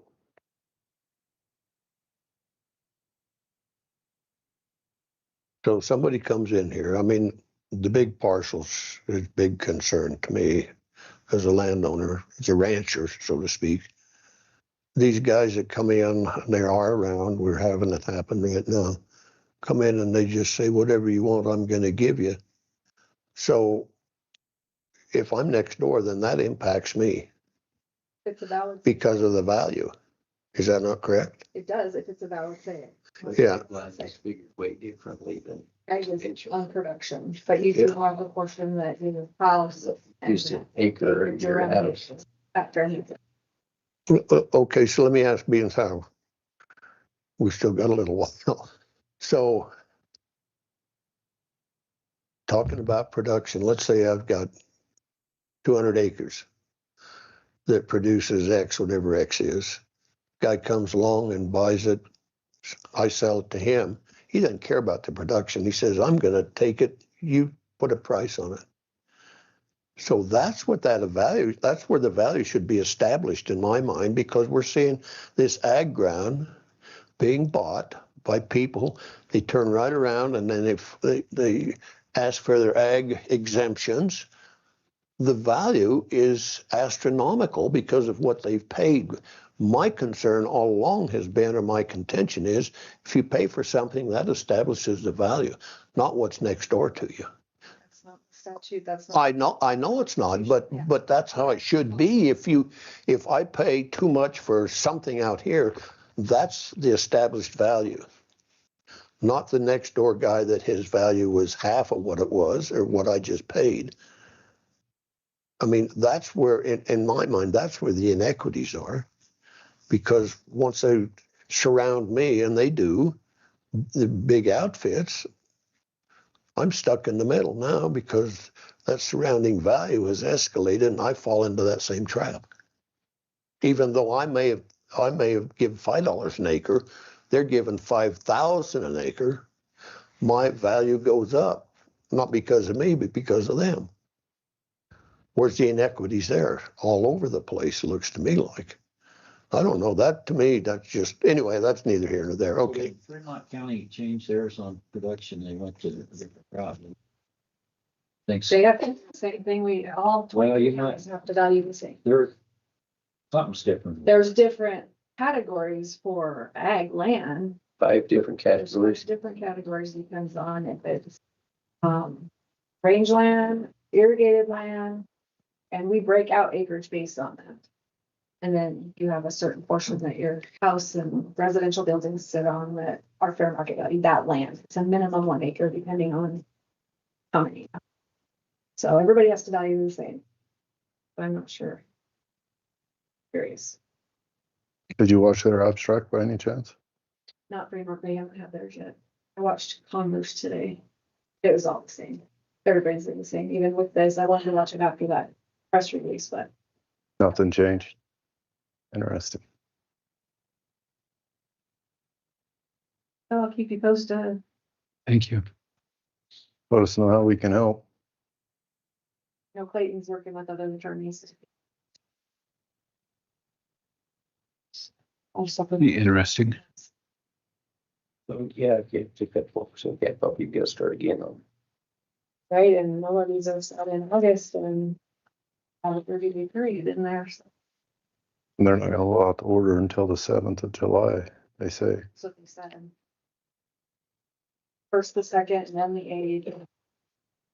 It might change now that the governor.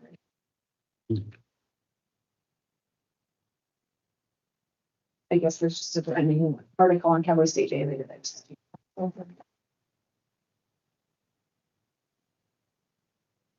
Thank you.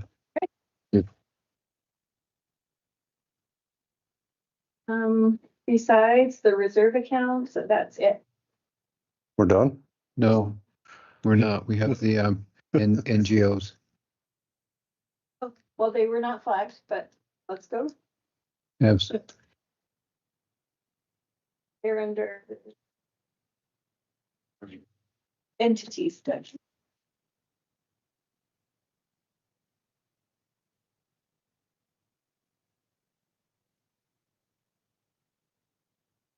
Yeah.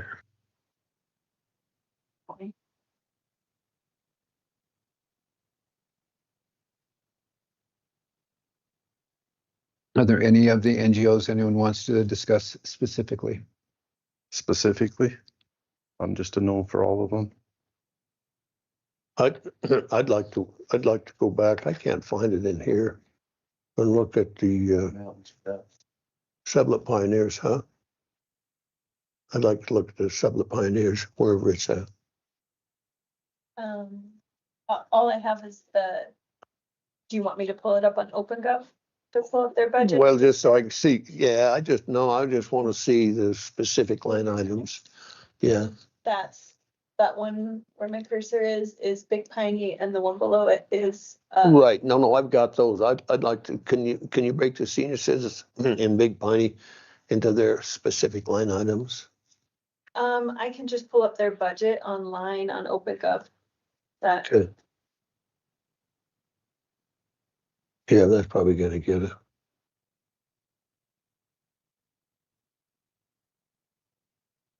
one was it, you guys? 230. Okay, wait.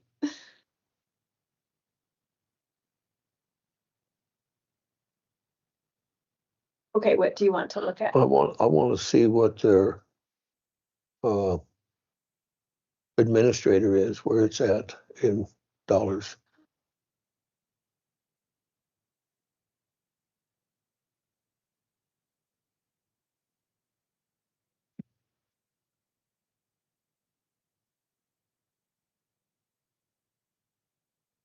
So it looks like they just have that lump sum right there, 290,427.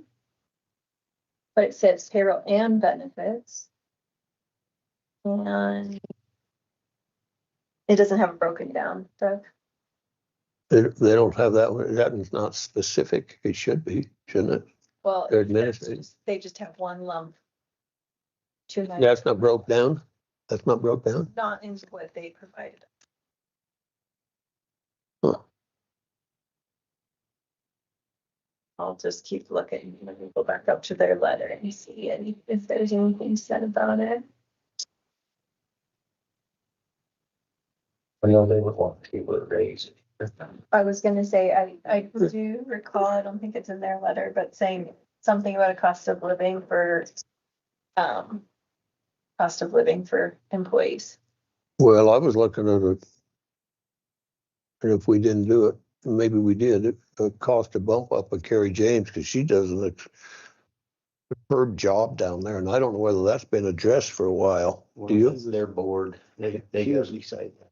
Making less. Yeah, I know that, but Oh, yeah. but it's got to be in there. I don't know. I know they wanted to give her a raise this year. From what to what, I don't want to say. I've got an idea, but I don't. Yeah, I'm sorry, Doug, I don't have more than just that number right there. Well, then, so how do we address that? Probably just be a phone call or an email to ask. I'm sure she would Yeah. give me the information if I asked for it. Bill Lair, he's on that board. Yeah. I do remember from our conversation, there was a cost of living increase or there was raises. Okay. See what. No, that's when Bill there talked to me. He told me that Carrie makes less than. Really? And he would like to make the same. But he told me. Well, Bill asked me to address it too. That's why Yeah. I brought it up here. I thought it'd get brought up when they was here, but Yeah. it wasn't specifically brought up. And Bill Also said, sure you know, it was in their ask. They figured it in their ask. Yeah, but how much do you know? Do you have any idea?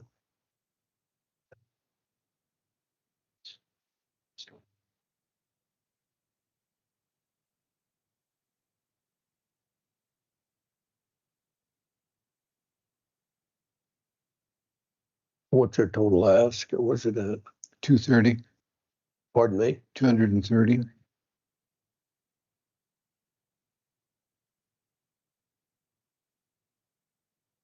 Okay, so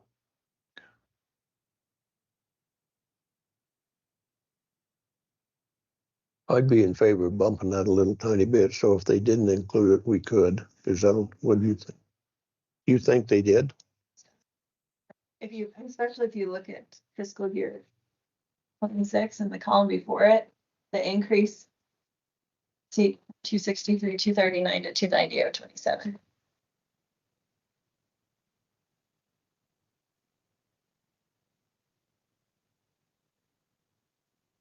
Okay, well, if you're comfortable with it, then I'll be okay with that, but sometimes some of these people like that, don't they just get overlooked?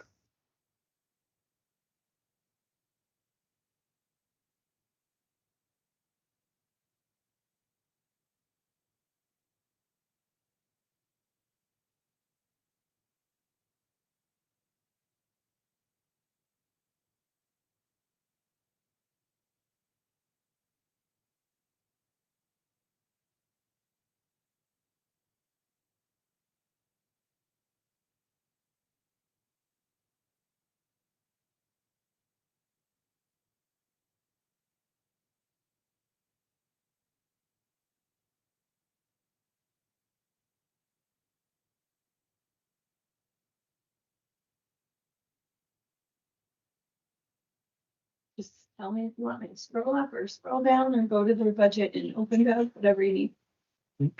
See if she answered it. You didn't get an answer.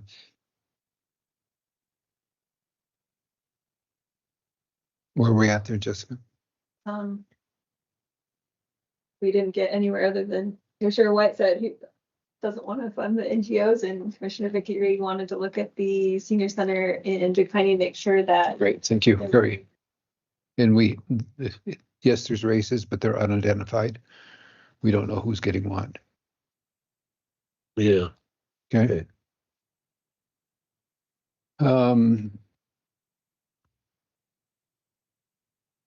You have the Discovery Center here, the Learning Center. When I come up with the name and you want to talk about it, let me know. Mountain sprouts.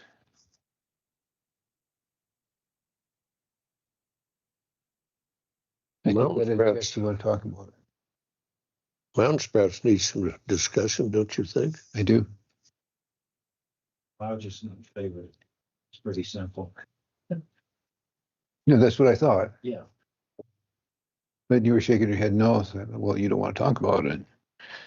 Sam, you're out of it. You said no anyway. That's fair. Mac? Well, I hate to cut them completely out. Well, I don't think we Where can do Funded that. the other, but do we need to fund 100,000? So from my perspective, I've heard from yours, we're funding a sale of a business. Yeah, I agree with that. And so since we're funding a business sale, no. I guess I will say some. You know, the other ones, you know, there's some education involved with it, you know, they got, Uh-huh. you know, professional people. This is a daycare. Yes. So that's the what I use my insight. You know, if they have been coming to the table for a year or 5 years or something with a track record showing that it's a need-based educational childcare, preschool, however you want to term it, that's one thing. But we have a business that's being sold where the seller came to the table. The people whose the budget is going to impact did not show up. And they're asking for $100,000 to augment expenses, which is reducing the sales price or the loss expenses on that business.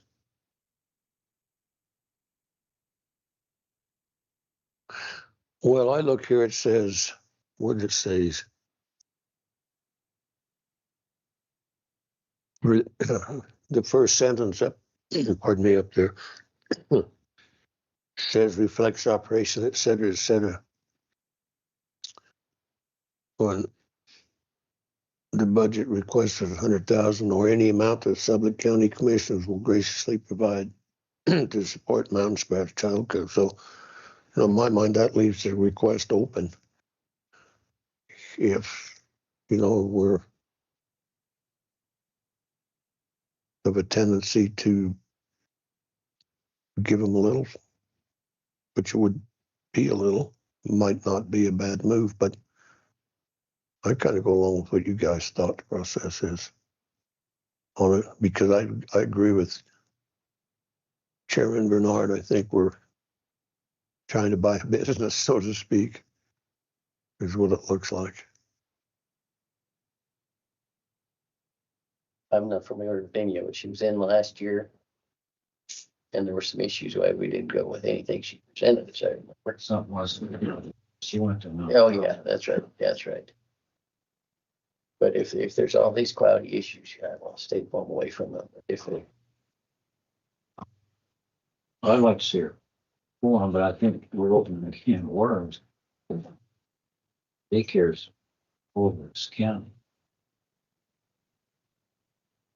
I'd like a little history. I'd like, you know, these other ones are good enough to say we got 6 kids in this group, you know, and we get, you know, we got absolutely no information on the kids when she came. Okay. 1 no, 2 no. Commissioner Vickery? I think we need to pass on it because I can see every child care in the county coming forward. Okay, 3, 4, 5 no on that. Thank you.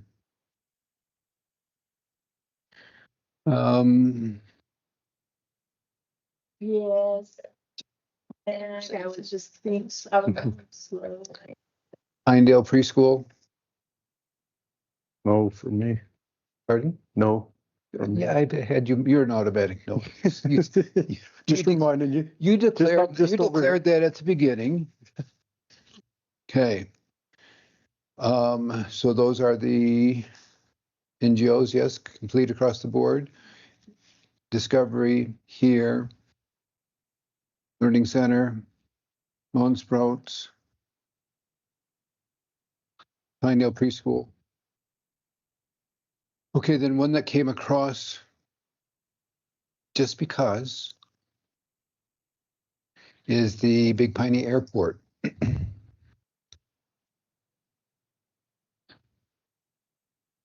And I have to bring it up for full disclosure. They didn't have income reported on their first go round, which had their business at a $32,000 loss from all the way through the year. This year, when they add their income that they came in at $250,000, it changes everything by that $250,000 income. So it went from showing a loss to a positive, along with a $400,000 reserve, and they're asking for $140,000, which for some reason is tied to the Pinedale Airport. So whatever Big Piney receives, Pinedale receives.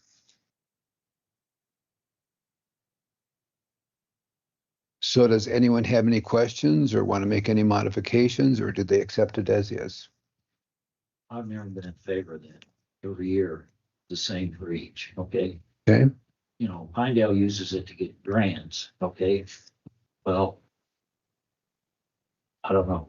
Are they getting grants over there? Well, I mean, probably not.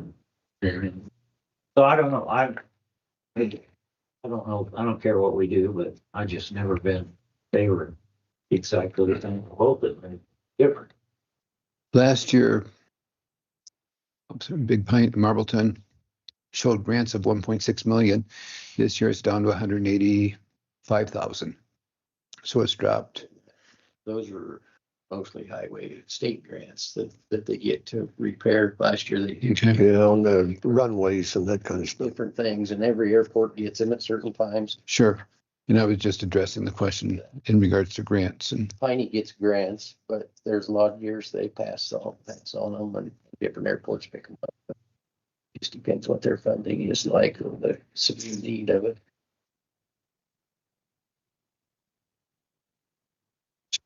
so then I it's, feel like that's a county airport competing against a county airport. You know, I mean, I feel like we'd got to put more money in that one because it belongs to the county. I'm done. How much does the town support this one in Pinedale? I don't know. I don't have that answer. It's under their supervision. Well, I know, but do they a lot of money into that thing? Or And so the only thing I would suggest if we do that, which I'm fine with, but we list airports on our mill levy. So if you list airports on the mill levy and you got a taxpayer that uses a Pinedale one and he pays his taxes, he's gonna question, well, how are you guys divvying that up? Because there's two airports in there. So if we do that, I would suggest we remove airports, roll that into general, and then fully fund the Big Piney Airport out of the general fund rather than putting it as an airport taxable item on your mill levies. That way, down a Pinedale tax for airport fee. don't know the answer to that, Mac. I don't think they can list it out. I think they just list out 8 mill levies that they get, that they can fund that. Under R12s, we can label it as airports and tax as airports, but that money has to be spent as airports. Hence how the fire restriction fund happened back before 2022, right? So if you're going to tax for airports to make it fair, the only reason it was divvied up that way was just, hey, this is fair. All the taxpayers in the county are paying for airports. Both airports get an even amount. If we don't do that, I would suggest just not putting airports on the mill levy and rolling that into general and taxing an extra, whatever they get in 0.13 mils under general, and then fund it out of it. And then be prepared to answer questions to people to put us in this office. Yeah, it sounds feasible to me, but it doesn't sound like it's going to go over very well out in the general public. So I think we just leave it the way it is and decide how much we're going to give Big Piney and equate with Pinedale, and away we go. And I'm fine for that. I just needed to point it out. And we also do not have anything in regards to the Pinedale Airport. So we really can't compare anything. It's just what we have historically done. But it needed to be pointed out, in my opinion. But that money at Pinedale stays in here. They don't come get it unless they've got a grant, right? They request funds as if they have a grant. And the account now has 300 some thousand in it or something. Yeah, if I remember right, something like that, I think Emily said. Yeah, but historically, when they come to get it, they come to get a pretty significant bunch. Yeah. So I think what they're doing is kind of earmarking a project, and as soon as they get enough to go. I'm fine with it. Okay. What? Anything else we needed to discuss here? Jessica? Were we done with the NGOs? Yes. Just the reserves. What did the board decide they wanted to do with the reserve account? Did we want to unearmark them within YCATS?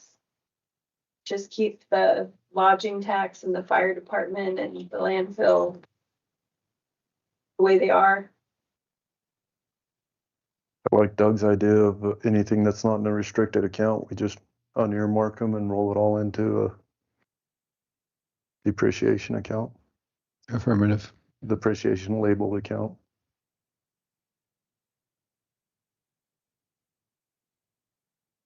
Doug? Yeah, no, you're fine. Good. Great. Done.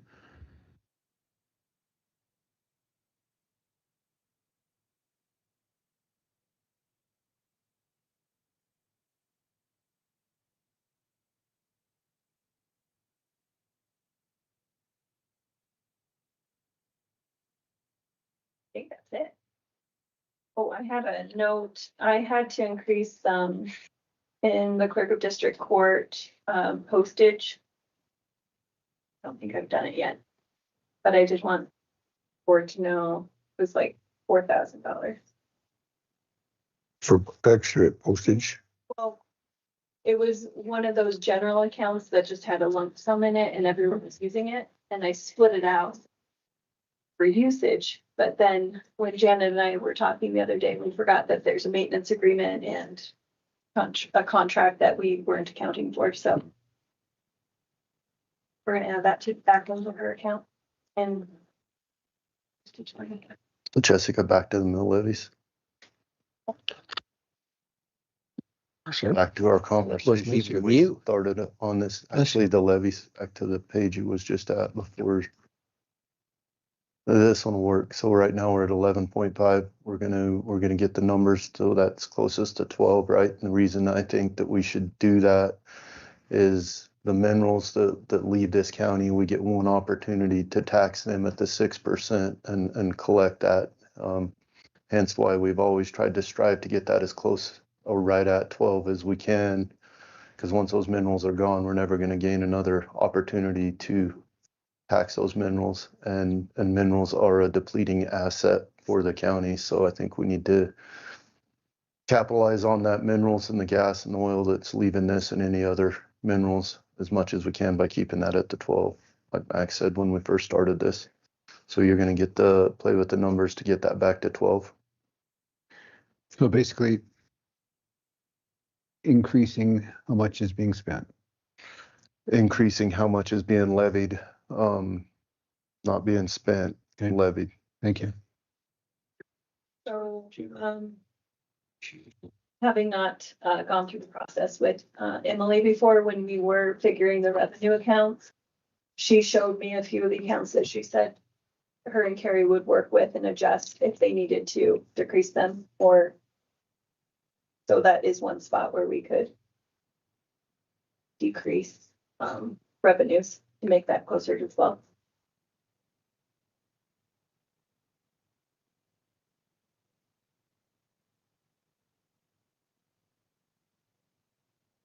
Good with that? I'm good with that.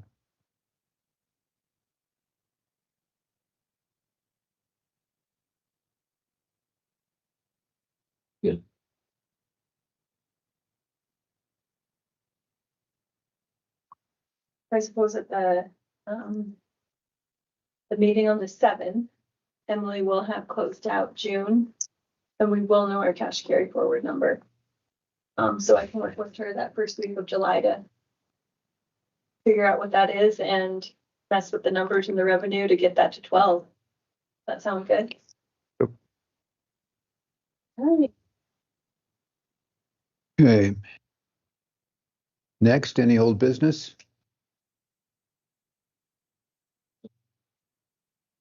Liquor appointments here. I didn't see that. One's for, They're not liquid permits that you have to approve. They're just for your information, but there are bonds for sure. There was a couple, was there one or two bonds? I didn't see them. Hey, Shannon, before everybody shuts down, I got to ask you a question, just information on Lathley Wood, please. So Sorry, Jenna. back to my favorite subject, the credit card. You guys are not using it at all? And the reason, because of some verbiage that's in it that you're concerned about, is that what it is? Did you go to Clayton and try to figure that out? The Sheriff Lear and Clayton were working on something. I don't know that Clayton has, haven't seen a revision yet. Okay, well, the reason I bring it up is because I think an example of why that credit card would be valuable to your organization is in this accounts payable today, where Hillary Tollison used, I guess she paid for another individual, is what I've been told. And so her name shows up twice. The question I would have, because I don't know how it operates, okay, but the question I would have, why wouldn't it just on one charge? Would you have to split it up and show it on two different departments? Because she is with the detention center. Yeah. Out of that line item. The other person is with patrol. And so it comes out of patrol. And we're in YCAS, when we enter vouchers, we're only given a certain limited space. Which is why you see training or office supplies or whatever. It's on the voucher and the invoices that it will actually say 2 deputies or, Okay, but more information on the vouchers and invoices than there is in the expenditure. And I understand that that's all you see, but we're limited with that information. In regards to the credit card, before the credit cards were issued, we, the sheriff's office, were not going to delegate out credit cards. We were just going to use it to reserve hotel rooms or pay for class registrations. We weren't going to send them out. no, I understand that, yeah. But and that's where I'm somewhat confused, because the way I read it up here is Hillary used hers to get both registrations. So it would have been, in my mind at least, advantageous to have that credit card in the sheriff's office, just to click it and say, okay, so-and-so's coming, so-and-so's coming. And she wouldn't have had to use hers, because as Commissioner Bernard spoke vehemently about the employees, the employees supporting the county, but that's just exactly what's happening. But it was a hotel room. But to be more specific in that voucher that you're talking about, in law enforcement, there are a lot of married couples, like school teachers. There are a lot of married couples. So it actually was a husband and wife, one on the road, one in the jail, that went to the same training. Right.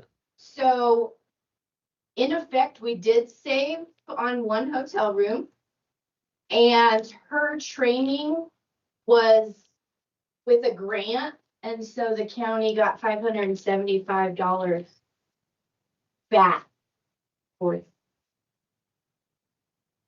See, those are the kind of things that at least I don't know about. When I just read that accounts payable and they pop up like that, here's Hillary's got 2 different Well, vouchers on her credit card. in my opinion, sir, that's why you have me in this position to make those decisions and do my job. And if you ever have any questions, you're more than welcome to call me or email me, and I will. Yeah, I'm not questioning the validity of it. I'm just questioning the fact that I didn't prove that darn credit card thing, but I can see its value, but it's the sheriff's department's not using it. I guess that's. The reason I am not using it is because my name was on the contract, and if for any reason a training was denied after the training occurred, it would come out of my paycheck, the way the contract was written. Yeah. Well, no, and I'd heard that too, but we always knew that if it had to be reimbursed through the county, Sam would pick it up. That's not a big issue. That was in the contract? Yeah, I think so. Damn. Yeah, no, I understand the concern, and I think that needs to be corrected however it needs to be so that you've still got the opportunity to use that in cases like this.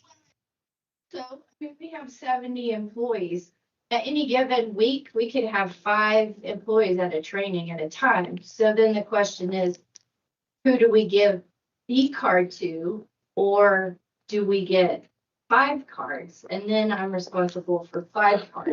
No, I don't think that would be the issue because you're going to go ahead and uh, m- make those arrangements ahead of time. It's not as though you're going to hop in your car, drive to a motel and say, oh yeah, by the way, I'm here. You're going to do that from your office. And I would think that you could take care of it. It doesn't matter. I'm just curious as all. Yes, we would arrange those in our office. But in regards to the biggest portion of the vouchers that we send from employee reimbursements are for food while they're there. Okay. I'm okay with it. Thank you for that explanation. Old business? Sure. There's 2. Great. You just want to Make a motion to motion to approve the surety bond for Miko Riley and Daniel Mosquito Improvement District. Have a motion is second. Second. All in favor? Aye. Aye. Any opposed? Motion passed. I'll have to sign these, yeah? Pardon me? All of them. Yeah. Open to public comment? Online?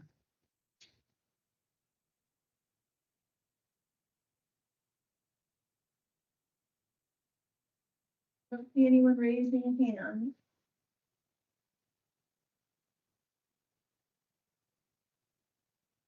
I think so. There's no further business. We'll take a motion. That's what he said it was. Make a motion to adjourn. If you don't want to, we don't have to. Second. Have a motion second. All in favor? Aye. Opposed? Doug? Which way you voting, Doug?